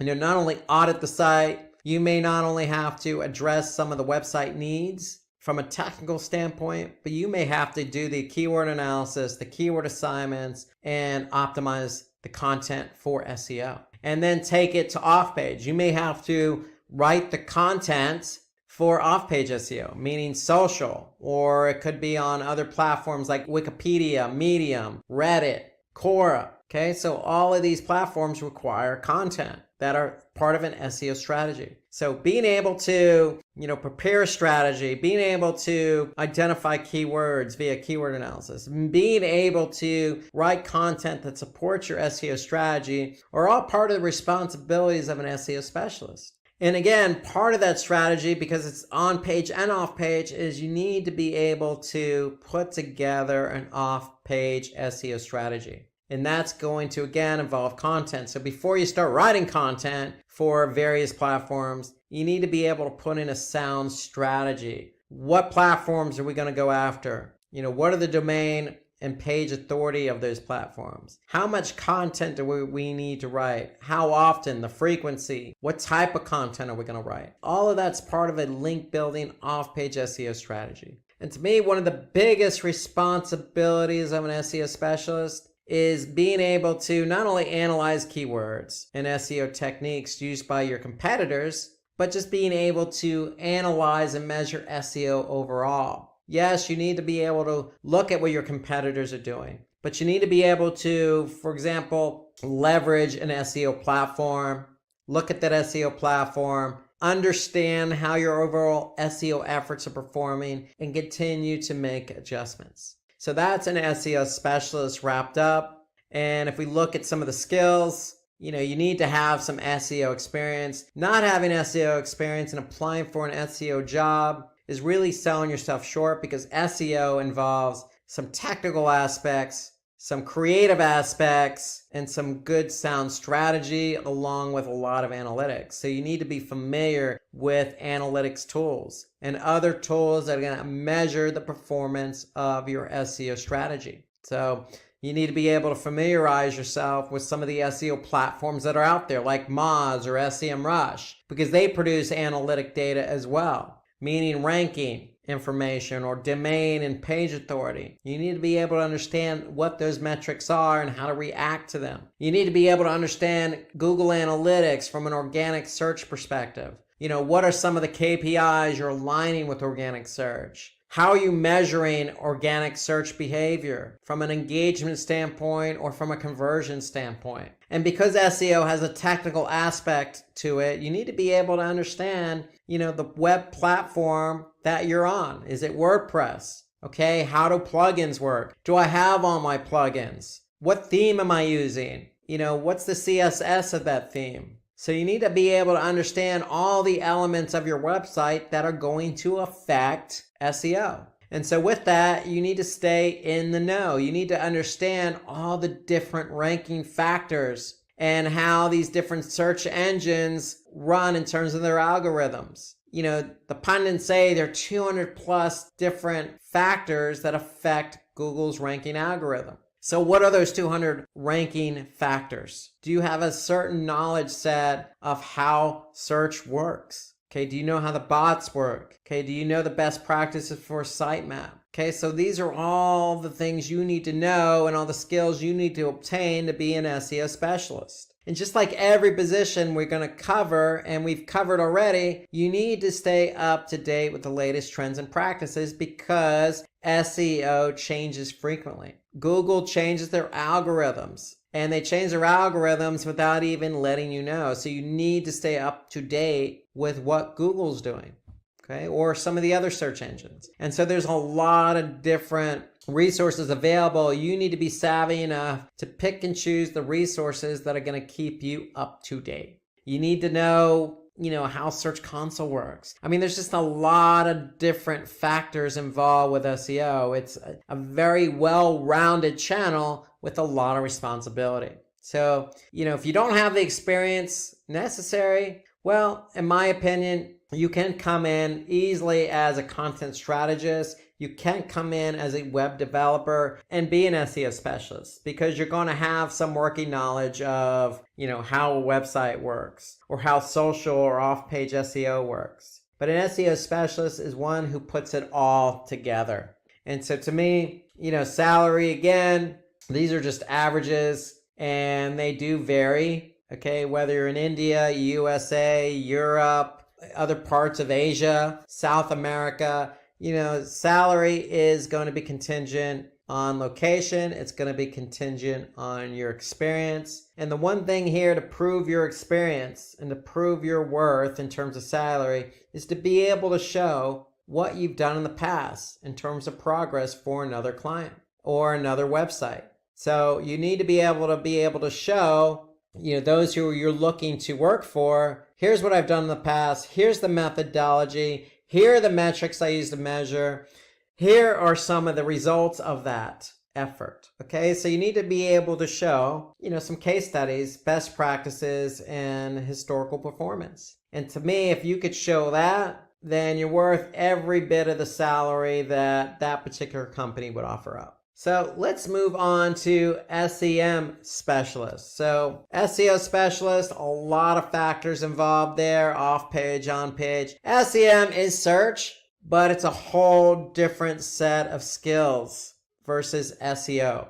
A whole different skill set. And why? Because an SEM specialist, it could be an SEM manager or whatever, again, you want to call it. But the channel here is SEM, search engine marketing. And really, somebody who's part of SEM is going to be able to manage paid search campaigns across multiple channels, across multiple networks. Okay, so it may not even be just a search network. It could be the display network. Okay, so you need to know how Google and Yahoo and Bing and Baidu and LinkedIn and Twitter, all these paid search platforms, you need to know how they work and be able to manage campaigns effectively on those platforms. So some of the responsibilities. Now, I will say this, with SEM, it's very fast paced. So your responsibility is to keep up with campaign performance. And some of the things you're going to do, some of the responsibilities you're going to conduct while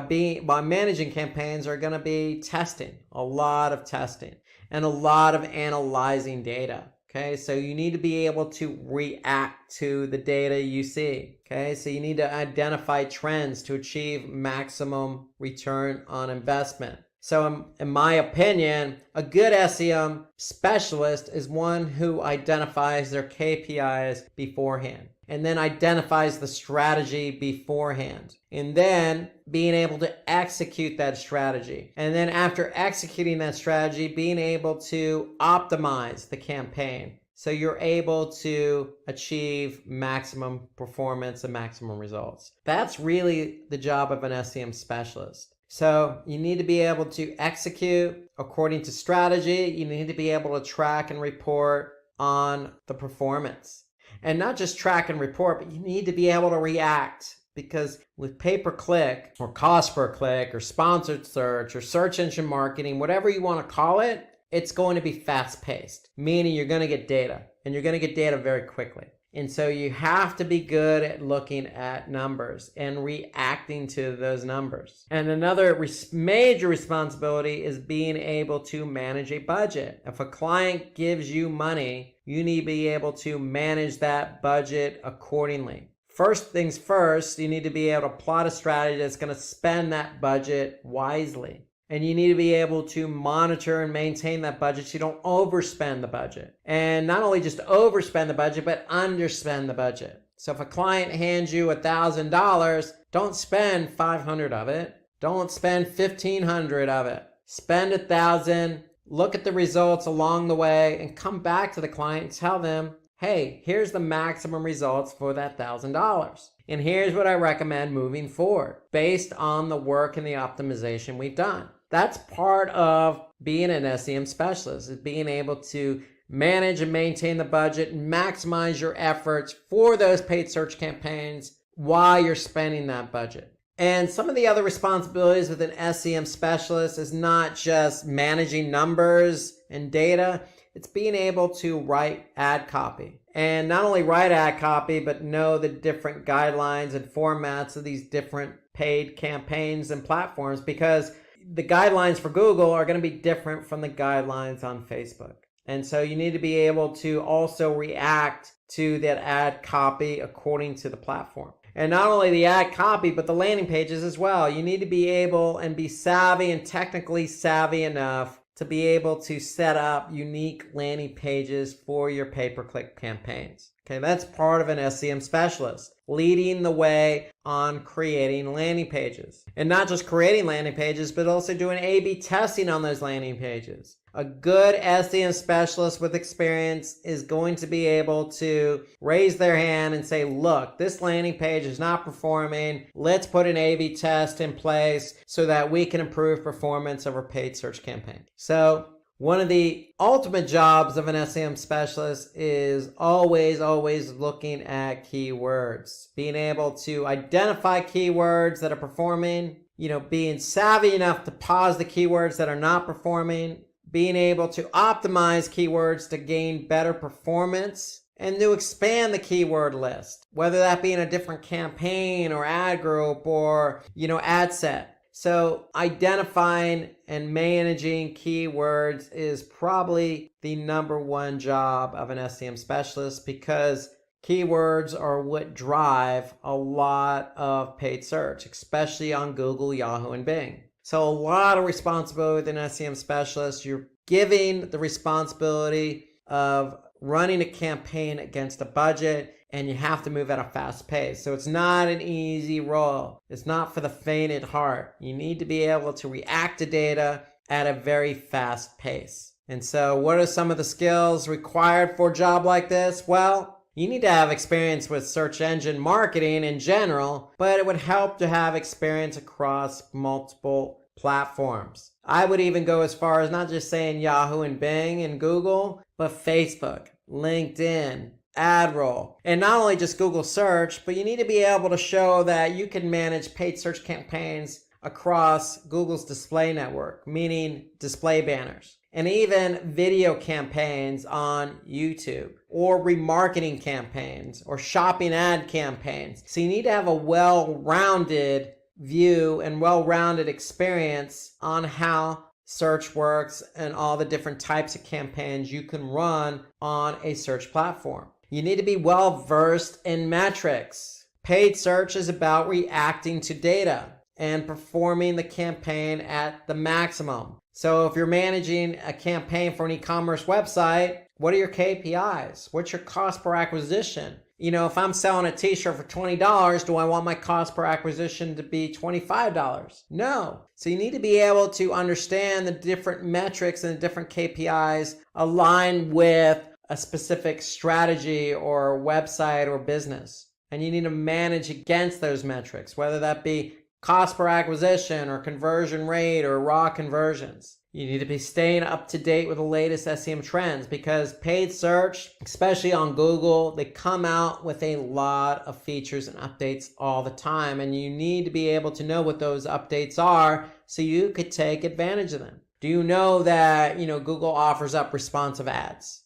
Okay, do you know that they have different ad extensions for, say, mobile or location? Okay, you need to stay up to date with all the features on every platform so you can maximize those features for your clients. Again, you need to have strong analytical skills. If you're not good with numbers, then being an SEM specialist is probably not for you. Being comfortable with numbers and being able to react to those numbers, that's a sign of a good, strong analytical skill set. Now, SEM involves a lot of testing, because A/B testing and pay-per-click go together, because pay-per-click's a controlled environment. So doing A/B testing and being able to identify A/B testing, not just for landing pages, but for ad copy. So you need to be able to be familiar with how A/B testing works and being comfortable identifying areas that need A/B testing, coming up with variations, coming up with those KPIs, and then having a well-rounded knowledge of how a website works never hurts, because you may be tasked with setting up the A/B test for a landing page. So to me, being an SEM specialist, it's a cool job. I particularly like pay-per-click. It's very fast-paced. You get to react. You get to do a lot of different things here across different platforms. And to see the fruits of your labor pay off for the client, meaning good campaign performance, is well worth the reward of being an SEM specialist. And again, we're looking at 65,000 in the US, and that's contingent on experience. And to me, I would probably go as far as saying, you need to have at least 5 years experience as an SEM specialist. And you need to be able to show a well-rounded view of what you've managed in the past. So whether that be paid search campaigns on Google search, display, video, shopping, remarketing,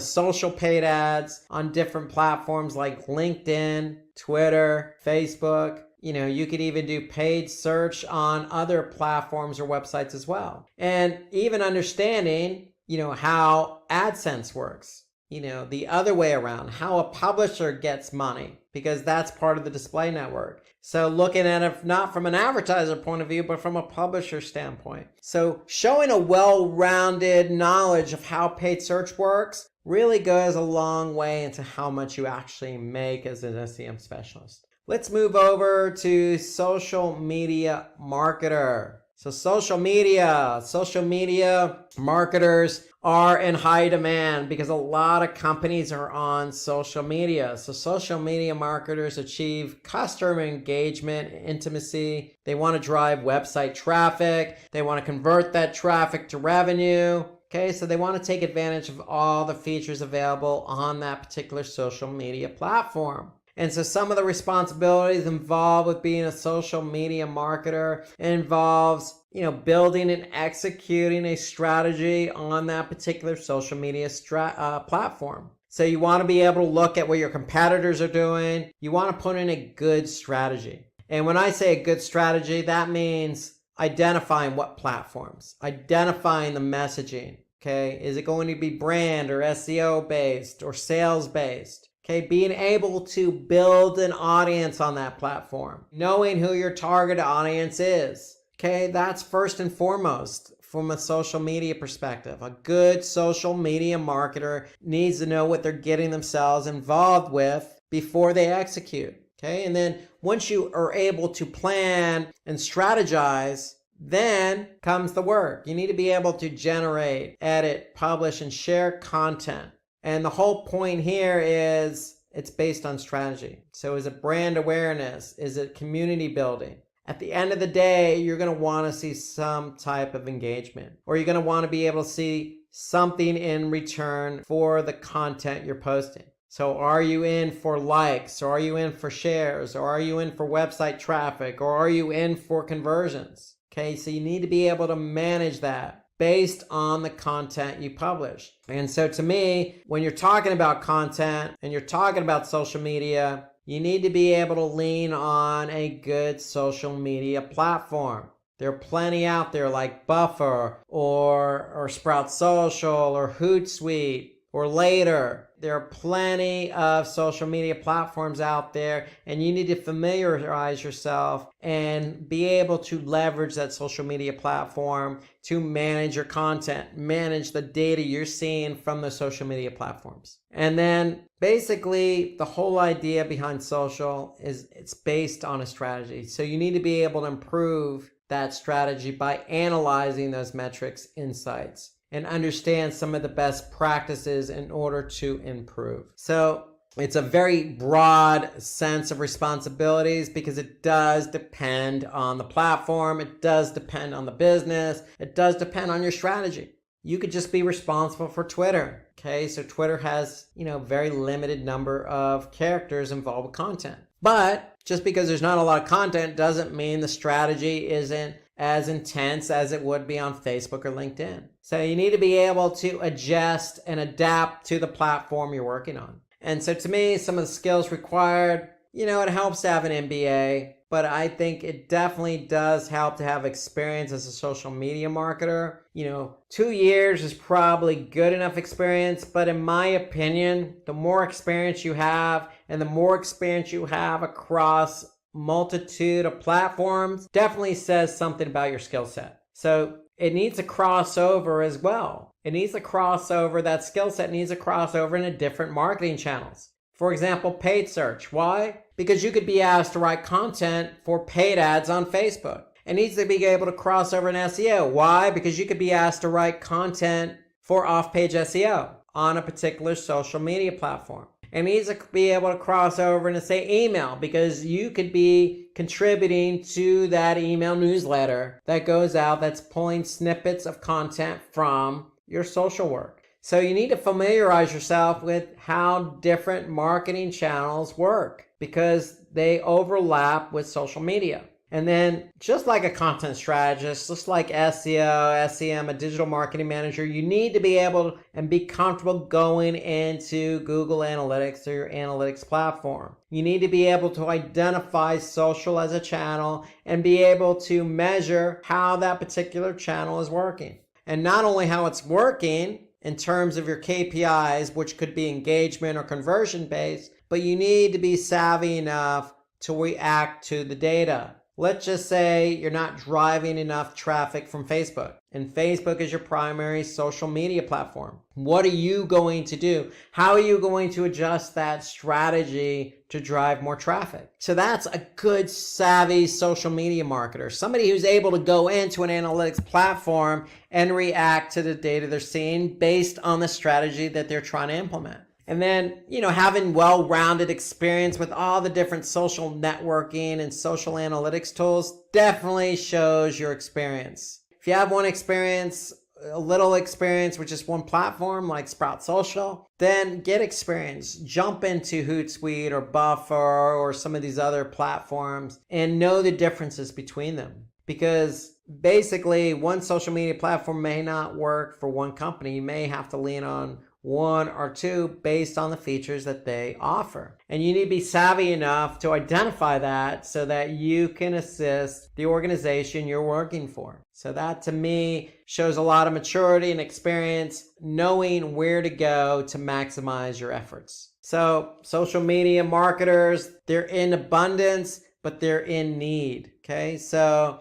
you can really niche yourself a good career, whether that be at a startup or whether it be at a traditional company, whether it be in a nonprofit or for-profit, whether that be in tech or real estate or law or medical or insurance, it doesn't matter. Social media marketers are in need. But a good social media marketer are those that take into account the skills we talked about. Okay, let's turn our attention to email marketing. So let's take a look at email marketing here.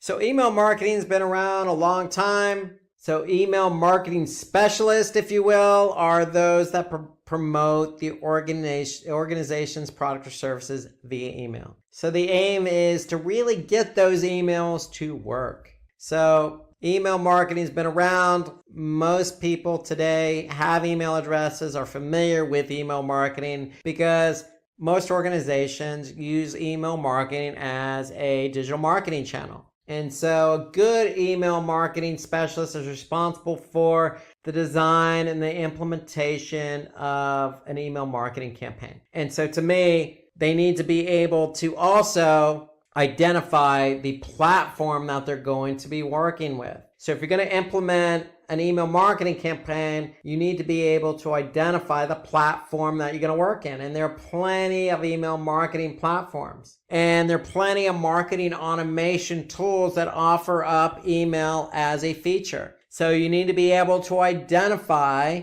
not only a marketing automation platform that works with your email marketing strategy, but a good email marketing platform. There's vertical response, there's MailChimp, there's, a lot of different email marketing platforms out there. So try and test a few of them and understand how they work. Just like social media, there's an abundance of email marketing platforms. So you need to be able to identify one that's going to align with your strategy and give you all the features and benefits available. And you need to be able to identify your target audience, because you're not going to send one email to your entire audience list. You're going to need to be able to dissect that entire audience list into different segments. And that's what a good email marketing specialist does. Identify different segments of audience. You need to be, just like a content strategist, able to proofread copy. In some cases, you may be writing that copy for the email if you work at a startup and you don't have a content strategist. Maybe you are a content strategist who is also assigned as an email marketing specialist. Either way, you need to be able to look at the copy that's in that email and ask yourself, is this copy intended for a target audience? Does it fit our brand guidelines? Does it fit our brand messaging? Do the call to actions fit what we're trying to achieve? All that's part of an email marketing specialist. So an email marketing specialist needs a good set of eyes. And you need to understand the technical aspects of email, because no longer are we sending email to somebody on a computer, on a desktop, who's downloading that email onto, say, some software program like Outlook. Not today. Today, most people are looking at email on the fly, on the go, via mobile. So we need to make sure that emails, fit our audience across multiple devices. So you need to be able to ensure that, your emails are mobile friendly, because most people are looking at emails on their mobile phones. And timing is everything with email. Metrics, just like any other channel, is important with email. So you need to know when you're going to be able to send that email, what time of day you're going to be able to send that email. And you need to understand the campaign performance. Why? So that you can respond and optimize the email marketing efforts moving forward.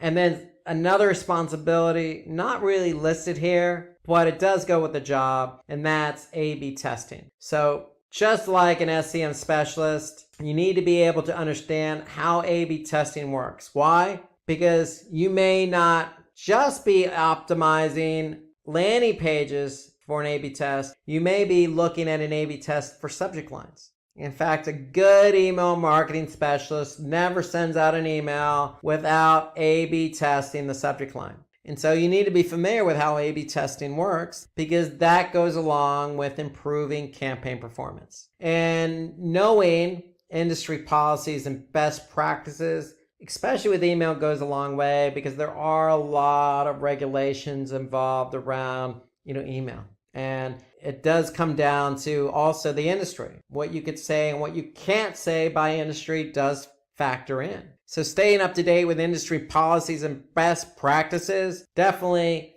is part of the responsibility of an email marketing specialist. Now, skills required: should have experience with email marketing. And to me, I would take this a step further. Having well-rounded experience working for a startup, working for a larger company, and working for a company that has different target audiences, meaning segmented audiences, is you can show that, hey, I know how to send out an email to a large number of people, and they could be subsets of a bigger audience. And you need to be able to show, the different styles and the different platforms for email marketing that you've worked with. And a lot of email requires HTML or knowledge of HTML. So you're going to have to know HTML, because you may have to edit HTML. You need to know how UTM tracking works. Okay, urgent tracking modules. So if you don't know what UTM tracking is and you want to be an email marketing specialist, you need to know what that is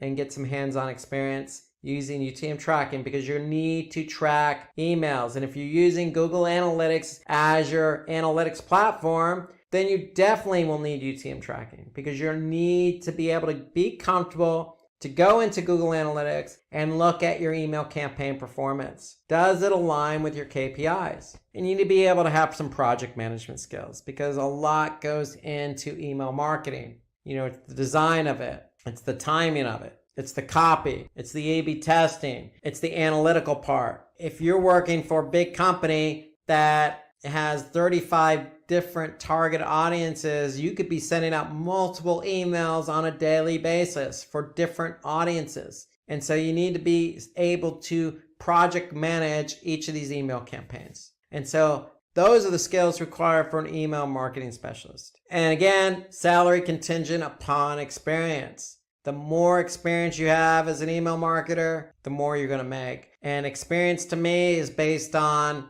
how many email marketing platforms you work with. How many companies have you done email marketing for? How well-rounded have your emails been? How many target audiences? How big have those target audiences been? Do you understand the concept of analytics and the concept of A/B testing? So if you do, and you checked off all those boxes, then you can command more than what the average is for an email marketing specialist. So let's take a look at a digital marketing resume. So my recommendation, and this is just my opinion, would be to build your resume off a platform like LinkedIn. So if you're not on LinkedIn, then I would definitely recommend you get on LinkedIn. And if you're going to be a social media marketer, then you definitely should be on LinkedIn. If you're going to be a content strategist or even digital marketing manager, you need to be on LinkedIn. LinkedIn is a business-to-business platform. So it allows you to put your best foot forward in front of a lot of people. So not only those you connect with,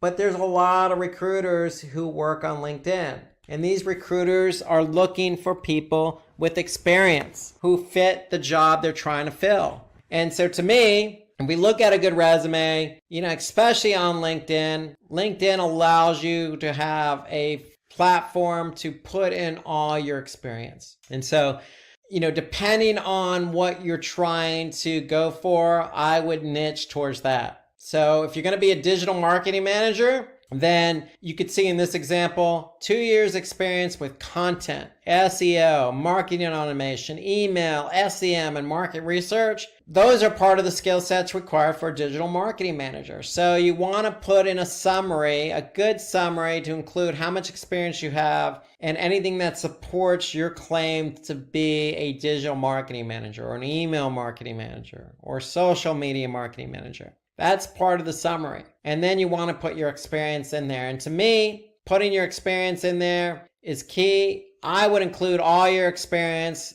everything you've ever done geared towards the job you're going for. And to me, one thing about experience is when you write out your experience, put in what your responsibilities were. And then I think what's key here, in this example, you could see this person had associate digital marketing manager experience for 1 year. And what they did was they actually showed the improvements they made as a digital marketing manager. So you could see increased organic page views 30% with a reduction of bounce rates on websites through site content management and SEM analysis. So they actually put some quantitative data in there to show that, hey, this is what I've done and this is what I've done to improve this particular company's website. And so to me, it's action oriented. It shows some quantitative analysis. It shows you've actually done work that made improvement. And it also shows that you have command of analytics, because every job under the digital marketing realm involves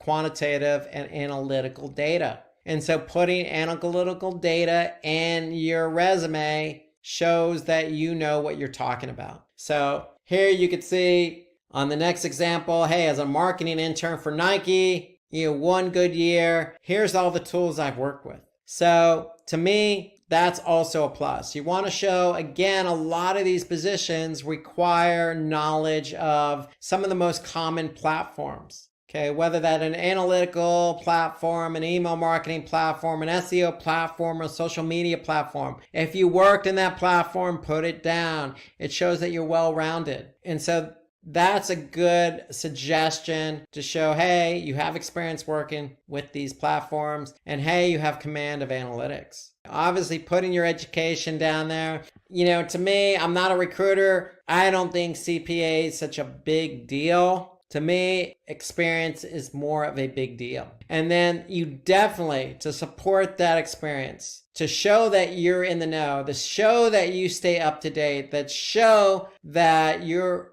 up to date with the latest trends and best practices, I would definitely put your certifications. And so if you're trying to be an SEM specialist or strategist, then make sure you have Google Ads certifications. And not just Google Ads, but all facets of Google Ads and what Google Ads has to offer. Get your certification in mobile. Get your certification in video. Get it in shopping. Get it in display. Put their certifications down there because it shows you're well-rounded. And regardless of what position you're going for, whether it be content or email, go for the Google Analytics certification. All these certifications I mentioned by Google are free. Bing has certifications. Facebook has certifications. Get those certifications and put them down there. Because again, it shows that you're in command of your career. It shows that you're up to date with the latest and greatest. It shows that you know what you're talking about because you've taken the initiative to get a certification. So to me, these are all the key ingredients to a good resume. Niche it to what you're trying to do. Write a good summary that supports your effort. Put your experience down there, but when you put your experience, support it with quantitative measurements and metrics. Put down all the experience you have with platforms. Put some other elements in there that are intangibles like communication. Show that you know how to communicate. Hey, we use Slack to communicate to a team of 100 across 5 different countries, as an example, because it shows that you have a grasp of what it takes to communicate with a team at large. Of course, put your education, but more importantly, get those certifications, put them down there because it shows you know what you're doing. You're walking the walk, not just talking the talk. So if you're interested in a career in digital marketing and you don't have the necessary experience in, say, Google Analytics, then take a look at our Google Analytics tutorial for beginners. Looking over the webinar, give you some more insight into Google Analytics and propel you into maybe taking the certification. Likewise, we have one for email marketing. If you're interested in being an email marketer, take a look at our webinar on email marketing. And then SEO. If you don't have the necessary experience and you're not sure of everything involved in SEO,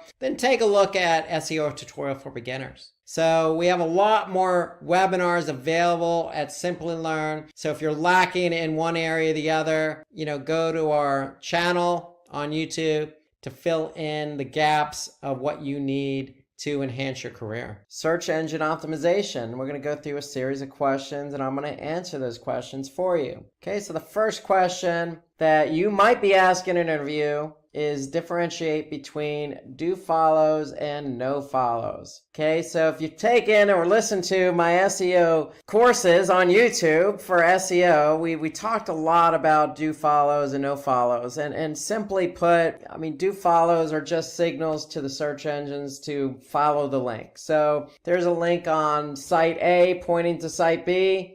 We're going to basically tell Google, Bing, and some of these other search engines, hey, go ahead and follow that link. Now, a no-follow is just the opposite. So no-follow link doesn't allow the search engine crawlers to follow it. So if we have a link on our site, site A, pointing to site B, we can put a no-follow tag in there. And what that's going to do, it's going to signal to the crawlers, hey, don't follow this link. So in the end, if the crawlers don't follow the link, then there's not going to be any link juice passed. And so Google is not going to give you credit or give that site credit for having a link pointing to it or pointing to another site or from another site. And so it's all about linking. So we can control if there's links on our site, whether we want the crawlers to recognize those or not, simply with no follow tags. So just a reminder, link juice is the reputation or equity passed from one website to another. So if you have a link on another website and that website is of high quality, meaning their page authority, their domain authority is high, they have a lot of content, they're not spammy, they're really rich and they're relevant, then you may want to make sure that the link pointing from that site to your site is a no follow. So that way that Google can recognize the link from that site to your site. And basically that reputation is going to be passed on to you. Okay, so that's a do follow versus a no follow. And why would we do a no follow? Well, it depends. It really depends. A lot of social media platforms like Facebook have no follows. If you have a lot of content, you may not want to be pushing out a lot of do follows. It could actually look bad from an external linking standpoint. And so a lot of sites are really particular about who they want to pass link juice onto and give credit for the link. So it's a business decision at the end of the day. There's really no hard, fast rule here, except from an SEO perspective, if I have a site and I have a lot of external links pointing outward to other sites, I'm going to be particular about who I allow the search engine to follow and what links I allow not to follow. Okay. So here's an example of what they look like. So do follow is simply just the href. Notice The nofollow has the tag appended to it, the href tag with a nofollow. So if the search engine's crawling your site and they see that nofollow there, they're not going to follow that link, and vice versa. If there's a link on another site pointing to yours and there's a nofollow there, you're not going to get credit. The search engines aren't going to pick up that link. Okay, so question 2, what is 301 redirect and how is it different from a 302 redirect? So 301 redirects tell users in the search engine specifically that an original page has been moved, and this is the key word here, permanently. So permanently moved. We're going to explain that in a minute. So it's just moved from one page to another. And so if we don't have a page anymore, but we have a new page, let's just say you built a new website with new URLs, you want to make sure the old page is pointing to the new page with a 301 redirect. So if a 301 redirect is permanent, then a 302 is temporary. So we want the search engines to recognize that we have 301 permanent redirects in place. Why? Because if we have temporary, then it might alert Google to not keep that page in its search engine rankings because it's temporary. So why would Google want to keep a temporary page or even a page that is pointing to another page on a temporary basis? So they may remove both pages from its index. Okay, but if we have something permanent in place, Google may say, okay, this page is permanently linking to another page or redirecting to another page. Therefore, it's stable, it's permanent. We're going to keep that new page in the index and eventually remove the old page. So really, something permanent is more stable in the eyes of the search engine. Something temporary may not be as stable in the eyes of, say, Google. And if they don't see it as stable, then they may remove both pages from the index. Okay, so the idea is we want to be found in Google Search Index, and we get it. Sometimes pages go away for a variety of reasons. And if it does go away, just make sure you have a new page for it. And that new page is a 301 permanent redirect. Okay, so question 3. Why are backlinks important in SEO? Well, we kind of hinted on that a bit with the nofollow. Because if we have a link from another website pointing to ours, and that link from that other website is really relevant, and it has a high page and domain authority, then it's going to benefit us. And so backlinks are important because if we have backlinks from high quality sites, it's going to improve the credibility of our site, especially if it's a do follow tag. So the search engines are going to recognize the relationship between the site that has a link pointing to us. Okay, so it's just going to build our credibility. It's going to increase our domain authority. And then the net effect of that is if we're credible and we have high domain authority, then that's going to increase the rankings of our pages. And when the pages increase in ranking, then we're going to get more of a lion's share of the traffic for certain keywords that our pages are found for. And if our pages are found and getting traffic, then because we have increased rankings, we're likely going to have increased traffic. And then it's just a snowball effect. So more traffic leads to more engagement and conversions. So the whole idea for SEO is, remember, you have an on-page strategy and an off-page strategy. Building external links is part of an off-page SEO strategy, and we want to make sure that we are relevant in the form of a link or in the form of content on other high-quality sites. Being on a high-quality site only benefits us because, again, it increases our domain authority. Google sees us as more relevant. Therefore, our pages are going to benefit by ranking higher,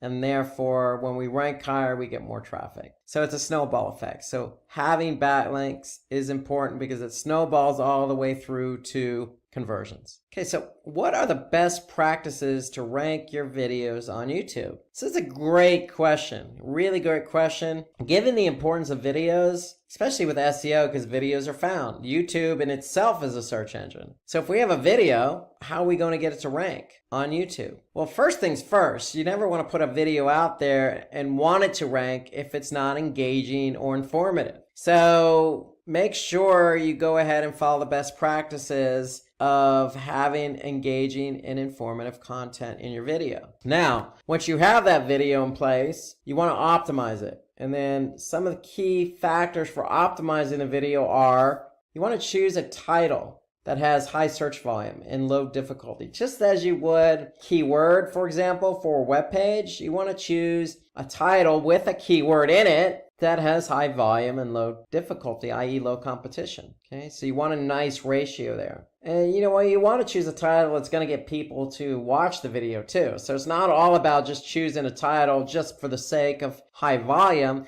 You also have to choose something that's relevant, that's going to be catchy as well. And then with that title goes the description. So you want a description that's very relevant to your title, okay? Because most people aren't going to click on a video just for the sake of the title. They're going to want to probably get a sneak peek via the description of what it is. So again, you want to optimize that description, but make sure the description is just as snazzy as the title. Okay, you also want to use accurate and relevant video tags, just as you would on Twitter or Facebook. Tag these videos. Okay, so make sure your title tag length doesn't exceed 100 characters because it will get chopped off. So again, that goes back to just writing something really short and to the point that's going to grab somebody's attention. Okay, you also want to upload a captivating thumbnail, something that's relevant, that's going to grab somebody's attention. And then again, we set it similar to the video tags. We want to use relevant hashtags. Again, just as you would with Twitter and Facebook, go ahead and throw some hashtags in there that people could see because people search via hashtagging. And then this goes without saying, you did all the work, created a really great video. It's engaging, it's informative, you optimized it. Feel free to promote your video on other social media platforms. Okay, don't just stick with YouTube per se. So the benefit here is if you post it on Facebook or LinkedIn or whatever platform of your choice and it gets engagement, people click on the link, go to YouTube, they're going to like it, and then other people are going to see that engagement. They're going to see how many people liked it or how many subscribers you have. So promote your videos to help you with the ranking of the video on YouTube. So that does play into it. So go ahead and promote it so other people can watch it, like it, comment, etc. And that's going to engage other people to want to do the same. So what is mobile first indexing? This is a really important and timely question. Mobile first indexing means Google's just using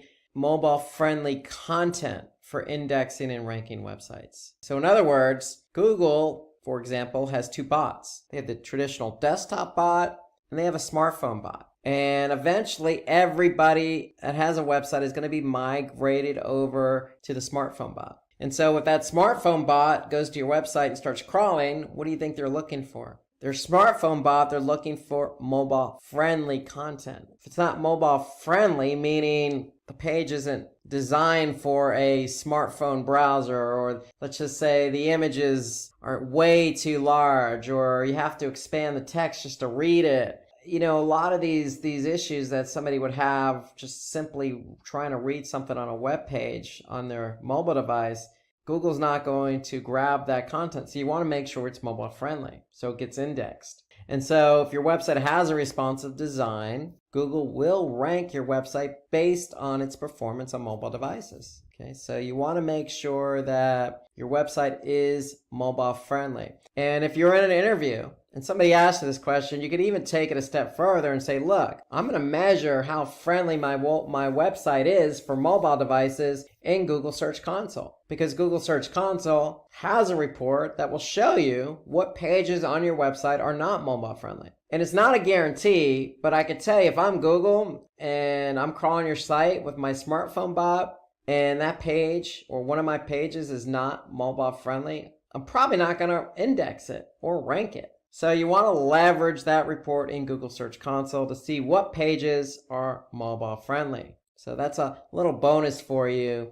to really impress the interviewer who asked you this question. Because how are you going to know if one of your pages is mobile friendly or not if you don't look at a report? So keep an eye on Google Search Console's mobile usability report. Okay, number 6. List down the most important local SEO ranking factors. Okay, so organic local ranking is just as important as anything else in organic search. Because if you have a local business, you want to use the likes of, say, Google My Business to show up when somebody types in, looking for a florist or, looking for a coffee shop. So what you want to do is you want to create a web page for every product and service. Okay, you also want to opt for your business listings on Google My Business. And there are plenty of other local business directories out there, like Yelp, for example, or Bing even has one. So go ahead and also make sure you have a business listing as well. But since Google in the United States has a huge market share, you want to start with Google first. You want to update your NAP citations on your website, maintain consistency of your NAP. Okay, so NAP is name, address, phone number. So you want to make sure that that's current and consistent. So if you have a number on your website, make sure it's the same number on Google My Business. Okay, you can embed a Google map on your website. You could certainly optimize the meta tags and content, not only on your web pages, but within your Google My Business directory. So you can add your business to other local directories, like I mentioned, Yelp. And then also, just as important, opt for reviews and ratings. Okay, so the more reviews you have, the better off you are. Okay, so I always say this with local search. 3 of the main factors in showing up for local search on, say, Google is obviously the keyword. The second is the proximity of where that person is. And then third is the reviews. So you can't really control the proximity, but you can control the keyword and you can control the reviews to some degree. So work hard at getting reviews for your business, but at the same time, you can certainly work in some keywords, let's just say for your product and service pages on your website, but also you can translate that over to Google My Business. Okay, so working in those keywords, making sure your number, your address, your name, they're all consistent.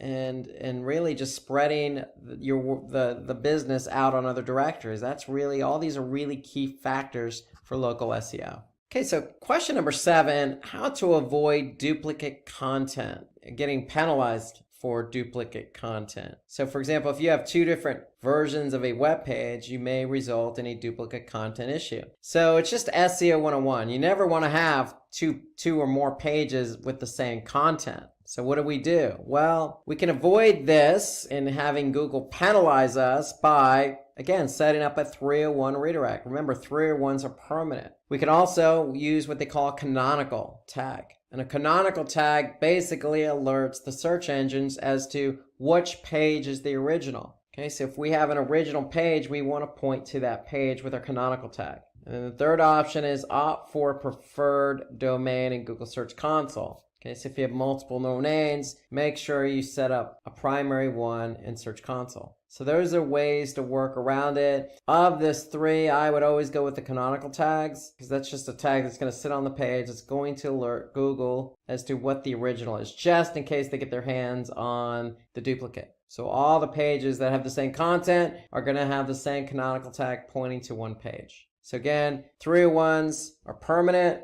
You can simply just redirect one to the other if you end up having duplication, or you could just tell the search engines, hey, this is the original page, or you can go through Search Console. Okay, number 8, what are the tactics to increase a web page speed? Okay, so what are some of the tactics? Well, when you build a site, especially for mobile, you want to keep it as simple as possible. And what I mean by simple as possible, really, I mean, hey, use a simple website design. Don't get overly creative, if you will. Most websites, all websites have images. You're not going to be able to get around that, but just make sure you optimize your images. In other words, don't have such a large image size. If you don't need something very large, don't have it. Okay, you want to improve server response time. And what do we mean by that? Well, your site's sitting on a server somewhere. You can own that server, or you can be renting it out from, say, Amazon Web Services, or let's just say GoDaddy as your registrar. They also have web hosting. Well, if you have it on, say, GoDaddy's server, you may be sharing that server with other businesses. And at certain times of the day, other businesses may get a lot of traffic and suck up a lot of bandwidth. What is that going to do? That's going to reduce the server response time for your site.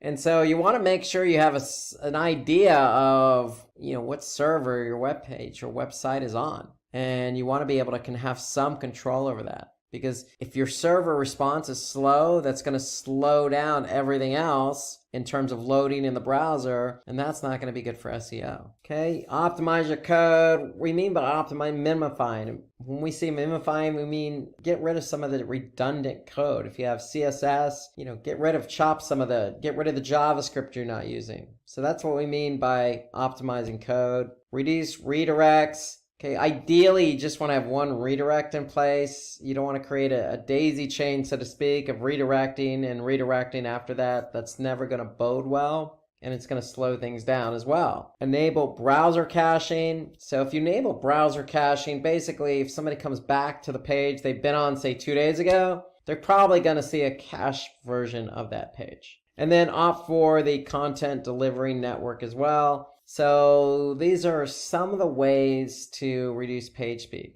Now, if you're curious about the page speed of your website, you can always go to Google's Page Speed Insights tool. And all you have to do is just Google Page Speed Insights, or even just something generic like Google Page Speed. And you're going to get this tool, Page Speed Insights. And all you need to do is just plug in a URL. When you plug in the URL, Google is going to analyze the URL for both mobile and desktop. And so here we could see Google gives a score. So we could see the score for mobile and we could see the score for desktop just by clicking on desktop. And so here I could see some of the issues that the site may be having in terms of page load time for their desktop. If I flip over to mobile, here I could see some other issues. For example, they have a server static assets with efficient cache policy. Now, if you're not sure what the heck that means, you can always just click on it and you can see some specifics here. Or you can just always Google it as well. Here you got to reduce the impact of third-party code.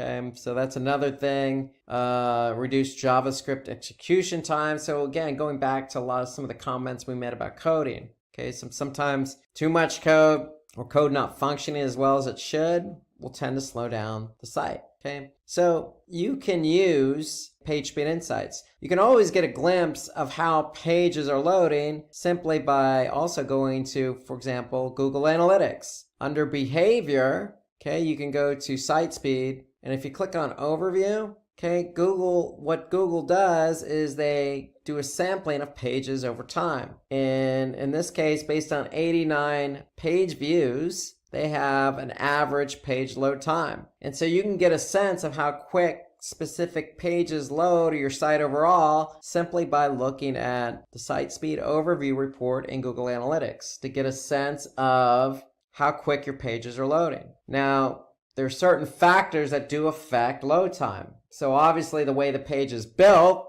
with the code, the images, etc., but also the browser. Each browser loads differently. Okay, so you want to take a look at it by browser, also by country. Every country has a different network. Okay, you can be in the United States and have worse network service than you do, say, in Ivory Coast in Africa. Okay, so it really depends on the network you're on. So, and also the page. Every page is built differently. So you want to get a sense of what pages are loading quicker and which pages are not. You can simply just go to page timings in Google Analytics and you get a sense of what pages do not load fast and which ones do. And maybe hone in on the pages that aren't loading fast and address those pages first. Okay, so you have two tools at your disposal, one Google Analytics and one Page Speed Insights. Okay, so let's look at question number 9 here.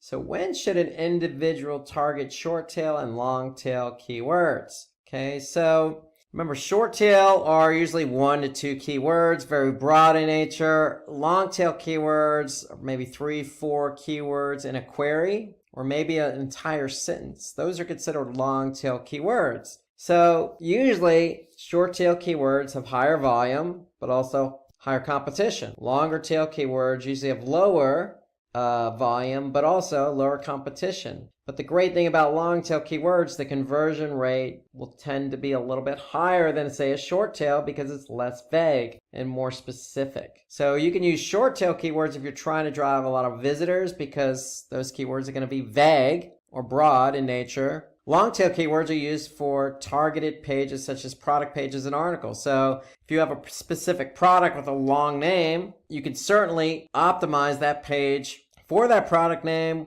Again, the product name may have low volume, but if somebody types in exactly that product name, you show up, the chance of them converting are going to be very high. So you don't have to always be that specific with the product name, but try and be as specific as you possibly can in order to get somebody to click on your link in the search engine results and get them over to your site to convert. Okay, so those are really the big differences. Short tail, very broad, very vague, a lot of volume, but also a lot of competition. But hey, if you're ranking for a short tail keyword, you're probably going to get a lot of traffic. The conversion rates may not be as high as something, say, long tail, where, hey, maybe you're just honed in on a few set number of products and you don't care a lot about the traffic. You just care about getting the relevant traffic to your site to convert. Okay, number 10, what are the important elements to focus while developing a website? So we're talking in terms of SEO.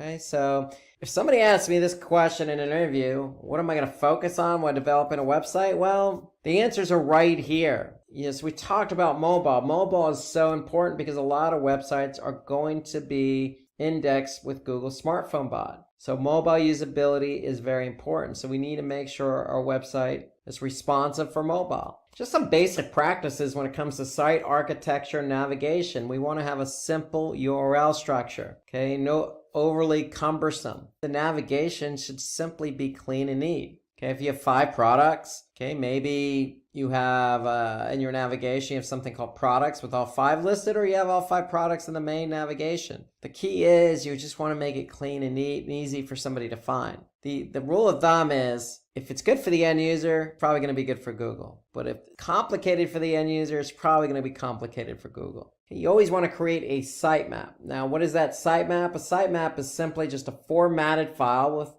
that includes all your URLs and assets, your images and your videos. They're going to be sitting on your server as well. So you want Google or these bots to be able to find your pages and assets. And by the way, you want to take it a step further and make sure you upload that sitemap, which is sitting in the root directory, meaning domain.com/sitemap.xml. Okay, you want to take that sitemap and make sure you input that sitemap location in Google Search Console. That way, Google Search Console has a one-way ticket to grab the elements in the sitemap. Another important element to focus on while developing a website is having a robots text file. And all a robots text file is, it's like a lock, I always say, to a house. So if you lock a door in your house, nobody's going to be able to get in that door. So that's all a robots text file is. You're telling Google and these other bots that are coming to crawl your site what's locked and what's not locked, meaning what they have access to and what they don't have access to. So you want to be able to make sure you have a robots text file if you're trying to not index specific pages of your website. Because if you tell Google, don't crawl these pages or this directory, they're not going to get crawled. And if they don't get crawled, they're not going to get indexed. So robots text file is an important element to focus on while you're developing your website. And while you're developing your website, it could be on in a directory just called new website. So you probably want to have new website as the directory in the robots text file, and just to let Google know, don't go into this directory because it's my new website. I'm not ready to go live yet. So you don't want it indexed. So there are a lot of reasons to have robots text files. That's the main reason. Sitemap, you want Google to get these pages and assets quickly. Okay, you want to make sure that your site architecture navigation is in order. You want to make sure your site is mobile friendly. And you also want to make sure you have content on your website. That's the key, because that's what's going to keep people on the website and engaged. And when I say content, I don't necessarily just mean words. I also mean videos. I also mean images, something interactive. Okay, you want to keep people engaged. That's the key behind it. Trust me, if an end user finds your site engaging, Google is likely going to find your site engaging. Okay, so those are good brownie points to bring up if somebody asks you this question in an interview. So just a recap here, it's important to have a better site structure so that bots can easily access and index the content. Okay, with a responsive design, helps to make your website mobile friendly and user friendly. Would also increase the amount of time a user spends on your website, which may improve your site's ranking. Sitemap is simply just a file that helps search engine bots to understand the structure of the website. Okay, how many pages are on your website and where are they located, along with the videos and images. Okay, and then the robots text just instructs the search engine crawlers to understand what pages should not be indexed. Okay, this is simply just a text file, and it's added to the root directory.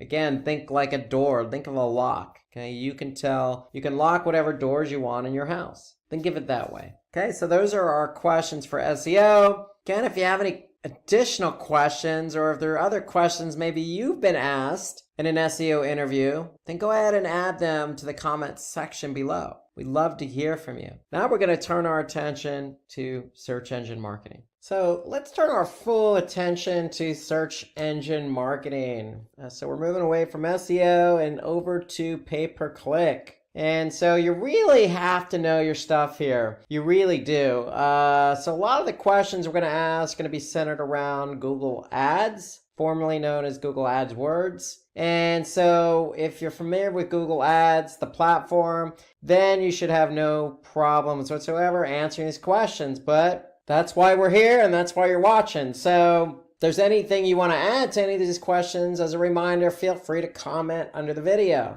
And so right out of the gate, question 11, what is ad scheduling? So ad scheduling is a feature in Google Ads. And really all it does is allow you, the advertiser, to set up certain hours or days you want your ads to show. It's as simple as that. So if you have a customer that you're running ads for on Google search, and let's just say they have a restaurant and they're closed during certain hours of the week, then you can go into the ad scheduler and schedule your ads to not show when they're closed, as an example, okay? Because if somebody calls and they're not there to answer the phone, then it's not going to be good for the restaurant or you, the advertiser. And so that's why they have the ad scheduling. So it ensures your ads are not running when they're performing poorly. Let's just say you're running a business and you just don't get that much traffic during the weekends. Well, you can go in and adjust accordingly. It also is there to make sure you can serve your customers when you do have limited client service hours. So let's just say you have a customer service team that's going to answer phones for a couple hours a day. Well, again, you can schedule your ads to show during those couple of hours a day.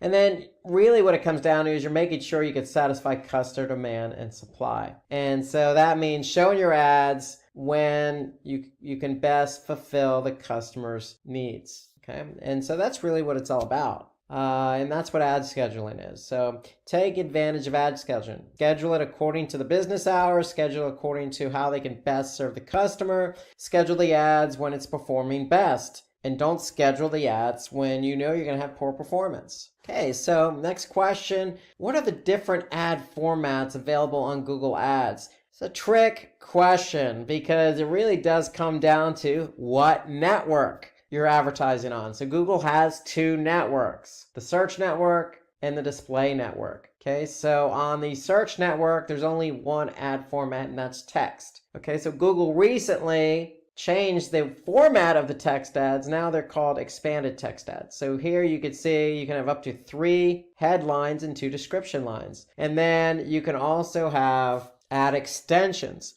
And so you can see here underneath the ad, you have what they call site links. So shop by category, in-ear headphones, on-ear headphones. Those are all site links to specific pages on the site. So text ads are available only on the search network, but they're also available on the display network as well. Then you have responsive display ads. Now, responsive display ads are only on Google's display network. Okay, so here you could see some samples of responsive display ads. And these ads adjust their size and format depending on the space available. So again, you could have text ads or you can have display ads. Now, display ads, again, come in different sizes. So you can create ads for a variety of different sizes. For example, 250 by 250 or 468 by 60. So those are some of the different ad types. There's a plethora of different ad sizes you can choose. However, your ad's not going to show on a website if they don't have that particular size available.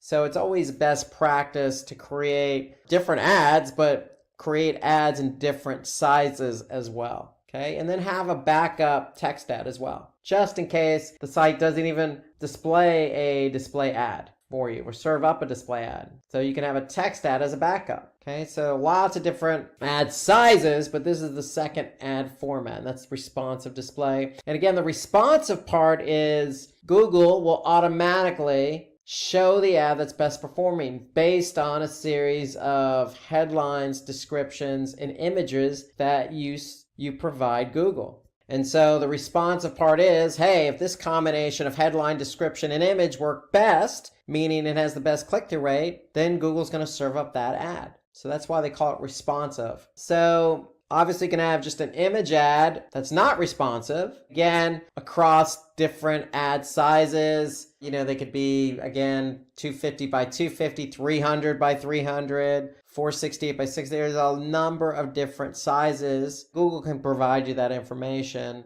But the one thing to note here is that when you do create an image ad, it could be JPEG, it could be interactive, or it could be static. So different types of image ad formats, like PNG, for example, or it could be a static, or it could be interactive. So definitely take advantage of the different opportunities, meaning a static ad versus an interactive ad. You may want to have two variations of that so you could see which one works best. Okay, there's also app promotion ads. So these ads are used to drive app downloads. So you're going to have to set up a campaign accordingly. Okay, but here you can see this is what it looks like with a call to action. So it allows you to go ahead and click and install that app. So that's an app promotion. Again, if you have an app and you want to promote it, you can use this type of ad format to align with a campaign that's driving traffic to download your app. Okay, and of course you have video ads. Well, Google owns YouTube. And so if you have videos, you have the opportunity to advertise on YouTube. Okay, so these ads can be standalone or inserted into other streaming video content.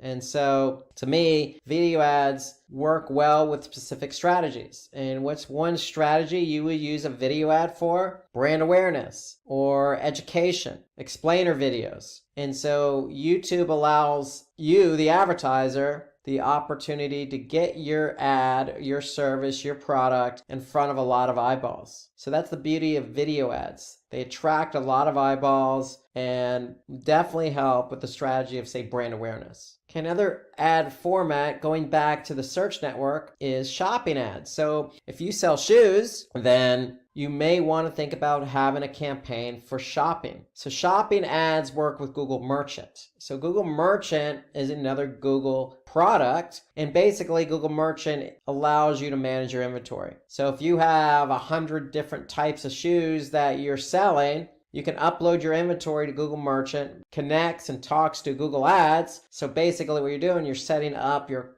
campaign in Google Ads and connecting your inventory from Google Merchant to Google Ads. And so the great thing about the shopping campaign is it puts your product front and center. It puts the price, it puts any promotion that you have, and it puts the brand all front and center. So when somebody does type in, let's just say lime green sneakers or women's sneakers, and this particular shoe shows up here, the third one from the left, then somebody's going to see it's from the United Colors of Benetton. It's a woman's shoe. It's on Amazon and it costs $45. So the great thing about shopping ads is if somebody's interested, they're going to click. Okay, if somebody's not interested, say, well, you know, it's a little bit more expensive. I can get something similar, another shoe on Amazon for less. Okay, they're probably going to click on that particular ad. So again, the great thing about shopping ads, put your product front and center with any promotion, the price, the brand. So if somebody clicks on it, then they're probably serious buyers. Okay, so that's the beauty of shopping ads. It allows you to get your product out there, and on the search network, it's a cost per click. So you're only paying for the click. So if somebody looks at it but doesn't click, you're not paying for that. So that's the beauty of shopping ads. And so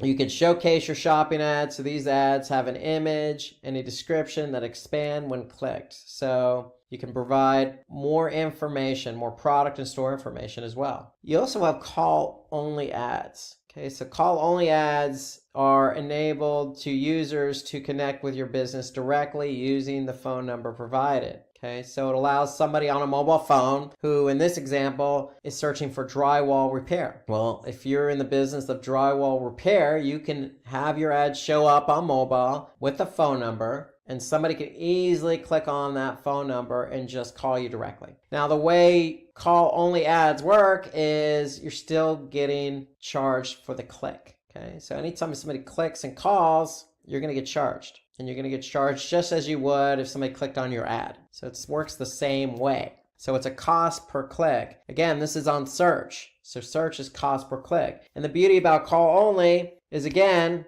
you can track the calls right in Google Ads. So you can have Google Ads track how many people click on the number, and you can even count those calls as conversions if they meet a certain criteria. For example, the criteria is somebody talks to you for a minimum of 60 seconds or 1 minute. Then Google will count that as a conversion. So you can monitor calls right in Google Ads, and it's a cost per click model, so you can actually see what the average cost per click is. So moving on, question 13. Okay, what is RLSA and how does it work? Well, RLSA stands for Remarketing List for Search Ads. So if you're familiar with remarketing on display, it's similar. They just call it RLSA. Okay, so it enables you, the advertiser, to customize your ads for people who have visited your site, just like a typical remarketing campaign. Okay, so you can tailor your bids and ads to these visitors when they're searching on Google and search partner sites. Okay, so there are two basic strategies for using RLSA.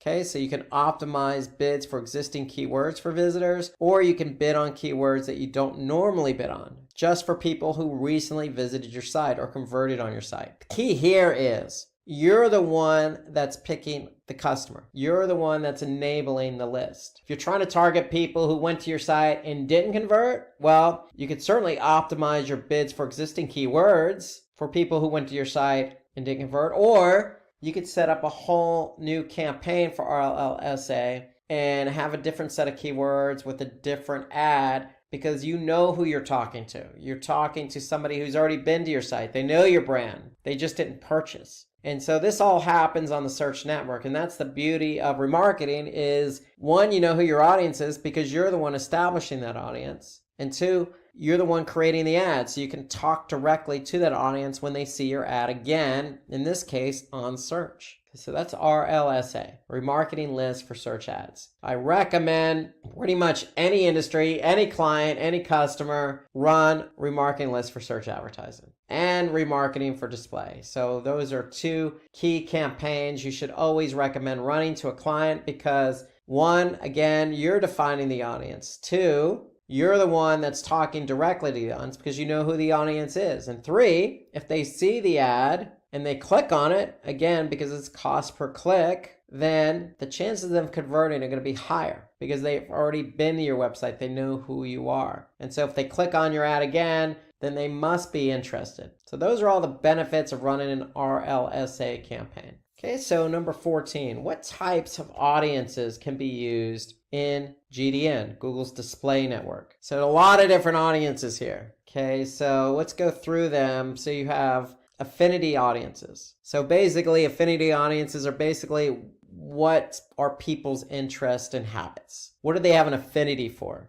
Are there food sites, travel sites, shopping sites, fashion? Okay, so that's what affinity really relates to. Okay, then you have in-market, custom intent, life events. These are what they're researching or planning for. So again, it could be travel, it can be finance, etc. Okay, you have remarketing. We just went over that with the remarketing list for search advertising, RLSA. And so with the remarketing, it's an audience that has interacted with your website. So they either came from mobile and didn't convert, or a female came from mobile and didn't convert. So you're the one defining the audience there. You also have a similar audience. So this is what Google creates on your behalf. So these are users with a similar interest to your site visitors. So Google is monitoring the type of traffic that's coming to your site, and based on that traffic, they're going to create a similar audience. And then you have a custom match. So what you know about your customers' activities, basically. So these are all the different audience types, and you can see the different types of ads available. Okay, so notice the far right column, video ads. So video ads are available to every one of these audience types. Why? Because YouTube. So Google knows what people's interests and habits are based on the videos they watch. They know what they're looking for.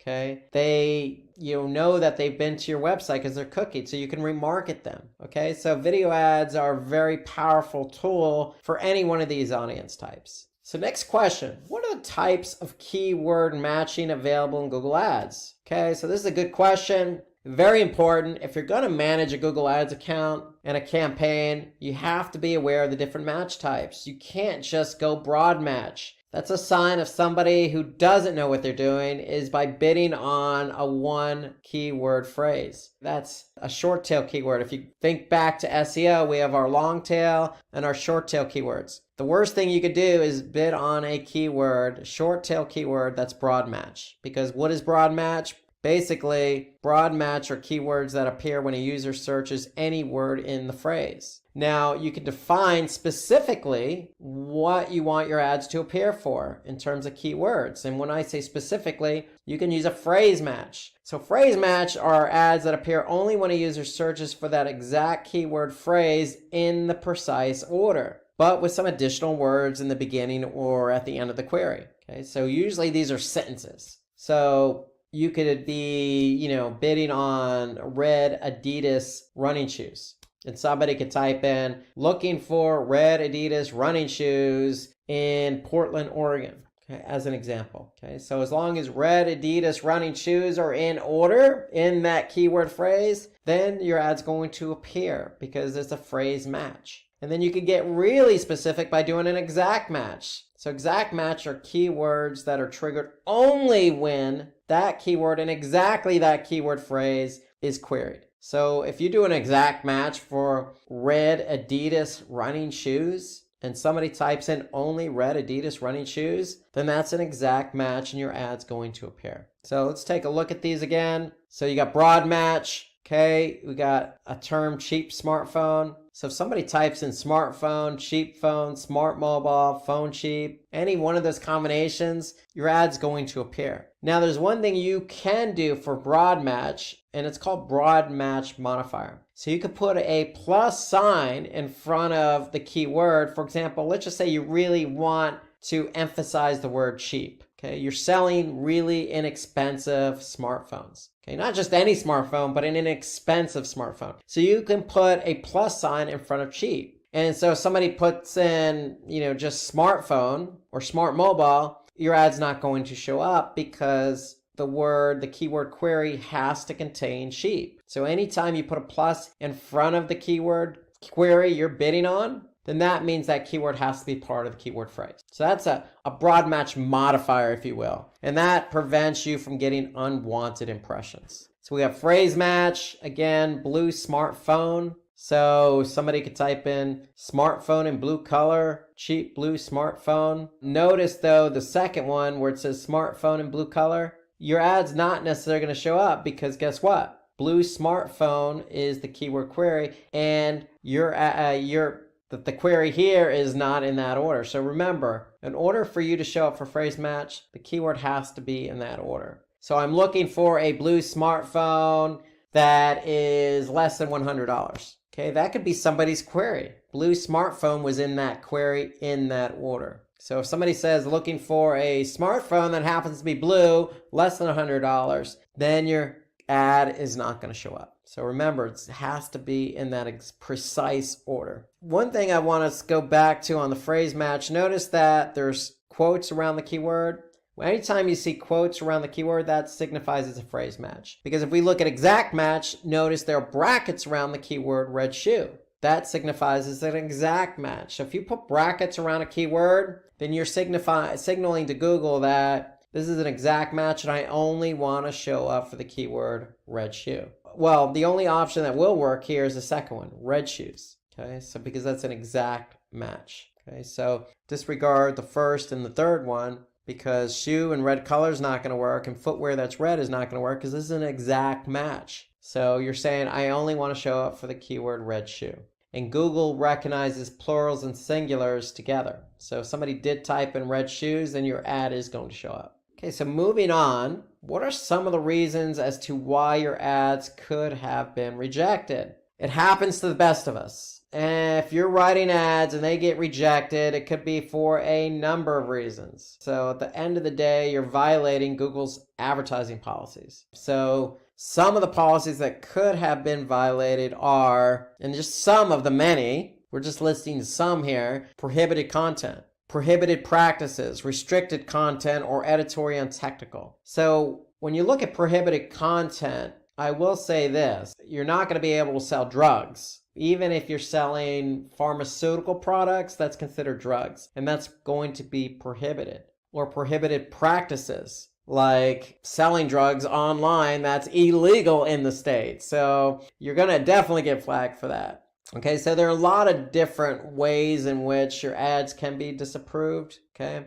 But if you do see restricted content, then that means you can advertise, but with limitations. And usually those limitations are restricted to, say, only Google search and not Google search partners, or to a specific geography. So usually the key here is if somebody asks this question, okay, there are a lot of different reasons. Google is usually going to provide the specific or the reason why it got disapproved. And they're usually going to include a link that you can refer to. Okay, so at least Google does that much. They're not going to leave you in the dark and tell you your ad's just been disapproved. They're going to tell you why and include a link that you can go to figure out how you can best resolve the disapproved ad. So what are the different kinds of bidding available in Google Ads? So we already covered part of this earlier on. So remember, Google Search Network is only cost per click, CPC. When we talk about Google's display network, you have three options: cost per click, cost per view, and cost per impression. And CPM is cost per 1,000 impressions. So you're paying per 1,000 impressions. Impression is when somebody actually sees your ad. Cost per view is actually somebody looking at your ad for at least 30 seconds or the entirety of the ad. So if the video ad only runs 15 seconds and somebody watched the entirety, then you're going to pay per cost per view. So if your video is 2 minutes long and somebody watched 30 seconds, you're going to pay cost per view. Okay, so again, let's go through these. Cost per click. It just enables you to set up a maximum price on the cost of somebody clicking on your advertisement. You only pay when somebody clicks on your ad. Okay, cost per view. Again, this is the default method to set the price you'll pay for your video ads. Okay, you only pay when a viewer watches your video advertisement for at least 30 seconds. And then cost per 1,000 impressions. So this is the amount you pay each time your ad is displayed in the search network. And you pay for impressions that are generated for your ad, and you're paying for every 1,000 impressions. So the M is actually the Roman numeral for 1,000. So that's where the M part comes in. So you're paying for 1,000 impressions. So every 1,000 eyeballs, you're going to pay a price. And so cost per impression is good for brand awareness. If you're trying to generate a lot of eyeballs onto your brand, then you'd want to go with a CPM model. Okay, so question 18, what are some automatic bidding strategies? So let's define automatic bidding strategy. Automatic bidding allows Google take over. Okay, not you. Google's taking over, and they're the ones setting the bid amounts automatically. And it's going to be based on criteria. And that criteria is going to be centered around conversions. So if Google bids on your behalf automatically, basically what they're doing is they're collecting data on the behavior of your ads. And so if your ad is likely to get the click or conversion, then Google is going to set the bid amount so you can win that auction in order to get the click or the conversion. So there are different types of bidding strategies. But remember, you have to align a bidding strategy with the strategy of the campaign. So for example, if your goal of the campaign is to increase site visitors, you just want people to click on your ad and go to your website, then you're going to have an automated bidding strategy of maximize clicks. that aligns with your campaign strategy. So this strategy automatically sets your bids to help to get as many clicks as possible within your budget. So Google is going to do its best based on historical performance of the campaign to generate traffic to your site. That's the goal. That's the bid strategy. Okay, let's take a look at some others. So, hey, the goal of our strategy campaign is to increase visibility. So that's an easy one. Remember, cost per impressions. Hey, we want to maximize how many people look at our ads. Okay, so target impression share. So this bidding strategy allows your bids to show at the top of the page. Okay, so you're getting the impression, so people are able to look at your ad. Okay, so you're telling Google, hey, I want to be shown at least 50% of the time when somebody types in a keyword that I'm bidding on. So they're going to make sure that they meet your target impression share of 50%. So they're going to set your bids automatically to make sure your ad shows at the top of the page so it's seen at least 50% of the time. That's the goal of the campaign. That's the bidding strategy goal. We set up a campaign to drive conversions. So there are a couple of bidding strategies against conversions. So target CPA. So this strategy sets a search or display bid to get as many conversions as possible, but there's a caveat here. Cost per acquisition is what CPA stands for. So we're trying to get as many conversions as possible, but at a certain cost. For example, if I'm selling t-shirts for $10, do I want to pay $20 CPA for every sale? Do I want to pay Google $20? No. I'd be losing money. I'd be out of business. Okay, so if I'm selling t-shirts for $10 on my website, I'm probably going to put the CPA about $2 or $3, again, depending on my cost of goods. So if I factor in my cost of goods, I'm trying to make a profit, then I'm going to tell Google, look, I'm trying to get some sales, but I don't want to lose money getting the sales. So you're going to put in a threshold, and that threshold is your target CPA. And so Google's going to automatically bid and win the auction for keywords when they feel those keywords can get you a target CPA that you put in. For example, $2. Okay, so the goal of our campaign is to meet a target return on ad spend, meaning return on advertising spend, meaning we're getting more revenue than we're spending. That ratio needs to be positive. So Google's going to help us, again, adjust our bids to make sure that our return on advertising spend meets our criteria. So we could put a ROAS as 100%, 200%, etc. And Google's going to adjust our bids accordingly based on the keyword that they think will meet that criteria of 100% or 200%. So that's target return on advertising spend. And that's there to see if Google can help you generate a profit. So we have another campaign set up. We're trying to get more conversions. We have a budget. We want to spend the budget, but we want to get conversions. So this is a gimme. The bidding strategy here would be maximize conversions. So this strategy sets bids like all the others. It automatically is going to adjust your bid. That is Google. It's going to adjust the bid to help you win the auction based on historical performance. So if a keyword historically has performed in terms of conversions, you better believe Google's going to try and win the auction on your behalf to get the click, to get that conversion. And that's maximize conversions. Okay, moving on, question 19. And this is probably the most important question that you're going to get. If an interview asks you this question, this is what Google Ads is all about, quality score. So what is quality score? So simply put, quality score is a score between 1 and 10,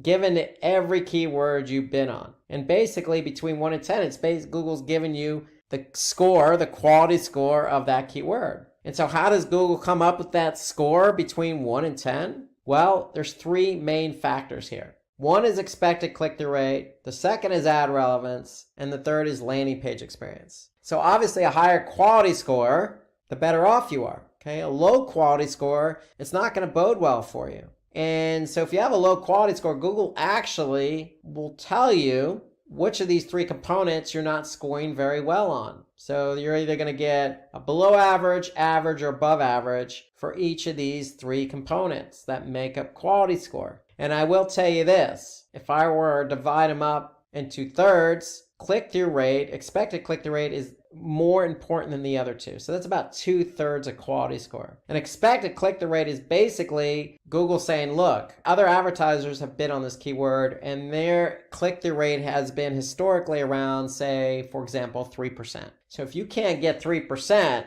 then your quality score is going to suffer. Ad relevance is simply, does the ad or is the ad relevant to the keyword you're bidding on? Likewise for the landing page. But the landing page experience is a little bit more subjective because the landing page has to load well, fast, no pop-ups, a lot of external links, nothing spammy, no ads being served up. So a lot of factors in landing page experience. Google wants to make sure if somebody clicks on your ad that they're going to have a good experience when they land on that page. And so quality score is so key here. It is very key because if you don't have a good quality score, the repercussion means you're going to have to bid higher because quality score times bid equals ad rank. So for every auction, whoever has the highest ad rank is going to be at the top of Google search results. So if you have a low quality score, let's just say 1, and you're bidding $4 on that keyword, then your ad rank is 4. 1 times 4 is 4.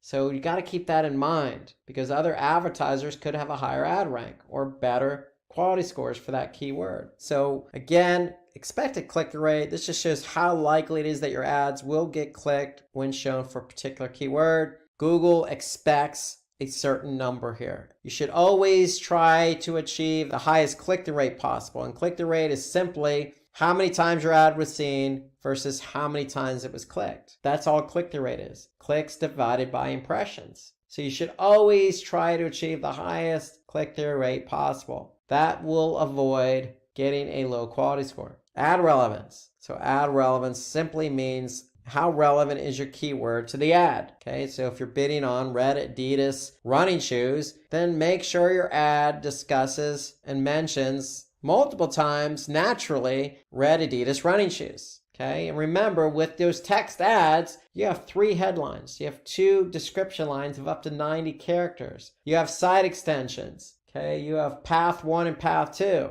That meaning you can add additional keywords to the end of a URL. So you have lots of opportunities to make sure the ad is relevant to the keyword. And then landing page experience. Again, this is a little subjective, but hey, Google's going to use landing page experience to estimate how relevant and useful your website's landing page will be to people who not only click on your web, but land on that page. So does that page load fast? Does it have any unnecessary pop-ups? Does it have some quirky external links that look spammy? Okay, you got to take all these things into consideration and think about the end user here. And then last question for search engine marketing. So what are the hallmarks of a good PPC landing page? So going back to landing page experience, this is a good segue. So you always want to make sure you have an attractive and powerful headline on the page. Remember, it's got to be a nice flow. You're bidding on a keyword. Somebody types in the keyword. They see your attractive ad. They click on that attractive ad, which has the keyword in it. They click on the ad, they go to the landing page. They want to be able to see something very similar to what they typed in, the ad they saw. They want to be able to see it seamlessly on the landing page. And so that attractive and powerful headline should include that keyword. Should also have persuasive copy that can convince prospects to convert. To me, bullet points always work here. Simple bullet points, easy to read, easy to understand, easy to just convey the positives about what you're trying to sell or convert. Have engaging media like videos. Videos always help because they're interactive. It keeps people engaged longer. Or have some really good images. Don't just go stock photography. Complement the video with some images. And then your landing pages should have enough white space to draw attention to specific elements on the page, and meaning don't cram the page together because remember, users are also coming to these pages via mobile. So you got to take that in consideration as well. So cramming your pages full of content, videos, and images is probably not going to bode well. So make sure there's breathing room for people to read, understand, and react. And those are hallmarks of a good PPC landing page. Some other factors here. Adding trust indicators like some statistical evidence, meaning how many people downloaded your app. You can always have testimonials, third-party seals of approval like Better Business Bureau. Privacy policy links help. Okay, so you want to add some things in there that's going to, give you credibility. Okay. Having a properly designed lead capture form to collect visitors' information is always helpful. If you're trying to get that conversion, then have a lead form. Make it simple. Don't have a lead form with 20 forms or fields. Have a simple name, email address, make the phone number optional, and have one field that they can type in specific information. And then last but certainly not least, have a good call to action. So make sure that call to action aligns with what you're trying to do. Again, you're selling those red Adidas running shoes. If they're on sale, then make sure the call to action aligns with that sale. You can always say, 20% off for the next 2 days, or $10 off if you purchase today. So have some good strong call to action. Okay, let's turn our attention to email marketing. So email marketing is traditional digital marketing channel. It's been around a while, and you're going to be asked some questions that are going to encompass a lot of things related to the delivery of emails.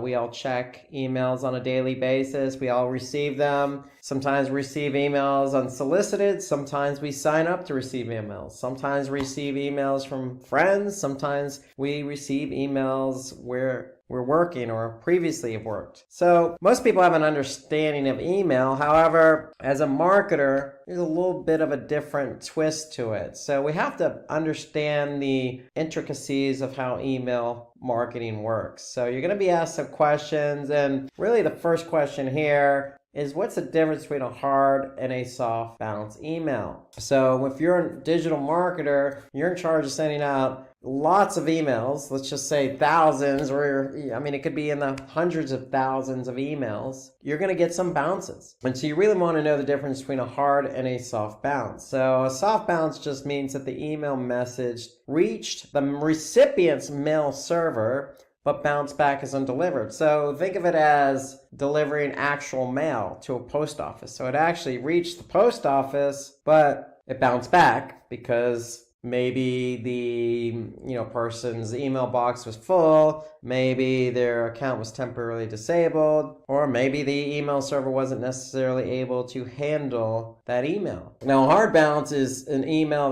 that is rejected because it's an email when it happens when the email has been permanently rejected. So, for example, maybe the account is no longer valid. And so let's look at some reasons again as to why a soft bounce would happen. So, for example, the inbox is full or the recipient server's down. So it reached the post office, but there was a problem actually getting it into the hands of the owner, so to speak. Where the hard bounce, a little bit different. Let's just say that person is no longer working, their email's been deleted, or the email has been blacklisted somehow. Okay, as spam or something to that effect. So the email server is going to identify that, and it's not even going to reach the recipient. So a lot of different ways in which an email may not make its recipient. So not the most important thing to know here. The important thing to know is, listen, when you send out an email, you got to pay attention to how many get bounced back. And so next question here, what would you do to improve the click-through rate of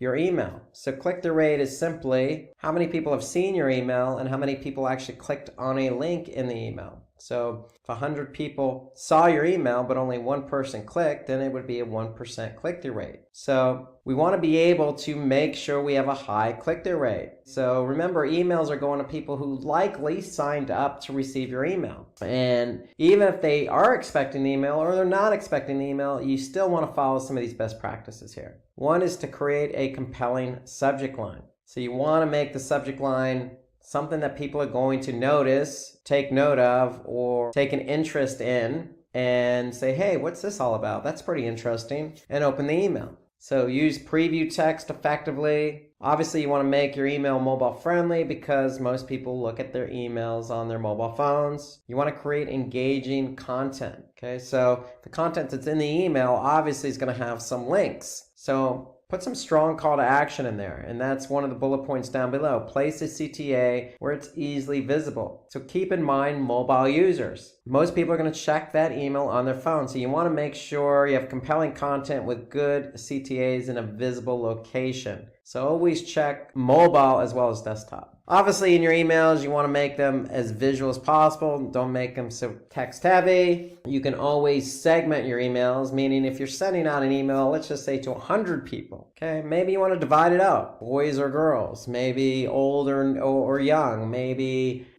living in one part of the country versus another part of the country. I mean, those are examples of segments. So break up the email. Don't send it to one mass email to everyone. That way you can personalize the email. If an email is personalized, the chances of somebody clicking on it are going to be greater. And then A/B test your emails. And when we say A/B test, you could send out the same email twice, except one segment's going to say get one version of the email, the other segment is going to get another version of the email. And what are the different versions? Maybe the subject line. So the subject line is different on version A versus version B. Or maybe the call to action is different. So you always want to send out different versions of the same email to a different segmented audience. That way you can actually see which segment or which version got the most clicks. Okay, so next question here is how to inform your customers about company news and establish a relationship with your target audience. Okay, so again, how do you inform your customers about what's going on in the company? And how are you going to establish a relationship with that audience who's receiving that email? Well, newsletters are always the best answer here. So somebody signs up for your email, let's just say they actually purchase a product from you.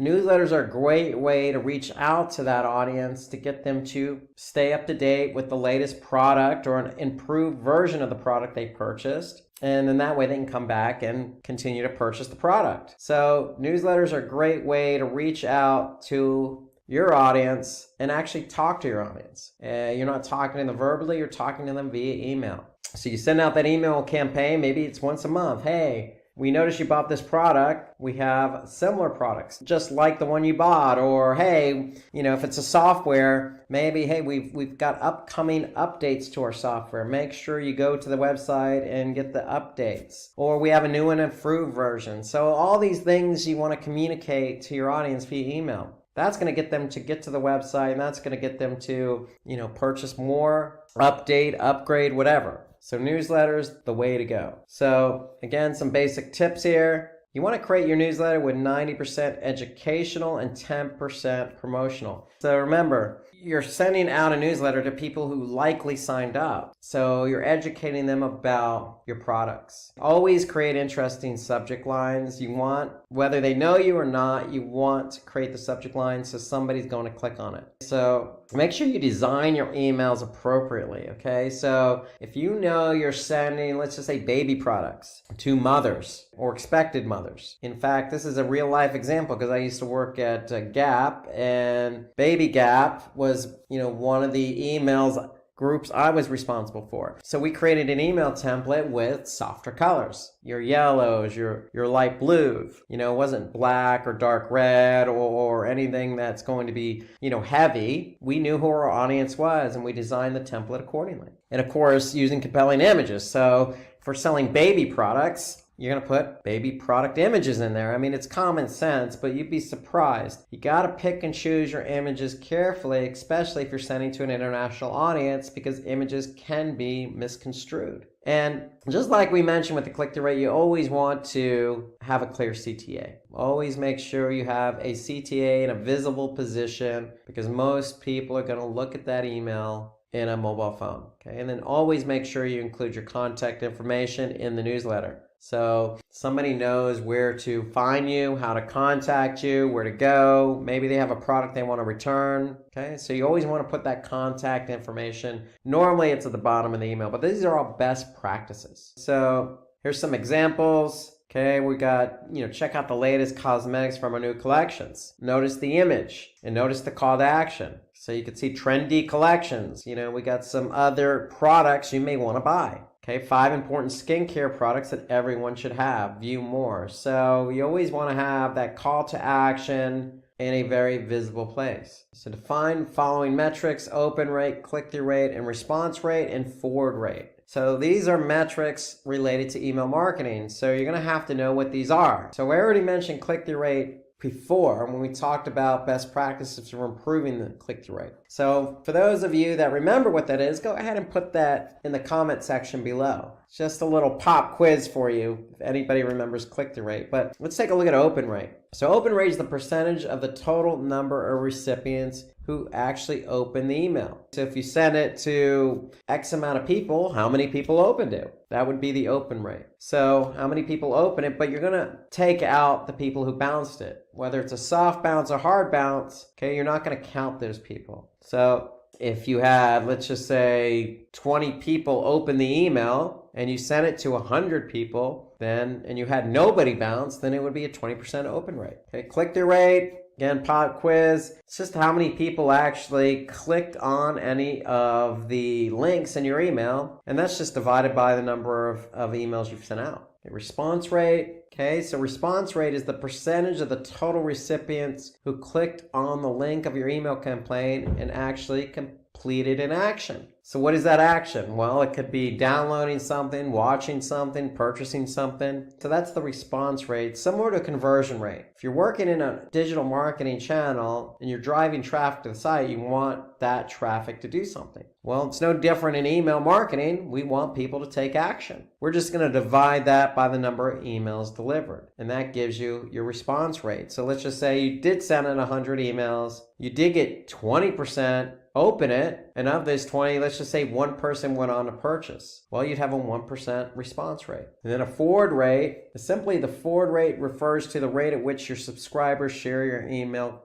with others, friends, family, etc. And you may have that as a call to action in your email. In fact, that's a best practice. So it's just the number of clicks on a share divided by the total number of delivered emails. And you're going to multiply that by 100 to get the percentage. And so most email marketing platforms do measure forward rate. Okay, let's take a look at question 25 here. How to recapture inactive customers. What you want to do here is re-engage subscribers with gamification. Opt for subject lines like, "We have been missing you," or "Did we do something wrong?" You want to run a poll or a competition to re-engage with your subscribers. Again, trying to get people involved. These first three are all about getting people involved. So personalize your emails. Talk to that person as if, "Hey, look, I haven't heard from you in a while. How about coming back and taking a look at our new products?" Just as you would a friend. So design always matters, especially knowing that you're talking to customers who haven't been active. Okay, this is a segmented audience, somebody who's inactive. So you want to have the right design, the right message, the right subject line that fits with that customer's inactivity. So you want to try and do everything you can to get that customer back. And then you want to follow a consistent schedule. Okay, so ideally, when you schedule an email, you want to schedule the best time. So you have to know your audience, obviously. And then you can always ask for feedback. Why are they inactive? Why haven't they purchased in a while? So the whole idea here, from gamification, like trying to, make a game out of it, so make it competitive, to adding polls, to really personalizing it, these are all things that you can do to get your customers back. So 26, so what are the different ways to segment buyer personas? So again, when we talk about segmentation, we're talking about taking a smaller piece of the entire pie. So what's one way to break up that pie, if you will? By geography. Okay, so with geography, you could target your audience based on that area. And it could not necessarily have to be by a part of the country. It could be all the way down to the province, the state, the actual city, the county. Okay, if you live in a small village, okay, all the way up to the continent.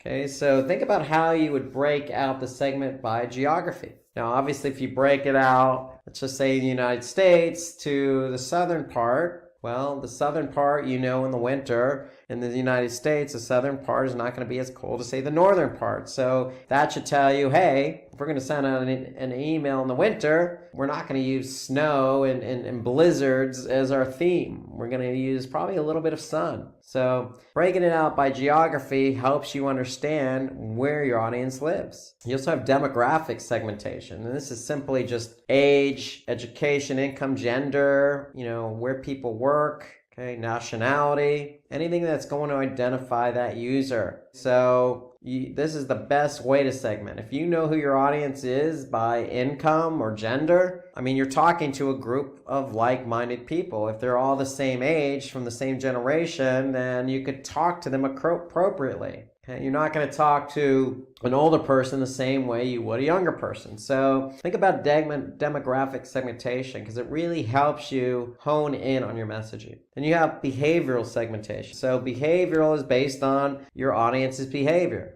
Have they purchased before? Have they never purchased? Were they searching for something? How long did they stay on the site? What products were they looking at? Are they a lifetime customer? So you can look at behavior and decide how you want to break out your emails by behavior. And this is a really good way. If you're not even sure who your audience is or where they live and how old they are, you could certainly break out your audience by behavior, because you know who these people are based on what they've done previously, because you're going to track that information with analytics. So, one way is obviously if somebody's purchased. That's a good way to segment, because you know these people believe in you, believe in your business, believe in your product. So the way you can message to somebody who's purchased before is going to be different than somebody you don't even know who they are, if they purchased or not. Okay, so behavioral segmentation to me is one of the easiest ways to segment your email list. 27, how would you drive repeat customers through email marketing for the below scenario? Okay, so this is a pop quiz, if you will. Again, for those of you that got click-through rate correctly, kudos. Let's see if you can go 2 for 2 here. Okay, so if you know the answer to this, go ahead and comment below. But let's just say, give a few examples of subject lines to drive engagement for audiences based on the following. So if I had an audience between 20 and 30 years old that were female, and the product were sandals, okay? What would some of your subject lines be? So I'm going to give you a minute to think about that and put it in the comment section below. Now remember, this is an interview-based question,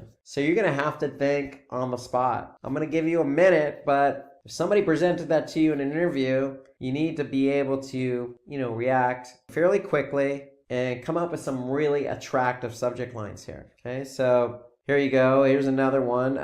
So give a few examples of subject lines to drive engagement for 20 to 30 females for footwear. So you got Friday sale coming up. Buy branded sandals at the lowest price. Okay, so I like this one because it's got a strong call to action. Buy. Here you go. This is even better because 50% off on branded sandals and free shipping. I mean, who can't beat free anything, including shipping? And if it's 50% off, I mean, these are key things. So you're putting the promotion and percentage off all in the subject line. So that's really going to grab somebody's attention. Weekend sale for women starts now. Okay, with a little emoji. That never hurts. So those are all good subject lines. They all tend to work because they all have an element of a best practice in there. So here you got, the Friday sale coming up is just giving people notice. Okay, the stronger call to action on the buy, you're putting the promotion in the subject line, and you're using an emoji to really just drive home the point. So all these subject lines will work. And hey, at the end of the day, remember, you want to test your subject lines. Okay, moving on to the next question. Speaking of testing, what is A/B testing, and give some examples of A/B testing? Okay, so we talked a little bit about A/B testing with subject lines. So simply, A/B testing when it comes to email marketing is just a method to analyze which of the two email campaign strategies is most effective.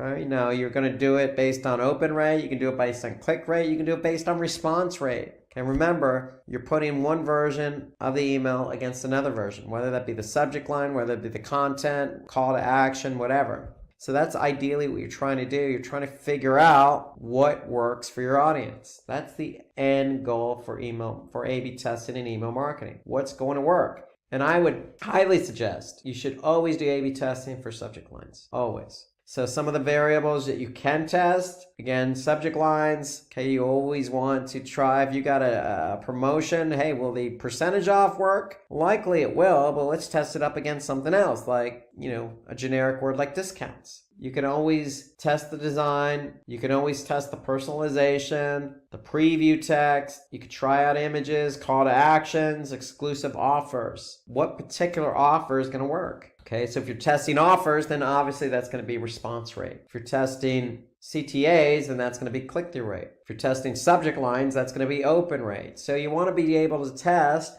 different elements of the email to figure out what works and what doesn't work. Okay, so how to prevent email from getting into spam. So if you're an email marketer, this is your worst nightmare. You don't want your emails to get spammed. So that doesn't bode well for you. So most email marketing platforms like MailChimp or Constant Contact measure spam. So some of the important ways to prevent this is, hey, improve your open rate. Remember, going back to the first question, second question, you want to have really good subject lines here, okay? And you want to segment your audience. So if you know who you're talking to and you have a cool subject line that's going to get somebody to react and open, then that's going to prevent somebody from spamming your email. Okay, you can always customize your from to make it look like it's coming from, in this case, Rob Sanders. Check if you have included an unsubscribe link. Okay, so give people the option to unsubscribe. If they don't have the option to unsubscribe, they could just report you as spam. Make sure your emails work on different devices. Okay, you want to optimize your images for email. Make sure they're not big and they don't fit on a mobile device. Okay, prefer more text and fewer images. And then avoid grammatical issues. You want to come across as professional. You don't want somebody looking at your email like, who sent this? Why are you sending this to me? I don't want to hear from you again. I'm going to spam you. You want to prevent that. And that means a professional looking email, professional content with a really good subject line and some imagery to go along with that. Hey, you may just get somebody to open that email and get them to convert. That's the idea behind it. So these are ways to prevent somebody from actually spamming you. And then what are the best practices for email subject lines? So the subject line is probably the most important element in email marketing. So we talked about that little pop quiz with the sandals targeting 20 to 30-year-old women. To me, I like the subject line with the 50% off. So that was a number in the subject line. So people can actually see, hey, wow, I get a whole 50%. That works better than just a discount. Okay, remember, one of those other subject lines had an emoji. So don't be afraid to include emojis in there. For example, when I send out emails using, during the spring, you might want to use flowers, perhaps, to signify, hey, it's spring, winter's over. So personalize the subject lines. Remember, that goes with segmenting. So if you know who your audience is, your subject lines can be a little bit more personal. Okay, so opt for title case subject lines. Okay, so instead of making it grammatical, for example, okay, you want to keep your subject lines short and to the point. Remember, you want to say something that's going to draw somebody's attention. If you make it long and drawn out and boring, then people aren't going to open it. Develop a sense of urgency like, hey, we got 50% off through Friday. So that's a little sense of urgency so people know, hey, if it's Thursday, I better open this email and check it out. And again, grammatical mistakes, that goes without saying. You always want to preview your emails before you send them out. So if you preview your emails before you send them out, have somebody else obviously receive the preview. They can be another set of eyes for you to prevent any mistakes, but also give you feedback on the imagery, the design, etc. Okay, so these are all best practices for good subject lines. Okay, so subject line is the most important element for email marketing. So just keep these in mind. Subject lines and having good subject lines is the way to get people to open it. And from there, that's half the battle. If somebody can open the email, then you've just set yourself up for better performance. Okay, let's turn our attention from email marketing to social media marketing. One of the interesting channels, hot trend channel. A lot of people want to get into social media marketing. A lot of jobs available, but you have to know what you're doing. So let's get into it. And here's some questions you might be asked in an interview related to social media marketing. Social media marketing is very interactive. A lot of people posting information, whether it be a tweet, a post, sharing, liking, engaging, commenting. I mean, there's a lot of things going on in social media. So some of it is going to probably be good. Most of it's probably going to be good, but every once in a while, you're going to get a negative comment. So you're probably going to be asked this question: how do you respond to negative comments? Well, very simple. You got to be quick to acknowledge. Okay, don't sit on it. Don't waste time hem and haw on how you're going to respond. You really have to acknowledge the comment and start the process of constructive engagement to turn the negative experience into a positive one. So let me just expand on that for just a second. We know you like your brand. We know you like your product. We know you're very proud. We get that. I'm proud. I like to defend sometimes my beliefs. However, you got to put that aside when it comes to social media. Why? Because everybody is watching you and everybody can read what you write. So the spotlight is on you, not necessarily the consumer, the customer who wrote the negative comment. So you really have to be cognizant here and conscientious of what you post in response. So be quick, but be constructive, because you want to turn that negative into a positive. That's really what it's starting with. So how do you do that? Well, how do you be constructive? Well, see it from the customer's point of view. Take off your ownership hat, if you will, your manager hat, and put on the customer's hat. Always look at something from somebody else's perspective. Try to understand why that person wrote that negative comment, and ask yourself how you can make it right. So if you're the customer, and you're a customer when you go to the store and buy food. You're the customer when you go to the store and buy clothes. When you buy a car, you're the customer. So ask yourself what you can do to make it right while you're thinking in the customer's perspective, or looking through their eyes, if you will. To me, it's not an easy thing to do, but it's something you have to do. Okay, so always look at it from a customer's point of view, and then take it out of the spotlight. So really, because everybody's looking at you, waiting to see how you respond. And remember, this customer that wrote the negative comment can certainly share your comments to the world. So you got to be really, really careful. I mean, how many times have we seen on YouTube, poor customer experience going viral on via video? So you just got to really be careful here. So take it out of the spotlight. So offer to resolve the customer's problems in an appropriate forum. Offer up your phone number and email. Give them a link to a feedback form, or get their email or phone number and call them. These are the best ways to really spin this into a more positive experience for the customer. I mean, at the end of the day, it could become something really small and silly, but don't make a mountain out of a molehill. If it is something small and silly, how you respond could make it into more than what it really is. So be quick, be constructive, look at it from the customer's point of view, and offer as much support as you possibly can. Okay, that's how you want to respond if somebody asks that question in an interview. Some other comments here. So keep track. Okay, although the issue might be solved, it doesn't necessarily mean the commenter has gone away. So follow up with them. If you resolved it, follow up with them a month later. Hey, surprise them. 2 months later, give them a discount.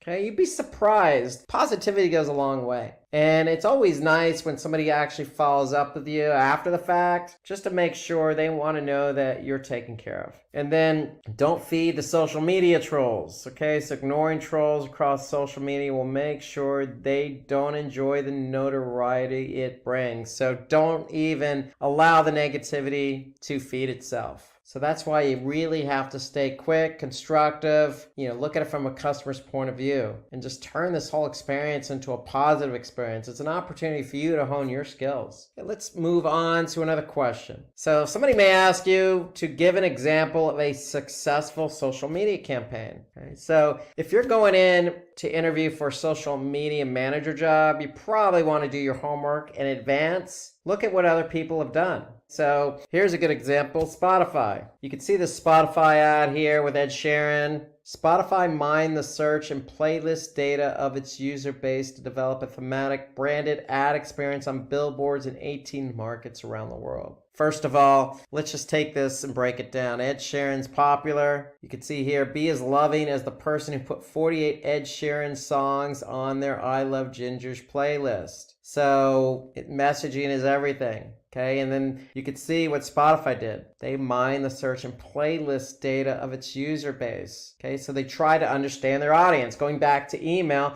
you got to understand your audience. Okay, then they use that to develop a branded experience on different markets around the world. So they took an audience and they really marketed this around the world, okay, to something that was really hot and trendy. I'd love to see how this thing actually performed. My guess is it did perform fairly well, because when you're Spotify, you're going to pick something hot and trendy to get people to react. And so to me, this seems like, just on the surface, a very successful social media campaign. Here's some other things. You can see these ads were featured on the sides of buildings, subway platforms, along busy streets. So it wasn't just digital per se. I mean, they really went full bore on the billboards. And those billboards were everywhere, on the sides of buildings. Again, in 18 different markets. So you can see it wasn't just necessarily Ed Sheeran per se, but, they had some good messaging. Enjoy green light at every red light. That's pretty cool, I guess, if you're stuck in traffic in the middle of a city. Less fake news, more fake magic. So they really took and honed in the type of music, put some good messaging behind it, and really put it out there. So it doesn't always necessarily have to, necessarily be digital per se. But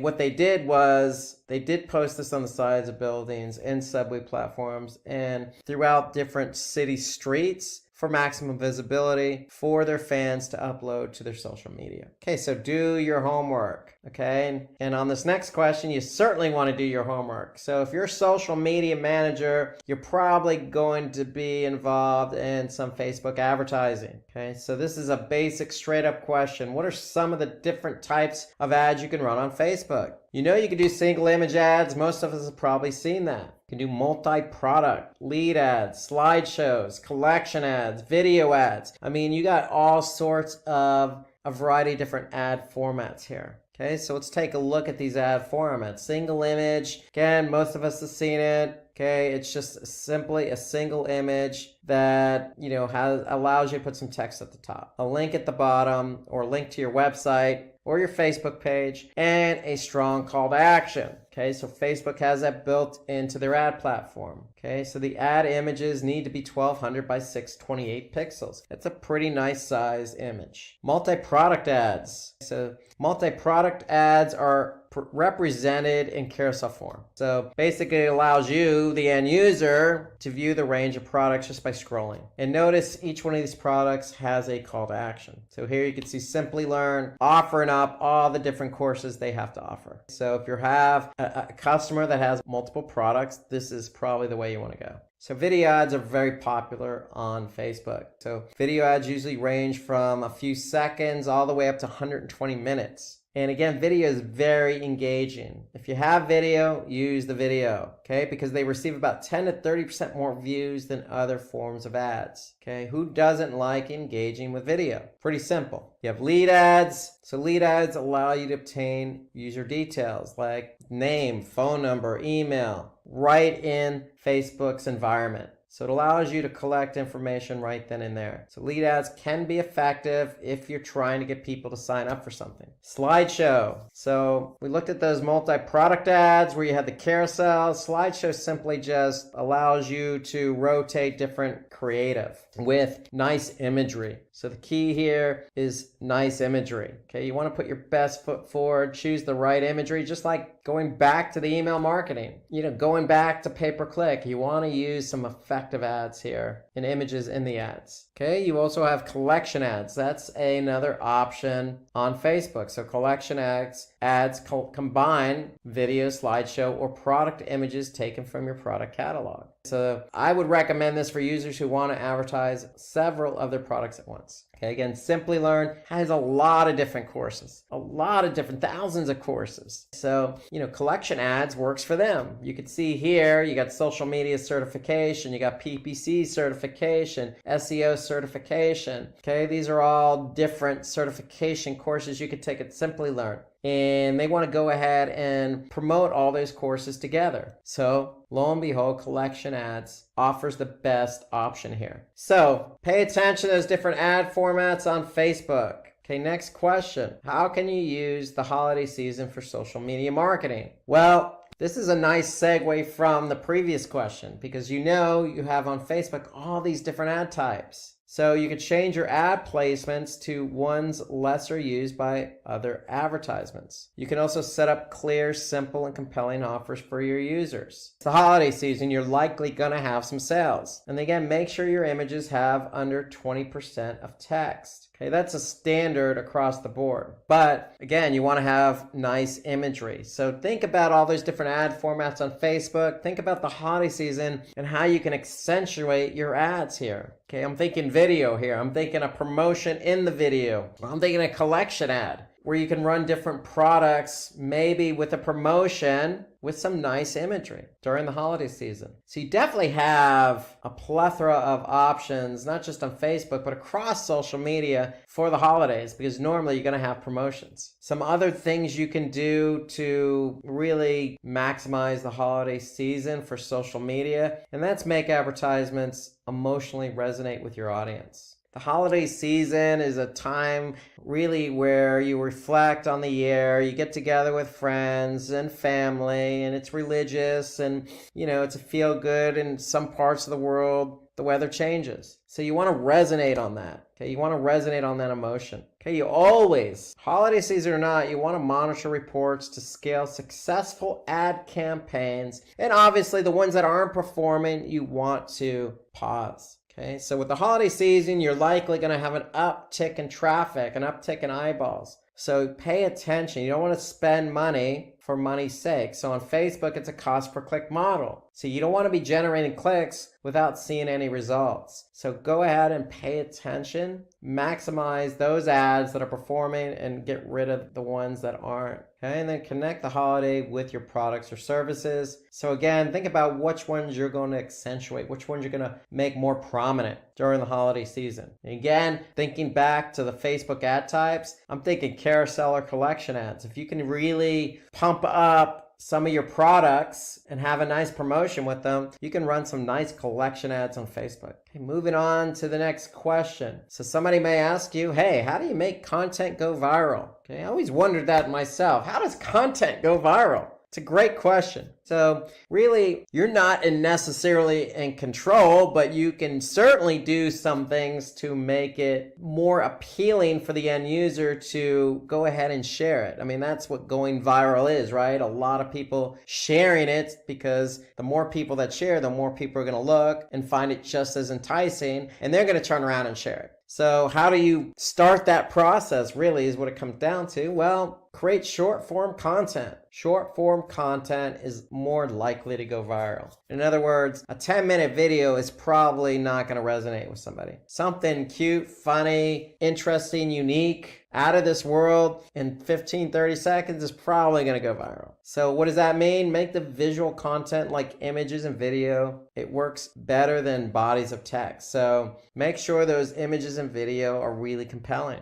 And then run giveaways to draw attention and generate brand awareness and engagement. So you can always incentivize your users with a giveaway or some type of promotion. That's going to maybe pique somebody's interest. Share it with 100 friends and get 10% off, as an example. So these are some of the things you can do to make it go viral. Of course, if you're trying to get something to go viral, you definitely want to monitor behavior and then tweak once you figure out how it's performing. Okay, you may have chosen the wrong images. You may have the wrong promotion. You may find that the content's a little bit longer than you probably like, and you may want to cut it down. Some other things you could do here is use some trending hashtags and topics on your post. So ride that wave, if you will. For any surfers in the audience, hey, two people can ride the same wave. So if you got a trending hashtag, use that hashtag with that video or post. And you can always ask users to interact. Okay, so you can always ask them to like or share, especially if they're your audience. Because when somebody actually shares it, that means they're sharing it with somebody else who also has an audience. So that's a quick way to get the ball going, so to speak, the ball bouncing. Okay, so next question. Which industries perform better with different platforms? Great question. There's a lot of different social media platforms. You got your most popular ones all the way down to your least popular ones. I mean, let's face it, social media platforms are also geographic. So some social media platforms are more popular in, say, the United States than, say, India or Russia, and vice versa. We know China has a lot of different social media platforms that most Americans in the United States don't even use. So you got to keep that in mind, but we're not talking about geography, we're talking about industry. So you got to also think about industry here. So generally with Facebook, it's usually food and beverage, news and media, e-commerce. Those are the types of industries that you might might tend to see on Facebook. When we talk about e-commerce, it could be clothing, it could be restaurant.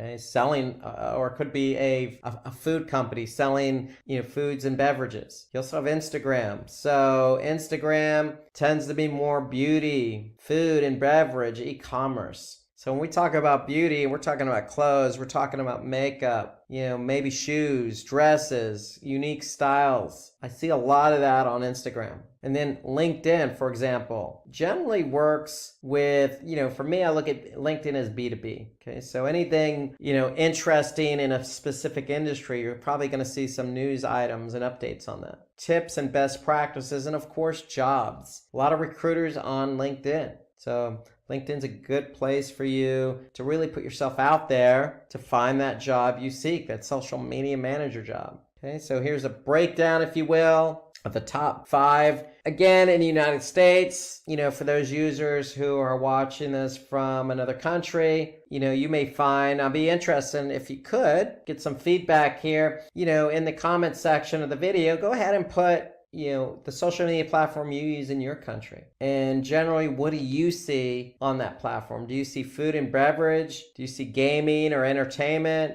Do you see e-commerce? So share your thoughts and knowledge with the rest of us. So next question, how would you measure social media marketing success of an organization? And this is a question you're likely going to get, okay? How do you measure success? And that's across the board, not just social, but PPC, email marketing, display, affiliate. So really, you're always going to have the right answer if you talk and think about conversion. So with conversions, about tracking content downloads or sales or registrations or lead gen or form submissions, anything where you're going to get something in return. Okay, so to me, that's the general answer here. How do we measure success? Well, it always depends on strategy. But if you're trying to get a sale from Instagram based on your beauty product, or you got a promotion you're running on Facebook and you're running a lead form type ad, okay, are you getting people to enter in details on the form submission? So you always want to track conversions from that perspective. Okay, you also have engagement. Okay, so your strategy may not be conversion. Maybe your strategy is simply brand awareness and engagement. You want to know how many people participate in the conversation, for example. You may post something that's really,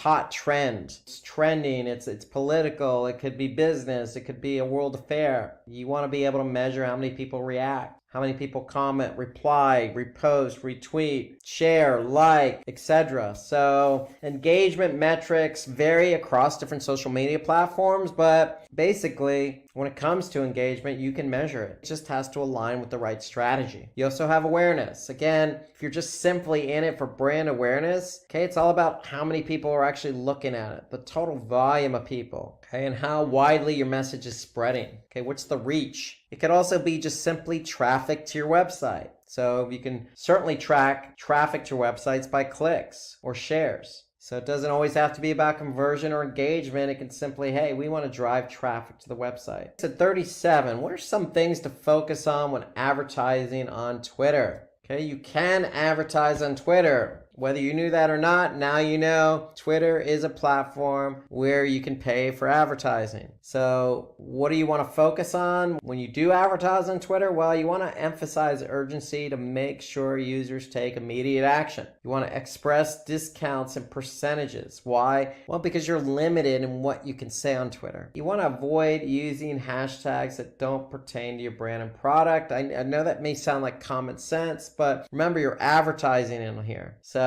you got to be really, really, really careful because you're paying. You're paying for somebody to either look at that ad or click on that ad. So some other things you want to keep focus on is your ad copy. It's got to be short and to the point. And then make sure your ads are mobile friendly. Again, just like most social media platforms, Twitter's no different. People are looking at Twitter on their mobile phones. So video ads should have subtitles, images in the proper ratio. So you always want to think mobile. Mobile, because most people are using mobile on their mobile phones, whether that be in the browser or via an app. Okay, next question. How can you use social media to promote your event? Okay, so you got an event coming up. I want to promote it. So you're going to turn to social media, and the first thing you do is have affiliates, fans, and attendees share resources about the event. Okay, leverage your community, in other words. Okay, you can remarket the event to potential attendees using Facebook ads. So you can do remarketing, and remarketing is basically, hey, somebody who's seen it or been there or done that, you're retargeting those people. You can use photos of attendees in social updates. So depending on the event, you can have some really high profile attendees speaking at the event or just attending the event. So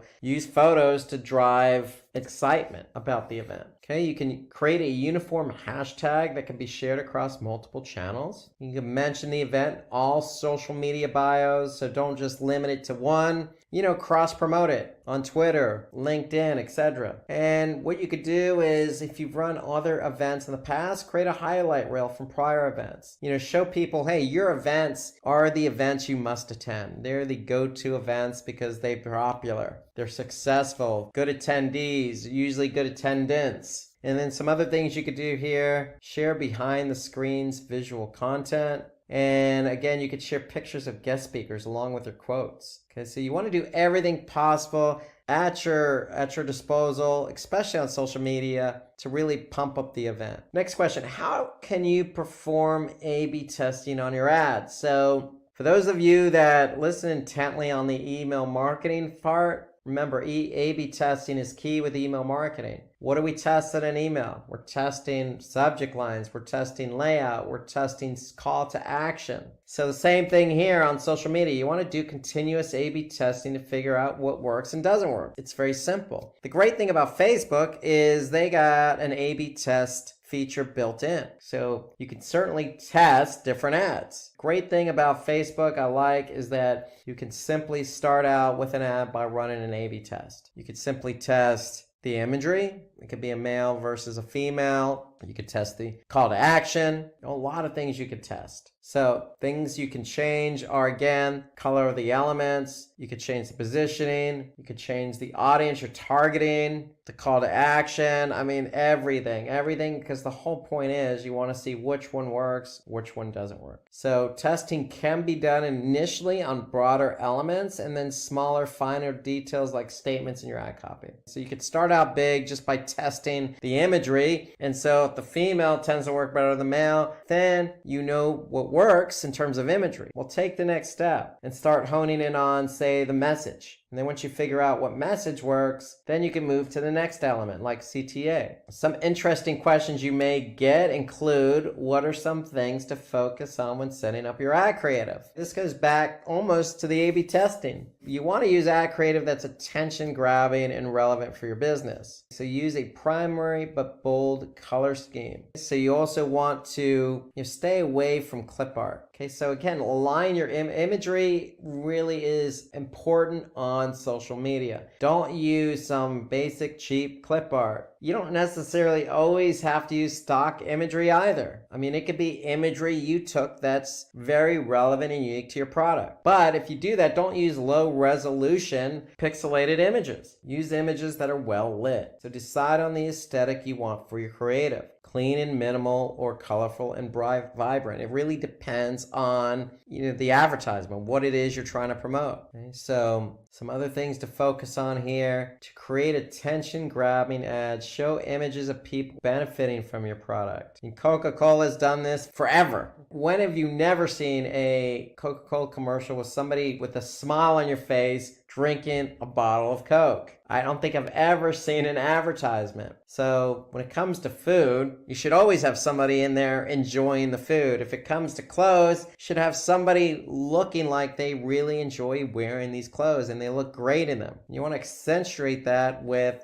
some nice coloring, sticking with your brand guidelines. Okay, so imagery really is important here. So you do need to make sure the ad works for your brand without requiring explanatory copy. The image should basically speak for itself. Okay, so let's finish up with content marketing. Content marketing, another big digital marketing channel, a lot of work out there. So if you're going in for an interview, let's review some of the questions you may get asked. Okay, so starting out, what are the essential components of a good web content? Okay, so essential components. Okay, so what do we want our content to do? Well, we want it to be useful. So web content should be written in a way which caters to what the reader wants. Okay, so somebody's not going to read your content if it's not useful for them. Okay, this because it affects reader engagement. Okay, so if it's not interesting, it's not useful, somebody's just not going to read it. Plain and simple. It also has to be engaging. So listen, even if it is relevant to a user, you still have to write the content so it's engaging. So you want to add elements like imagery, videos. Hey, you could even turn your content into an infographic. Okay, you want to do something that's going to be engaging for the user. If it's engaging, they're going to read it and engage with the content. Okay, and then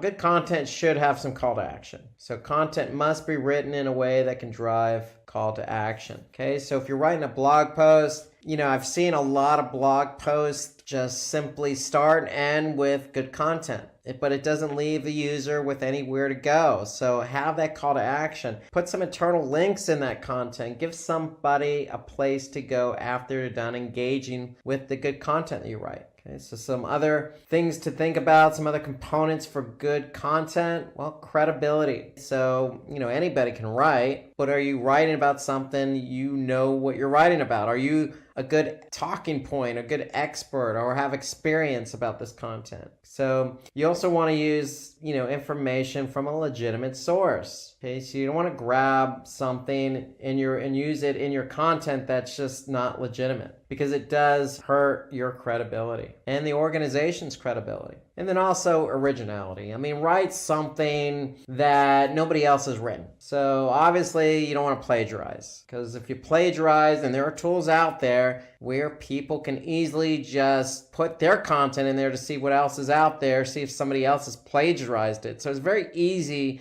to find people who plagiarize. So don't be that person. What I would recommend, create a good content calendar and come up with some ideas before you write them. Next question related to content marketing. So what are the types of content you can create? Well, there are a lot of things you can create. Start with the blog. Blog, to me, is always a great place to start. It's a blank canvas for your ideas, your thoughts, your opinions. Okay, that's a great thing about a blog. It accentuates personality. You can create a video. Videos are always engaging. You can create an infographic. Infographics, to me, are, a hidden gem. Instead of somebody reading the same old, you're laying this out in a very visual way that's easy to understand. Create a case study. Okay, so if you're digital marketing expert, done social media for another client, write about it. Show the successes, show that you are an expert, show that you've created successful campaigns in social in the form of a case study. You can create a white paper. White papers are good educational pieces. You can also create an ebook. Okay, ebook, hey, if you have a lot of content, you want to lay it out, an ebook's a good way to go.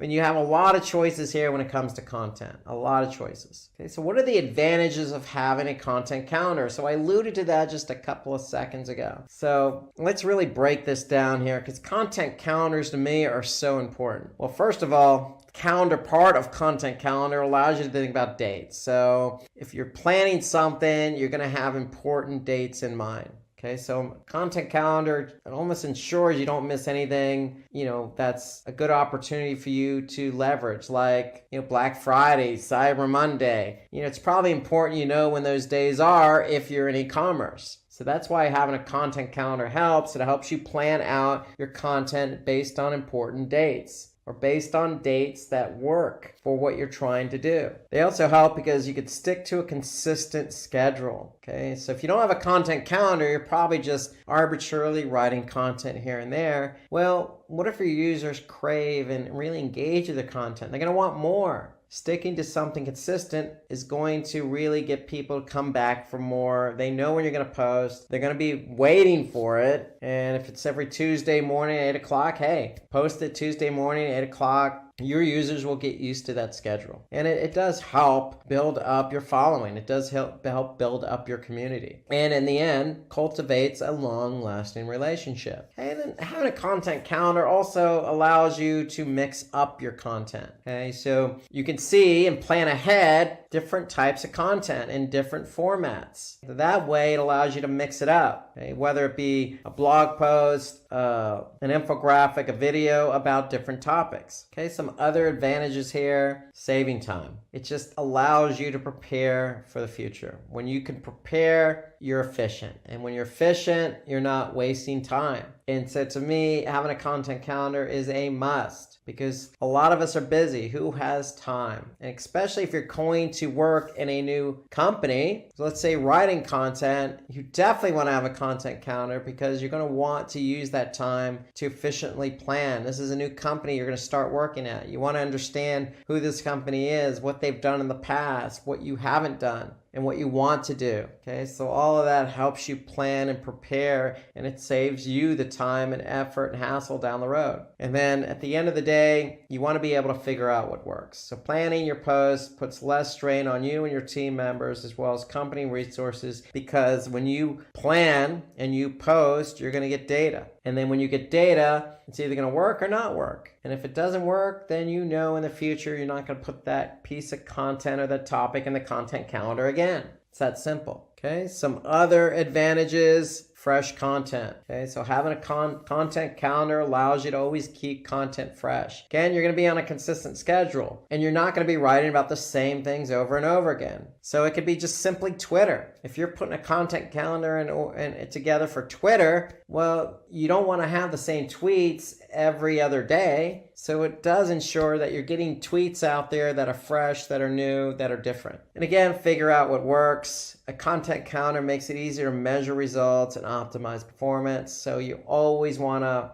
maybe put some metrics in with your content calendar, so you can see side by side content historically that has performed, content that has not performed. Okay, so next question you may get: what type of content works in each stage of the customer lifecycle? So you have awareness, engagement, purchase, post-purchase, advocacy. Okay, so let's break these down here. So awareness, okay, so you want people to understand who you are. Okay, that could be a guest blog, an influencer helping you out. It could be a cold email, a video that can potentially go viral, a social media post, introducing a product. You have engagement. So you want people to engage with your content. What are you going to do to get people to engage? Well, you could certainly write an email and have people open that email and go to your website. You can have an ebook where people can actually download and read it. Or you can have a blog where people can comment, or a landing page where they can fill out a form submission. You have evaluation. So with social media, we know there's a lot of engagement going on, but when you're putting content out there, you can certainly open it up to testimonials. Okay, you can generate white papers. Okay, or you can generate case studies. Case studies are a good way for companies to evaluate what you've done in the past. If you've worked in it for a specific product in the past and it's worked, you certainly want to put that out there for potential clients in that same industry. Purchase. Trying to get people to purchase, what are you going to do? Well, you can certainly have landing pages, a nice, website, a nice shopping cart with some nice content. Okay, onboarding emails. Get those emails out there and get people to go back to the website and purchase. Of course, you can have product and service details as well, meaning, one page downloadable PDFs that describe the product. Okay, you have post-purchase. Okay, so people who've already purchased, you can certainly send out follow-up emails. You can do blog roundups, give people an opportunity to see what features or updates are happening to the product. Okay, of course, case studies of repeat customers or content types that detail a new feature or service. Okay, so if somebody's already purchased, you may want to send them some content of another product that complements the product they bought. So a lot of things you can do to engage with your user who's already purchased. And then advocacy. You want people to help you out here. So have the user generate the content. You can have exclusive discounts for your community. They're going to be your advocates, so give them exclusive discounts. And then pictures of customers engaging with your products. Okay, who's not going to share that? So you're going to have people share that information. In other words, you can generate content where, hey, people can help you out here and be your advocate. Okay, so how do you decide what topic and subject to write on? Okay, well, going back to the content calendar, that always helps you to see what you've put in that content calendar. But there are some other methods you can use. And you could certainly identify your target audience. And not only identify your target audience, but what their needs are. Okay, so you can write content based on audience. So you could certainly do some research with keywords. Okay, what's trending? What keywords are not trending? Okay, and write around what's trending, for example. Okay, you could certainly take a look at social media, for example, Quora. I always look at Quora. Quora is interesting, entertaining, informational. Hey, people are certainly having conversations on Quora. And you can certainly analyze those conversations because they certainly get in depth, and you can decide, hey, do I want to write a topic around something that really just won't go away in terms of conversing? Quora is a good example of analyzing conversations. They tend to be a little bit more in depth. So some other things you could do,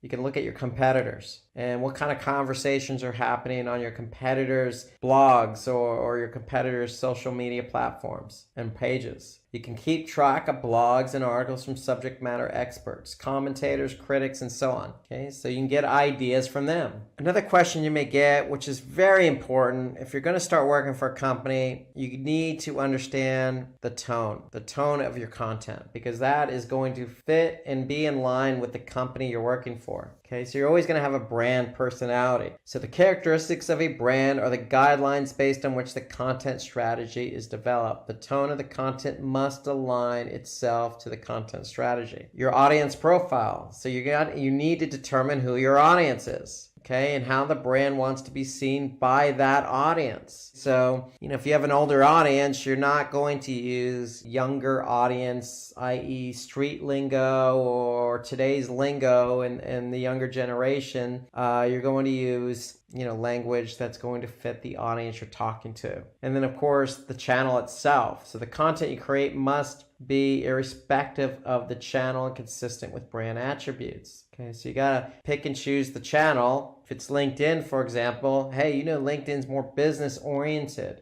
Okay, so you're not gonna be, as humorous as you would be, say, on Instagram or Facebook. All of these have one thing in common. Again, that's brand guidelines. You have to stay within the brand. What is the brand's personality? How do we want to talk to our audience? And what platform are we using to talk to our audience? How do you promote your content once it's live? Well, that's always a good question. Hey, you doing the work, putting in the hard work to create this, it could be a video, and videos take a long time. It could be an infographic, an ebook. Okay, so send it out via email. Okay, if you have an email list, send it out and let people know this content's there. Put a link in the email or even a piece or snippet or preview of the content in the email. So you're using the email to broadcast and encourage people to, if it's an ebook, get the rest of the ebook. Okay, you can certainly leverage social media to engage with your community. That's the best, just as good as email. Get out there and let people know, hey, I got my book published. Come and download it. You can give a discount to the first 100 people that download it. Okay, you can always promote your content via ads. So whether that be Google or Facebook, you always have an opportunity to be more prominent by advertising the content that you have to offer. So you can always reach out on social media, again, targeting interesting people directly. So you can always interact with people on social, or you can write for others. Attract people from the web to important pages of your website by guest posting. So you can always go onto a popular blog post and write something and, link it up or have it be relevant to the content you've written. So next question, how can you determine how well your content is doing? Okay, very important. Again, you've done all the work. You've put the content calendar together. You got the content ready to go. It's published. You're promoting it. Social, email, guest blogging, but you want to determine how it's doing. Well, depends on the channel, really is what it comes down to. So if it's organic search, you want to be able to see if it's ranking for the keywords you optimize that content for. If it's social, you want to be able to see if you have engagement, shares, comments, etc. Of course, you can always look at analytics and see how much traffic that blog post is getting, or that page with the white paper is getting. Okay, so you can always look at your analytics and look at the traffic. Okay, and again, you can always look to see if there are conversions in the form of an inquiry or lead or sale. So at the end of the day, you want to align the content with the channel, and you want to align the KPI with the content in channel. Okay, so if it's social, you're not likely going to get conversions unless you're doing paid ads. If you're posting organically on social, then you're probably going to get some engagement. So you have to align the right metric with the right channel. What are the steps involved in the content marketing process? Okay, so you really need to decide what goal you want to achieve with the content marketing campaign. So that goes back to what I was just saying a minute ago. If you have content you post it on social, then what's the goal? What are you trying to achieve? Well, you're probably going to get engagement and likes. You need to define buyer personas to determine the audience best suited for your content. Okay, so you're always writing for an audience, and you're going to market that content for that audience. So you always got to keep that in mind. Okay, run content audits to determine the best type of content that can be used. In other words, how did it perform? What kind of engagement did you get with the infographic? Or did that video really perform well? Or do we want to use, a blog post next time around, or an image next time around? So continuing on here, you want to choose an appropriate content management system. Okay, so how are we managing all this content? Okay, is it WordPress, or is it another platform? Okay, you could start brainstorming for ideas for new content. So again, that goes back to the content calendar. You leverage your content calendar to always create ideas for new content. Okay, then you want to settle on a particular type of content that you want to create. Okay, so once you come up and you're managing your content, you come up with some ideas, then you obviously want to choose the format. And then, of course, you want to publish and manage your content after it's all said and done. So these are the steps involved. Again, just quickly decide on the goal, the KPI, decide on your audience, look at what's worked and not worked in the past, get your content set up in the platform, okay, or get the platform ready to go, I should say. Okay, generate ideas with that content calendar, or ideally go to the content calendar for the ideas. Choose that type and then publish and manage. And when I say manage, I mean, again, going back to analytics or going back to the KPI that you aligned with that content to see if it's performing or not. Okay, so next question here. How do you target the right audience for your content? It's a very good question. You're not writing content for everyone. Let's be honest here. So you have to collect demographics of your target audience based on who's coming to your website, based on who's subscribed to your emails, based on who's following you on social media. So in other words, you have people interacting with you, okay, in different channels, and you need to understand who these people are. So do they fit a certain age range or generation? Are they skewed more female to male? Education level? What's their affinity or interest? Okay, do they have a certain income? So you need to really break down your audience here, and you could do that in analytics. You could do that on social. You can do that just by looking at your email list. Okay, all those will paint a picture as to who your audience is. So with this, we have come to the end of this session on digital marketing. I hope the session was informative and exciting. In case you have any questions about any of the topics covered in this session, or if you need the resources used in this session, then please feel free to let us know in the comment section below, and our team of experts will be more than happy to resolve all your queries at the earliest. Until next time, this is Tushar from the Simplilearn team signing off. Thank you, stay safe and keep learning.